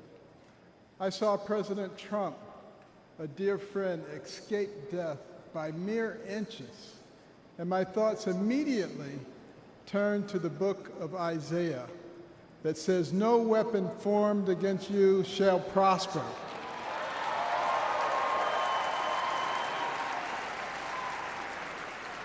Well, let me tell you the weapons that they used. First, they tried to ruin his reputation, and he's more popular now than ever.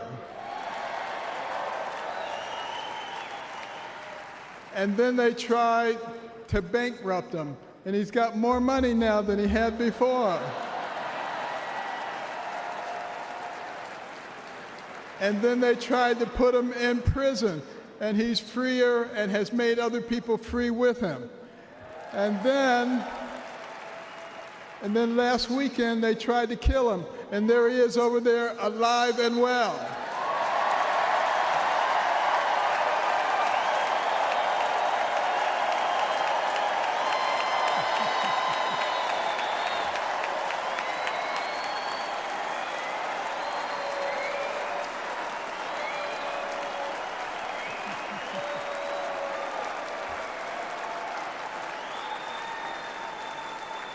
You know, I have no doubt that God lowered a shield of protection over President Trump. And I join millions of Americans in thanksgiving for President Trump's safety. And I encourage you to join me in praying each day for his continued protection. You know, our hearts go out to the victims in the audience.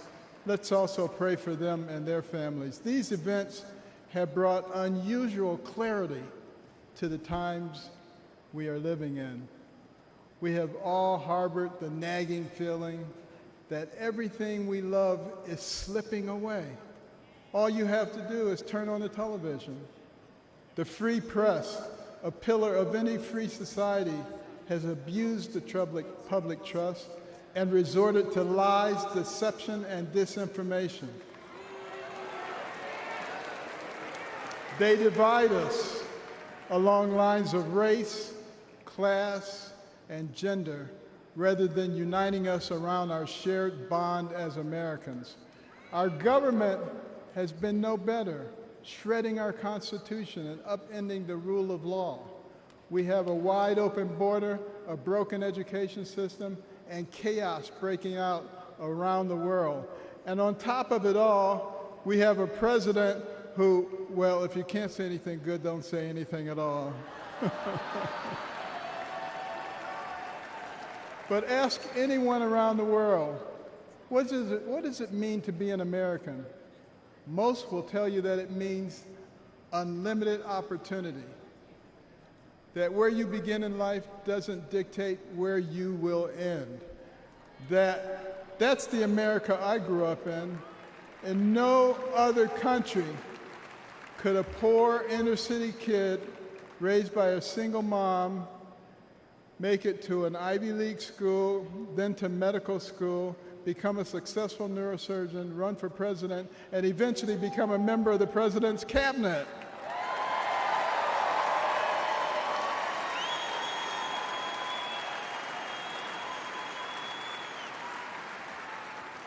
You know, and as a member of his cabinet, I had a chance to work closely with him, and I got to tell you, this is a man who is a gift to us as a nation. He is very gifted, he is very smart, he is very compassionate, he cares about people. And I'll tell you, the first time I met him, it was before either of us got into the political arena, and we were at Mar-a-Lago, and someone came up to him and said, "Mr. Trump, Rod Stewart just walked in." And he said, "I don't care, this is Ben Carson."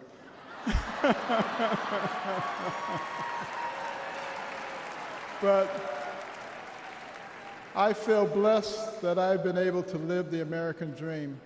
But my story is moving further out of reach in America today. The lessons my mother taught me, like hard work and the value of well-rounded patriotic education and faith in God above all else, are being forced out of the public square. But we're all here today because we know we can bring these things back. By God's grace, we live in a country where the people rule. We have the power to choose the kind of nation we will be and the kind of men and women that will lead us. And today the choice could not be more clear. The most repeated phrase in the Bible is this: do not be afraid, or fear not. It appears 365 times in Scripture, a reminder to live each day with faith, hope, and joy as joyful warriors for Christ.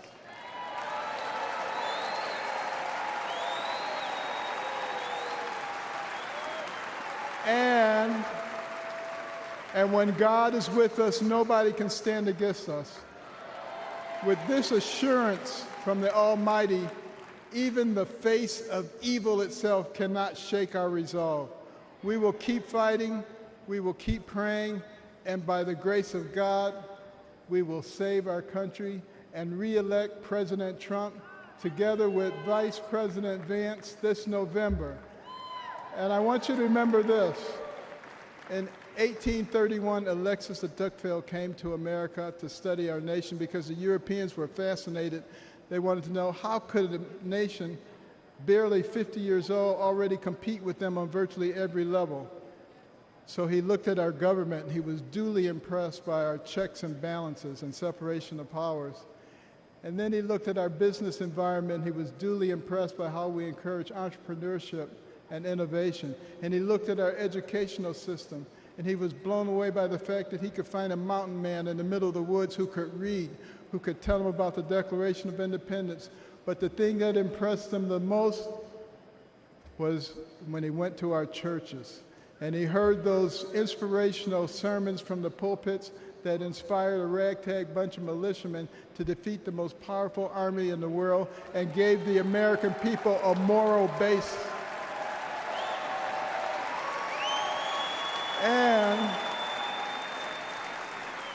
And he concluded his 2-volume set, Democracy in America, with these words. He said, "America is great because America is good. And if America ever ceases to be good, she will cease to be great. It is our job to make America good, and let's do this by re-electing President Trump so we can make America great." Thank you very much.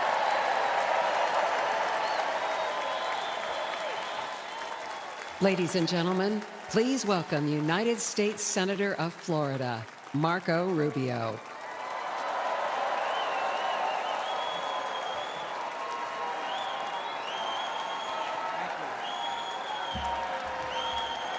Thank you, thank you. Thank you. Thank you. Thank you. Don't say polo. Don't say polo. Thank you, thank you. Thank you.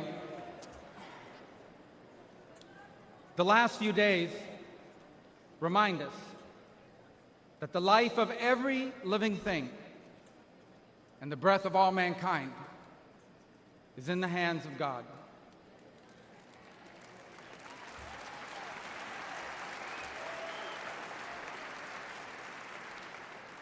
We were brought to the precipice of the abyss, and by the hand of God, reminded of what truly matters in our lives and in our country.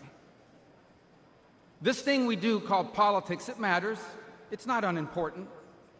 But it is our people who must always matter the most in everything we do.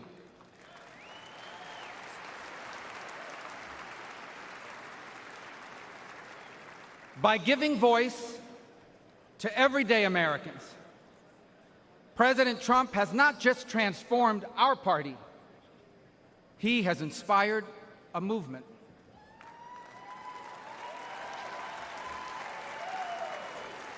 A movement of the people who grow our food and drive our trucks, the people who make our cars and build our homes, the people whose taxes fund our government, and whose children fight our wars. Americans like Kari Lake. He was a former fire chief and a loving husband. He was described as the best dad a girl could ever ask for. As a man of God who loved Jesus fiercely and looked after members of his church. Kari was one of the millions of everyday Americans who make our country great. He wasn't rich, he wasn't famous, and the only reason why we know his name and story now is because last Saturday he shielded his wife and daughter from an assassin's bullet and lost his life the way he lived it, a hero.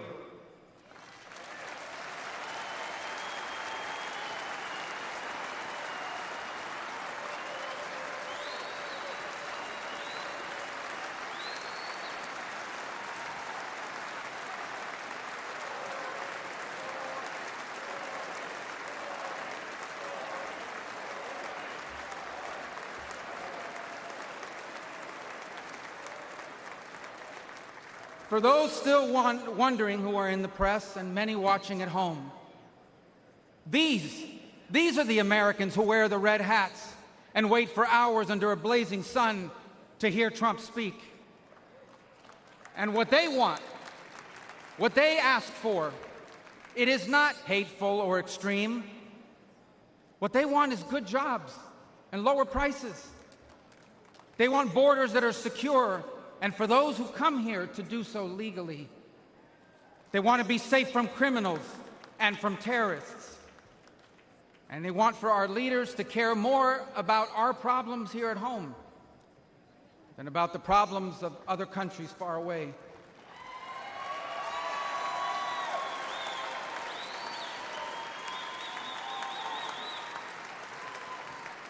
There is absolutely nothing dangerous or anything divisive about putting Americans first.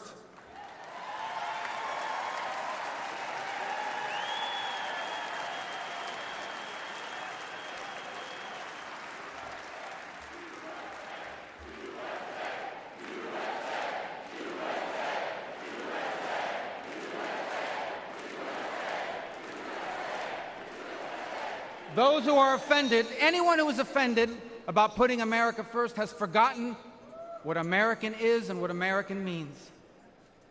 American isn't the color of our skin or our ethnicity. Americans are people as diverse as humanity itself.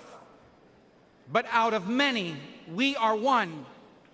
Because as the life story of our next Vice President, J.D. Vance, reminds us, we are all descendants of ordinary people who achieved extraordinary things.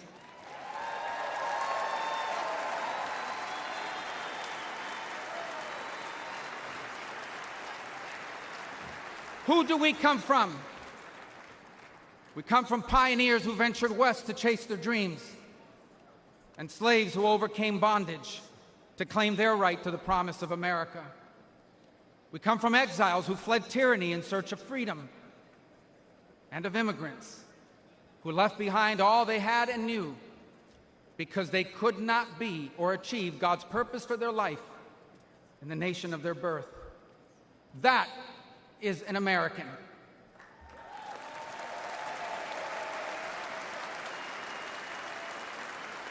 And putting Americans first must be what this election is about. When President Trump was in the White House, Americans had more money and lower prices. Our borders were secure and our laws were enforced. Iran was broke, the Taliban stopped killing Americans, and Putin didn't invade anyone.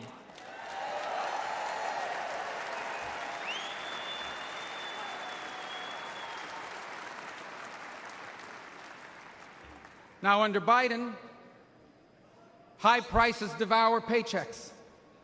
Criminals and drugs are allowed to flood into our country and terrorize our people. And Iran has money to support terrorists. The Taliban humiliated us in Afghanistan, and not one, but 2 major wars have broken out. My fellow Americans, the only way to make America wealthy and safe and strong again is to make Donald J. Trump our president again.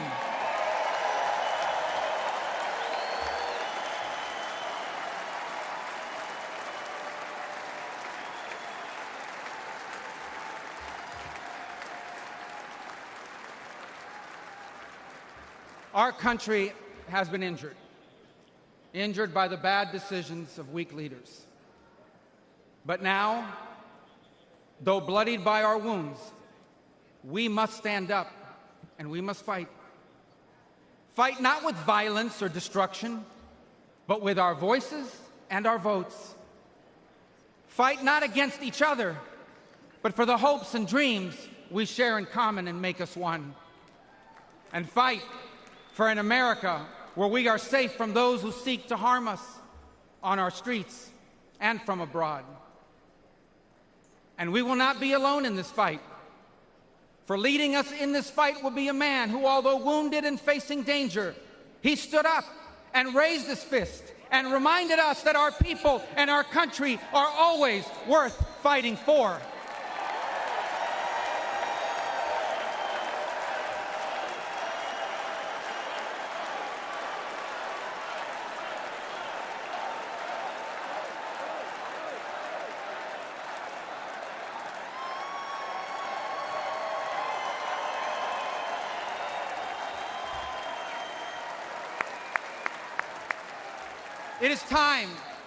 It is time to put our country and our people first again.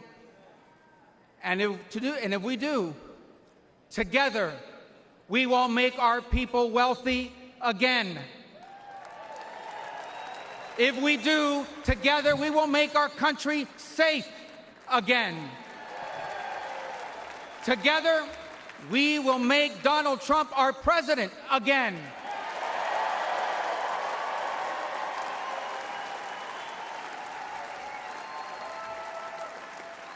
And together, we will not just make America great again. We will make America greater than it has ever been. Thank you. God bless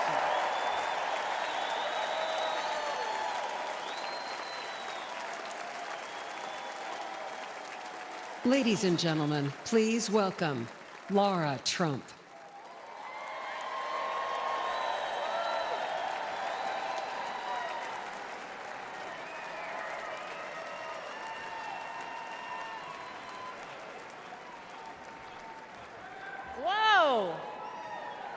I don't feel like I actually have to ask this question, but is anybody in this room ready to send Donald Trump back to 1600 Pennsylvania Avenue?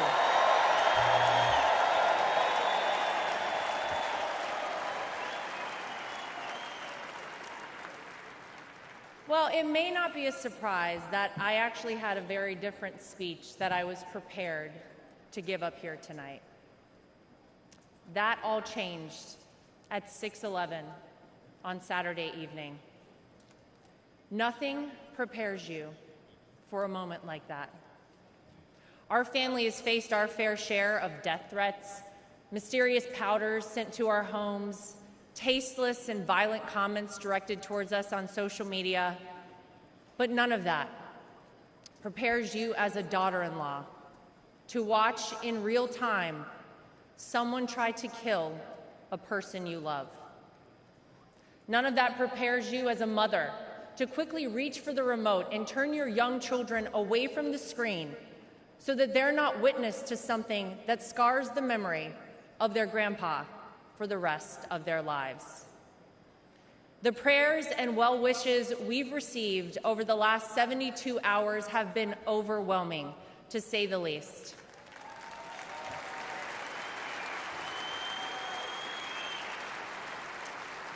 And my heart goes out to the family who lost a husband and a father because of this senseless act. All of you here tonight and watching at home mean the world to all of us in the Trump family.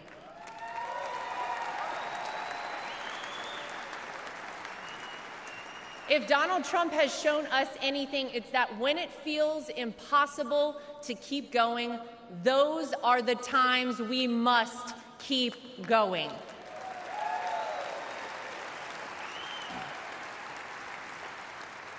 I don't know how many people here watching at home have ever been to a Trump rally, but if you've never been, let me tell you about them. Oh, some of you have been. Oh.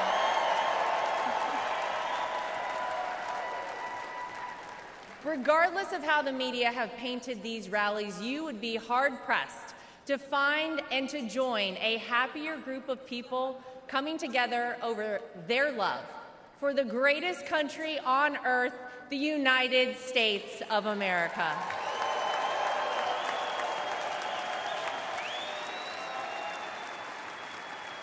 I dare anyone trying to leave a Trump rally without leaving with some new friends. You always make friends at a Trump rally, right? Veterans, teachers, blue-collar workers, white-collar workers, active duty military, police officers, firefighters, small business owners, Latino supporters, Christian supporters, Jewish supporters, black supporters, white supporters, Asian supporters, gay supporters, Republicans, independents, and yes, even Democrats.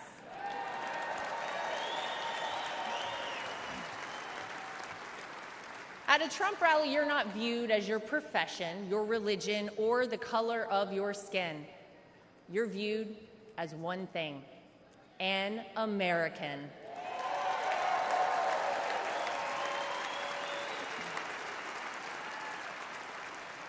Last Saturday was a jarring reminder that we, as Americans, must always remember there is more that unites us than divides us. We all want this country to be great, even if we don't always agree on the best way of doing that. And with every bone in my body, I can tell you that all Donald Trump wants to do and has ever wanted to do is make this country great again for all of us.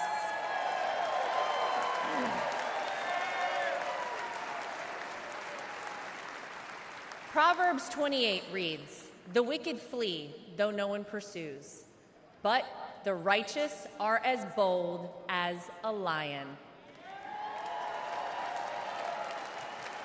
And that truly epitomizes Donald Trump. He is a lion.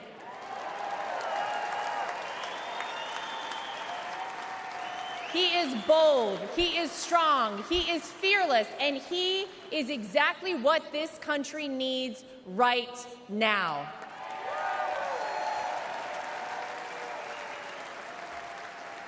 Let's not forget what life actually looked like under President Donald Trump. Trade deals across the world that benefited our economy, allied countries paying their fair share, a safe and secure southern border, record low unemployment rates for African Americans, Hispanic Americans, Asian Americans, and women, record investment in historically black colleges and universities, the creation of the United States Space Force, the most comprehensive prison reform in decades. How about the peace agreements in the Middle East that they said would never happen?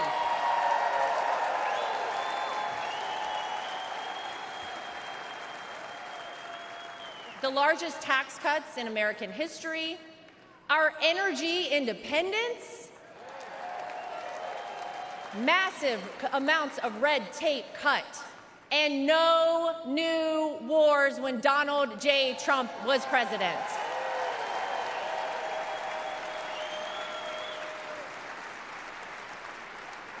Maybe, most importantly though, you could actually feel it in your everyday life. Now, you didn't have to love everything that he tweeted, but you cannot deny you were better off when Donald Trump was in office. Americans were finally able to start saving money. Home prices were affordable, and gas hit a low of $1.87 a gallon.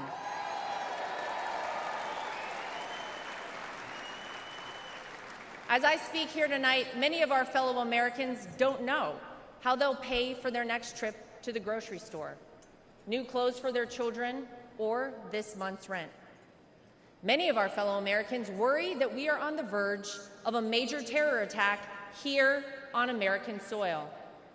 Many of our fellow Americans don't think their own children will be able to establish a better life than they themselves currently have.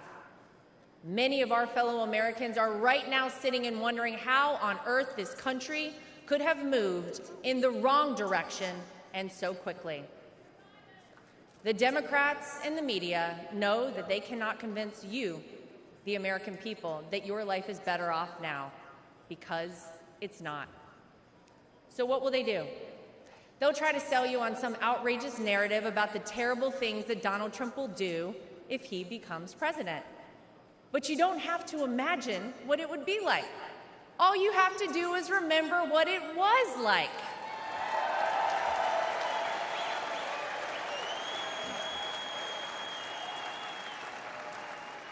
I know. Oh, yeah.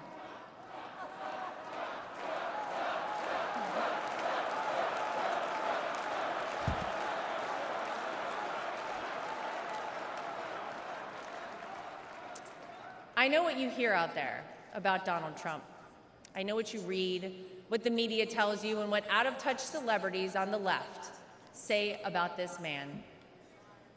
But when I look at Donald Trump, I see a wonderful father, father-in-law, and of course, grandfather to my two young children, Luke and Carolina.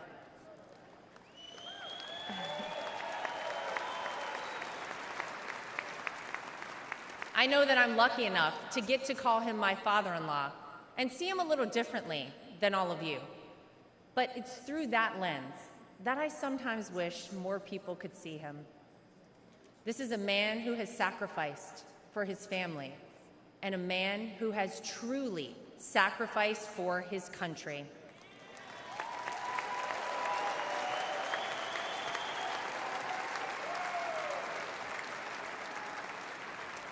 Donald Trump didn't need to run for president for fame or money. Trust me, we all know he already had plenty of that. I'll tell you why he did it and why he continues on, even in the face of the unthinkable. Because he loves this country.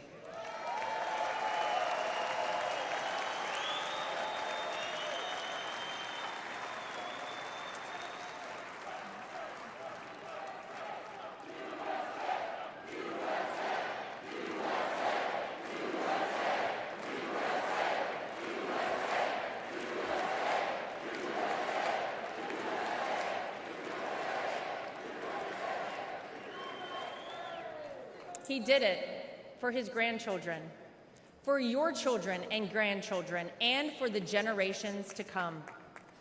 I have seen this man dragged through hell and back, in and out of courtrooms, indictments, impeachments, mugshots, and even an assassination attempt.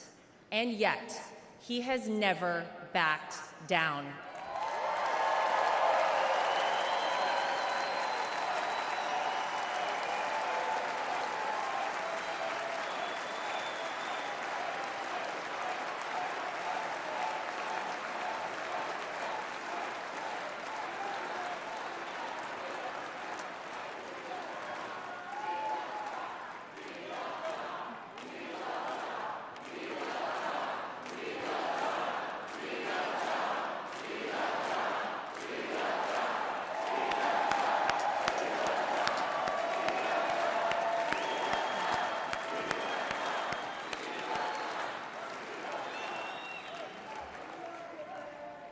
I'll never forget watching my two children run up to him with their drawings and hugs for Grandpa just moments before he took the elevator down in Trump Tower to address the media the day after his wrongful conviction.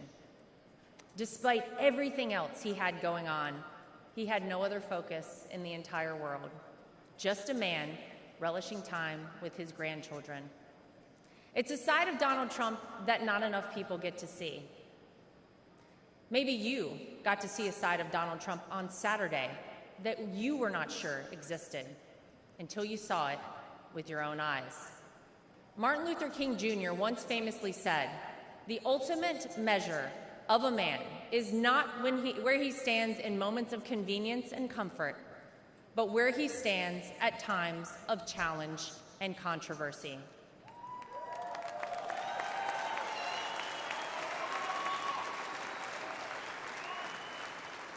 There's no doubt that Saturday was one of the most frightening moments of my father-in-law's life. Millimeters separated him from life and certain death. And yet, it was in the midst of it all, as he was jostled off stage by Secret Service, that he knew how defining that moment would be for our country, and he hoisted his fist in the air.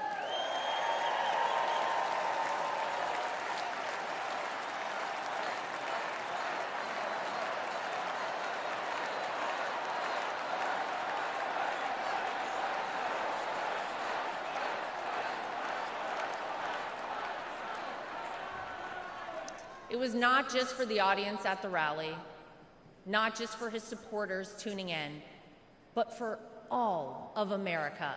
And as a signal to the world that no matter what, America will always prevail.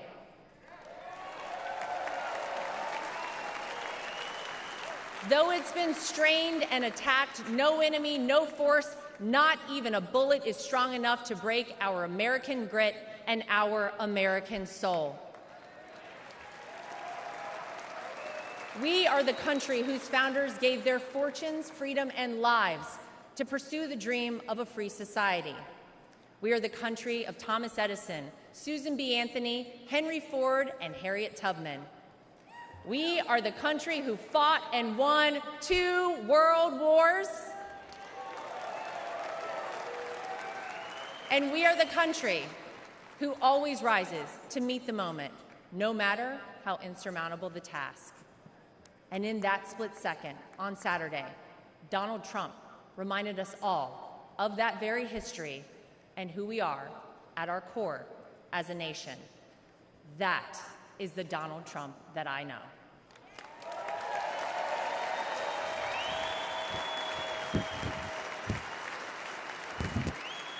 He is an American who conquered the business world, an American who made himself a household name, an American who was beloved by politicians and fellow celebrities for decades until he ran for office with an R next to his name. An American whom even Barack Obama admits people consider the American dream. And instead of sailing off into the sunset after an illustrious real estate and television career, he decided to give back. He decided to bring some of the things that had made him so successful in life to all of you in order to improve the lives of all Americans. Black, white, brown, gay, straight, all Americans, because that's the man that Donald Trump is.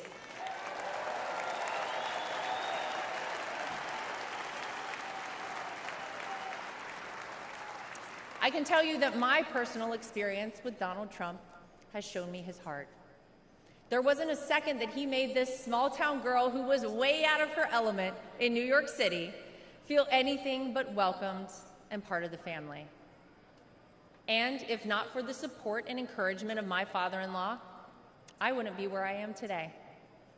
It's been said by many that Donald Trump sees things in people that they don't even recognize in themselves. In 2016, when he asked me to help him win my home state of North Carolina, I'll be honest, I was terrified.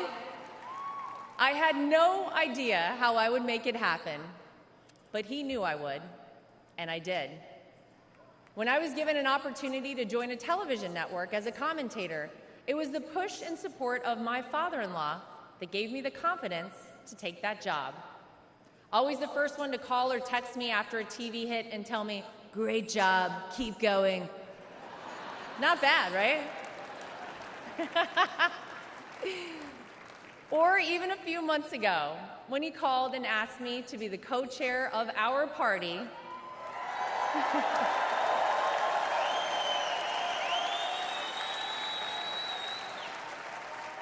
he showed me potential in myself that I couldn't yet see. So tonight, to my father-in-law, I want to say thank you.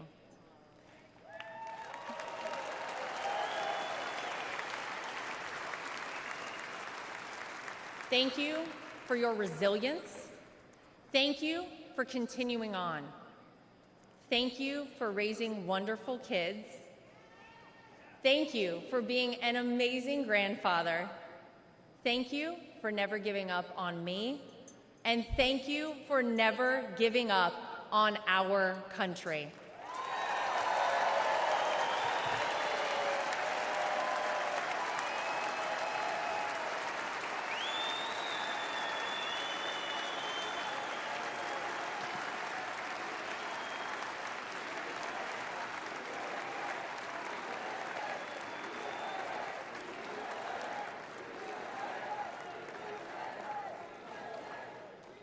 Tonight, I come to you, not as the co-chair of the RNC, not as the daughter-in-law of the candidate. Tonight, I come to you as a mom and as a citizen of this country. For those of you watching who have never voted for Donald Trump, I know what the media and his political opponents have tried to tell you about this man. Believe me, I have seen and heard it all, but I have also seen the truth. I am proud to know Donald Trump, to campaign for him, to vote for him, and to raise his grandchildren.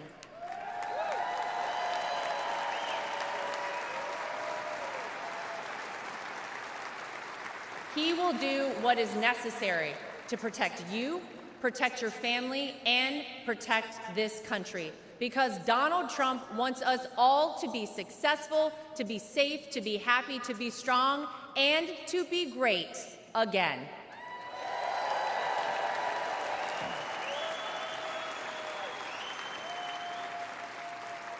Tonight, I'm asking you to vote, not for the Donald Trump you see flashed on your TV every day, splashed across the headlines. Tonight, I'm asking you to vote for the Donald Trump that Luke and Carolina call Grandpa. I'm asking you to vote for the Donald Trump that my husband Eric calls Dad. I'm asking you to vote for the Donald Trump that I call my father-in-law. I'm asking you to vote for the Donald Trump who can and will make America great once again for all of us. Thank you. God bless you. God bless the United States of America. We love you. Thank you, guys.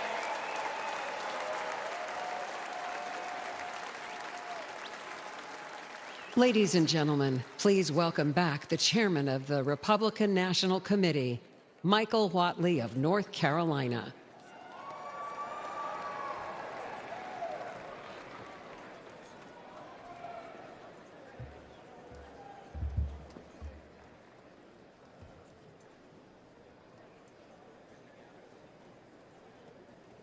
For tonight's benediction, please welcome Pastor Corey Brooks, senior pastor of the New Beginnings Church in Chicago and founder of Project Hood, an organization committed to fighting violence and poverty.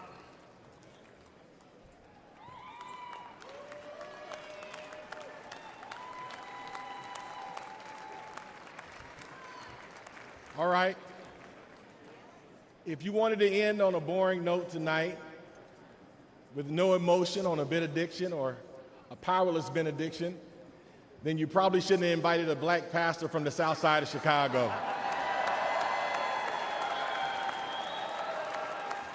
Before I pray, let me say three things real quick. Number one, let me thank President Trump and the Republican National Convention for giving me a platform to lift up the name of Jesus and to pray for our great nation. Number two, I'd be remiss if I did not give the great state of Illinois and Chicago and the South Side a shout out. O Block, Opportunity Block. And number three, I want you to make the biggest noise in just a second. I want you to raise your signs, blow your whistles, and give God the loudest shout of praise on the count of three. And somebody may say, why? Because this week we could be having a week of mourning. But because God did not let any of those things be, this is a week of celebration and a week of life, a week of democracy and liberty. So I want to ask you on the count of three to make the loudest noise you can and let the world know that we serve an awesome God. Are you ready? Come on, are you really ready tonight? 1, 2, 3. Yes, yes, yes.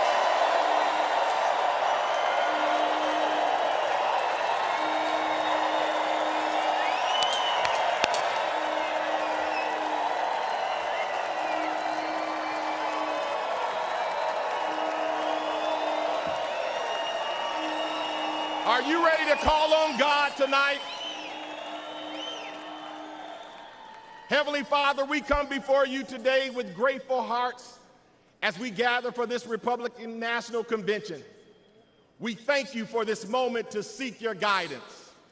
As I stand before you, many believe America is in trying, divisive times and has not been